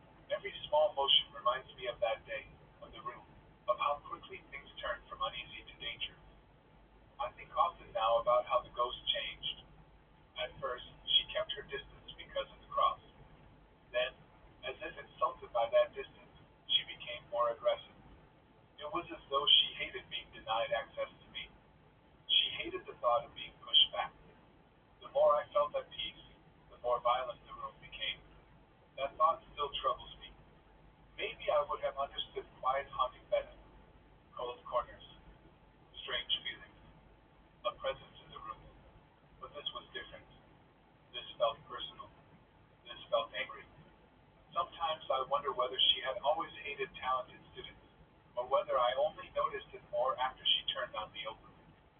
Music should have made that room feel alive. Instead, it felt like music itself irritated whatever was there. Every practiced melody, every careful lesson, every ambitious student seemed to challenge something unseen that believed the room belonged to her. I do not know who she was, or why she remained there, or why she turned so bitter. I only know that by the time I left, I no longer thought of that place as merely haunted. I thought of it as dangerous. Through all of this, Eric has helped me a lot. I am grateful for that in ways I probably do not say enough. Sometimes help comes in small forms that matter more than grand gestures. Helping me write when my hands hurt, staying near me, speaking calmly when I felt overwhelmed, making sure I did not feel completely alone in my recovery. These things matter. When a person has been frightened and injured, even simple acts of care can feel like a kind of rescue. I still think about the room, though I try not to. Certain memories stay sharp whether you want them to or not. The feel of the stairs pulling backward, the violent slide of the window, the impossible way that artificial planet hit the exact same place on my hand, the white hospital room after I fainted, my mother kissing my forehead. All of it remains in me, connected now like one dark line leading out of that room and into the next stage of my life. I am relieved that I will not have to go back there. More than relieved, grateful. I do not know what would have happened if I had remained longer. Maybe nothing worse. Maybe much worse. I do not want to find out. Some places are simply not meant to be endured forever. Some places ask too high a price. So now I am trying to focus on healing, on getting stronger, on preparing for a new school and a new place to study music. I want music to become music again, not fear. I want a piano room to feel like discipline, beauty, and learning, not dread, prayer, and survival. I do not know if that will happen right away. Maybe I will still flinch the first time a window moves unexpectedly. Maybe I will still feel tense in quiet practice rooms. Maybe part of me will keep looking over my shoulder longer than I should. But at least I will no longer be trapped in that one terrible room. For now, that is enough. I survived it. I got out. I am healing. And soon, that room will be behind me. When we lived in our previous house, strange things happened there that my family never fully forgot. I can still remember the feeling of that place when I think about it now. It was not a house that frightened me every single day, and I was lucky enough not to see anything with my own eyes the way some of my family members did. But even though I did not directly experience the worst of it, I grew up around stories from that house that stayed with me for years. Some places seem ordinary from the outside. They look like any other rented home, any other place where a family cooks, sleeps, argues, laughs, and tries to live a normal life. But then strange things begin to happen inside, little by little, and the house starts to feel as though something else is there with you, something invisible but not entirely absent. I did not understand all of it at first.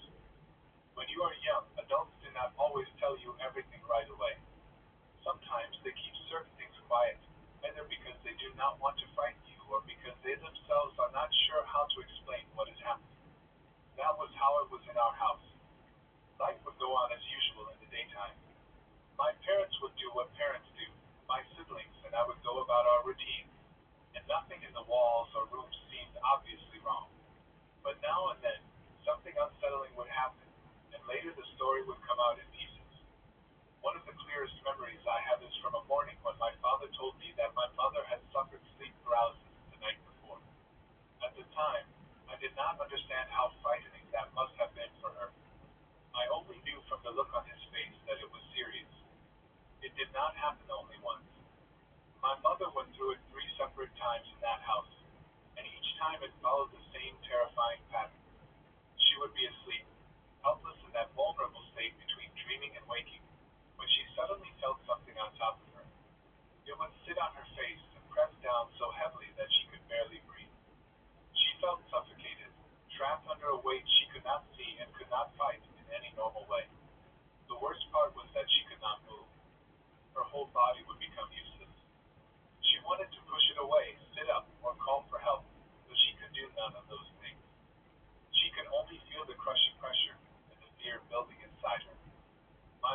a woman of faith, and in those moments, when her body failed her, she used the only strength she still had.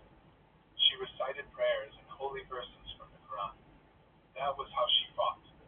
She could not raise her hand, but she could still call on God in her heart and with her voice, however weakly.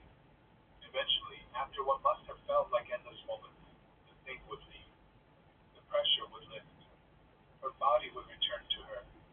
And then, when she opened her eyes, she would see something that made the whole experience even worse. She would see a black mass floating out of her room through the bedroom window. That detail stayed with me the most when I first heard the story. It was not just the paralysis. It was not just the suffocating feeling. It was the fact that when the attack ended, my mother actually saw something leave the room. Not a person, not a clear shape with hands or a face. Just a black mass, dark and unnatural, moving away through the window as if it had completed whatever it came to do. It would have been easier, perhaps, to dismiss the whole thing as a dream or a sleeping disorder if not for that final image. But my mother never described it like a dream. She described it like something real, something that entered her room, sat on her face, and left only after she fought it off with prayer. One of the times it happened, she told us something even more disturbing. She said the thing on her face felt hairy. That detail made the story harder to hear because it added a physical quality to what had already been terrifying. It was not just the pressure. It was not just the weight. It had texture. She could feel that whatever was there was not smooth or empty like air. It felt like some kind of living, crawling thing pressing itself against her. When she described that, I remember feeling deeply unsettled. There is something especially horrifying about hearing that a person not only felt something inhuman on them, but felt the hair of it too, as though it had come too close to be dismissed as imagination. As frightening as those episodes were, they were not the only strange things that happened in that house.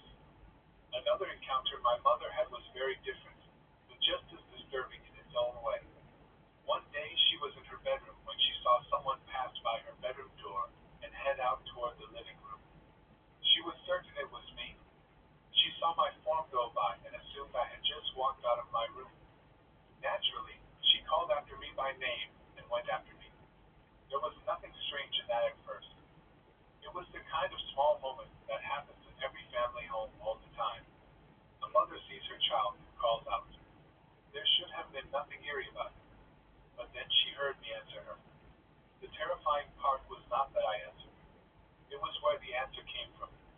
My voice did not come from the living room, where the figure had just gone. It came from my room. That was the moment my mother realized something was very wrong. She had clearly seen a figure pass by her bedroom door. She believed with complete certainty that it was me. Yet when she heard my voice, it was coming from the room I was supposed to have left. That kind of contradiction is enough to chill anyone. A person can mishear a sound or mistake a shadow, but when you see someone walk by and then hear that same person speaking from another room, the mind struggles to make sense of it. My mother hurried to my bedroom and opened the door. There I was, inside, doing my homework as usual. I had not gone out to the living room. I had not passed by her door. I had been in my room the whole time. She asked me whether I had left the room a moment earlier, and I told her no. Only then did she tell me what she had seen. She had watched a figure shaped like me walk past her door and headed to the living room, yet I had never moved. That is the kind of experience that makes a house feel wrong in a very deep way. It suggests not just a presence, but a presence capable of taking familiar form, of appearing as someone from within the family itself. That story disturbed me differently from the others. It was not an attack like the thing that sat on my mother's face. It was something quieter, more deceptive. It made me imagine what it must have felt like for her to see her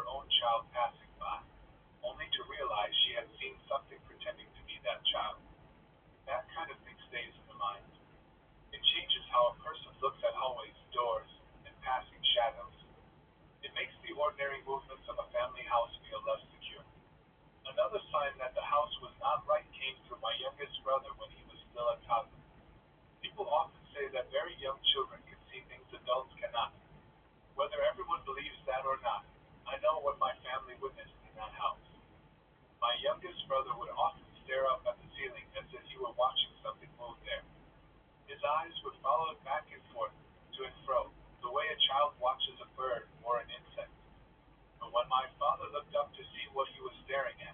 There was nothing there.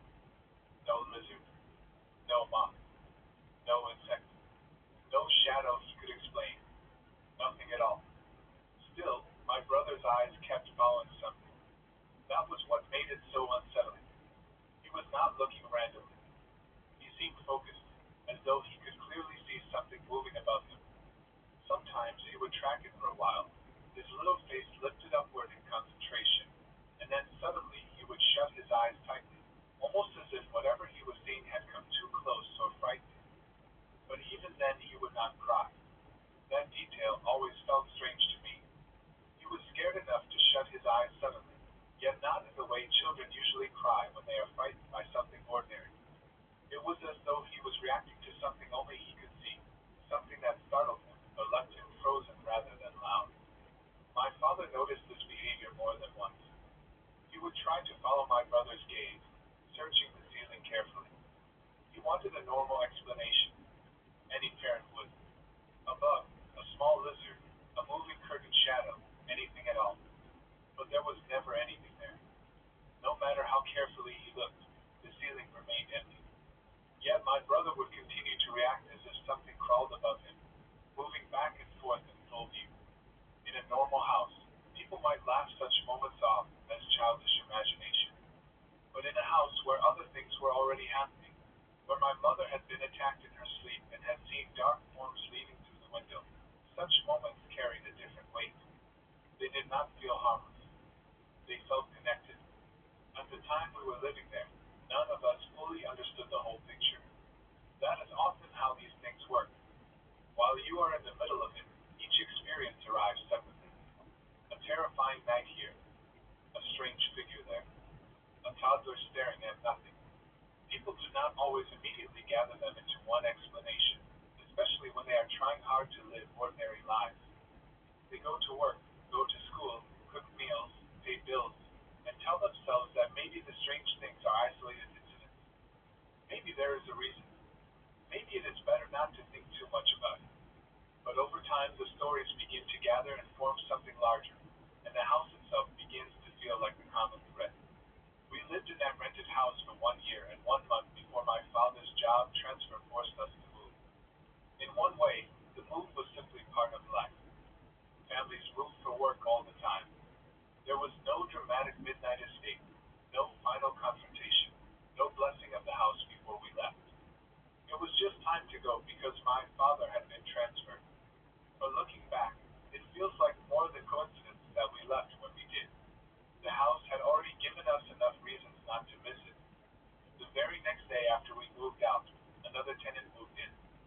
Since we were only renting the house, there was no long empty period between families. Life moved on quickly. Another household entered the same walls, the same rooms, the same windows, the same bedroom where my mother had seen the black mass floating out. At the time, I do not think we knew whether to warn them or keep silent. Sometimes people do not want to pass on fear, especially when they themselves are not sure how to explain what they lived through. Maybe my parents thought it was better not to say anything. Maybe they hoped the new family would have a different experience. Maybe they simply wanted to close that chapter and move on. Years later, we met the family who had moved in after us. It happened at a friend's house, not at the old place itself. The meeting seemed ordinary at first, just one of those casual social moments where people discover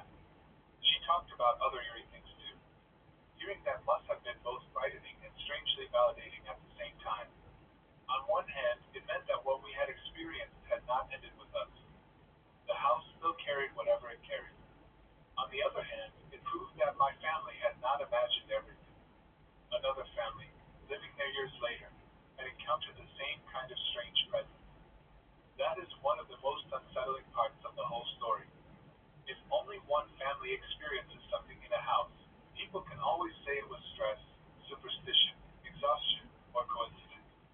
But when another tenant, years later, begins describing the same figure passing by the bedroom door, the house itself begins to feel guilty. It feels marked. It feels as if whatever lived there had been there long before us and remained there after we left. I often think about that woman asking my mother that question. She did not ask in a joking way. She did not ask out of curiosity for ghost stories. She asked because she had experienced enough in that house to wonder whether the previous tenants had known the same fear. Imagine living in a place where the only people who can truly understand what you are going through are the ones who lived there before you. That says something powerful about the place itself. It was not about one person's imagination. It was not just a dream. It was a pattern. By the time we met that later tenant, years had already passed. We had long since moved into a new house, one we now owned. That new house felt different from the beginning. It felt like ours. It felt grounded in a different way. There was no strange history attached to it from other families. No uneasy feeling in the rooms. No stories gathering in whispers. Sometimes the difference between one house and another is impossible to explain with logic alone.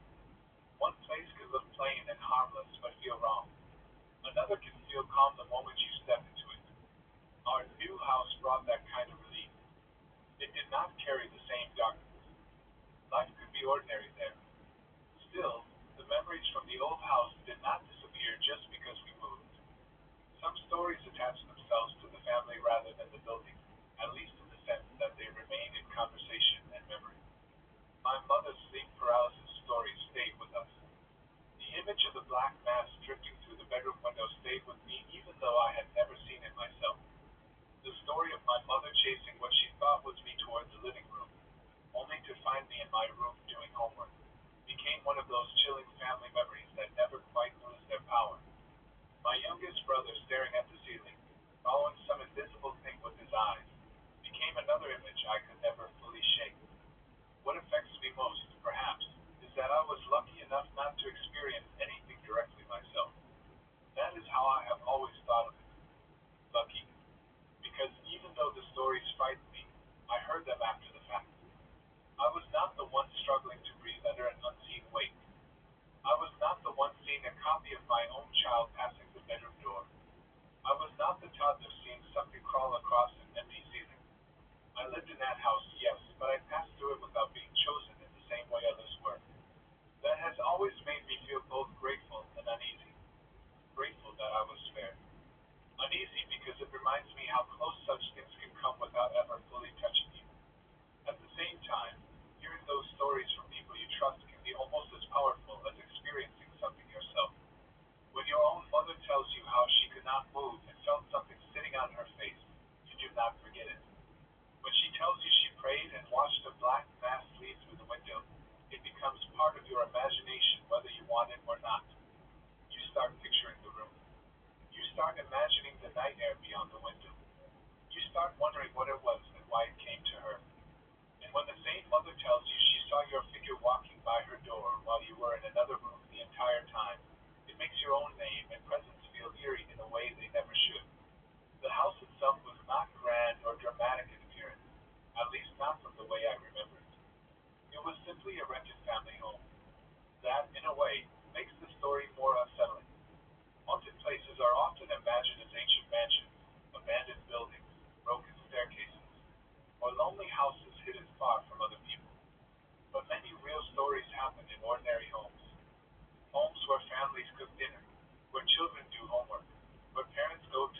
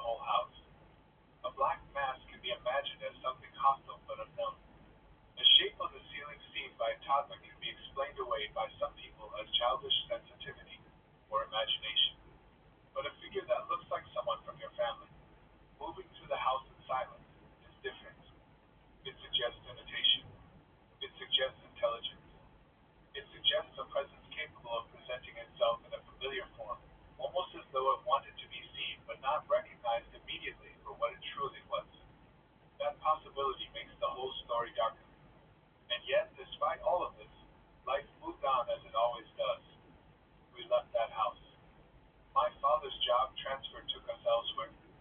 We settled into a new home in years past. More than 9 years have gone by since we moved out. Time creates distance, but it does not erase certain memories. The old house remains part of our family story, one of those places that lives on long after you have left it because what happened there refuses to become ordinary. Now we live in a new house, one that we own, and there is something deeply comforting in that. Ownership is not only legal, it can feel spiritual too. A rented house sometimes still feels full of the weight of previous lives, previous families, previous events. But a home you own and build your life and carries your own imprint more strongly. Our current house does not feel like the old one. It does not carry the same tension or strange history. There is relief in that, the kind of relief one can only fully appreciate after living through something unsettling elsewhere. Even so, when I look back, I do not think of the old house only with fear. I think of it with a kind of uneasy curiosity too. What was there? Why did it choose those forms of disturbance? Why did it trouble my mother in sleep, imitate me in the hallway, and reveal itself somehow to my toddler brother through the ceiling? Was it one presence or many? Was it tied to the house itself, to the land, or to some event from before we ever moved in? These are questions that probably have no clear answers. Houses do not easily give up their secrets. But one thing became clear through that later tenant's story. Whatever it was, it did not leave when we did. That may be the strongest proof my family ever received. Another woman, living in the same house after us, experienced the same type of figure by her bedroom door. She too had her own eerie stories. That connection forms a line through time from one family to the next. It means the house was not only frightening to us, it means the house itself held something that carried on after our chapter ended. There is something chilling about imagining another family moving in the very next day, unpacking their things, arranging their furniture, beginning their life there, unaware that they were stepping into a place where other eyes had watched from dark rooms and silent hallways. If I am thankful for anything in this story, it is that my family eventually left. We did not remain there long enough for the stories to multiply into something worse. We were spared that much. And I am thankful that, whatever happened around me in that house, I never became the direct target of it. That too feels like mercy. Some people go through terrible things in haunted places and carry those experiences in their bodies forever. I carry the stories, yes, but not the direct scars. Still, stories can shape a person. They can make certain memories of childhood or home feel shadowed forever. They can make you look differently at a bedroom door, at a ceiling, at a dark window late at night. They can change the meaning of silence in a house. And once another family confirms the same strange experiences years later, those stories stop feeling like mere stories. They become part of the truth of that place. So when I say that all of this happened back when we lived in our previous home, I do not say it lightly. I say it with a strange mix of relief and unease that comes from knowing the house is far behind us, and yet still not forgotten. We left it long ago. We live now in a different house, our own house, and life is normal. But there was once a house where my mother fought an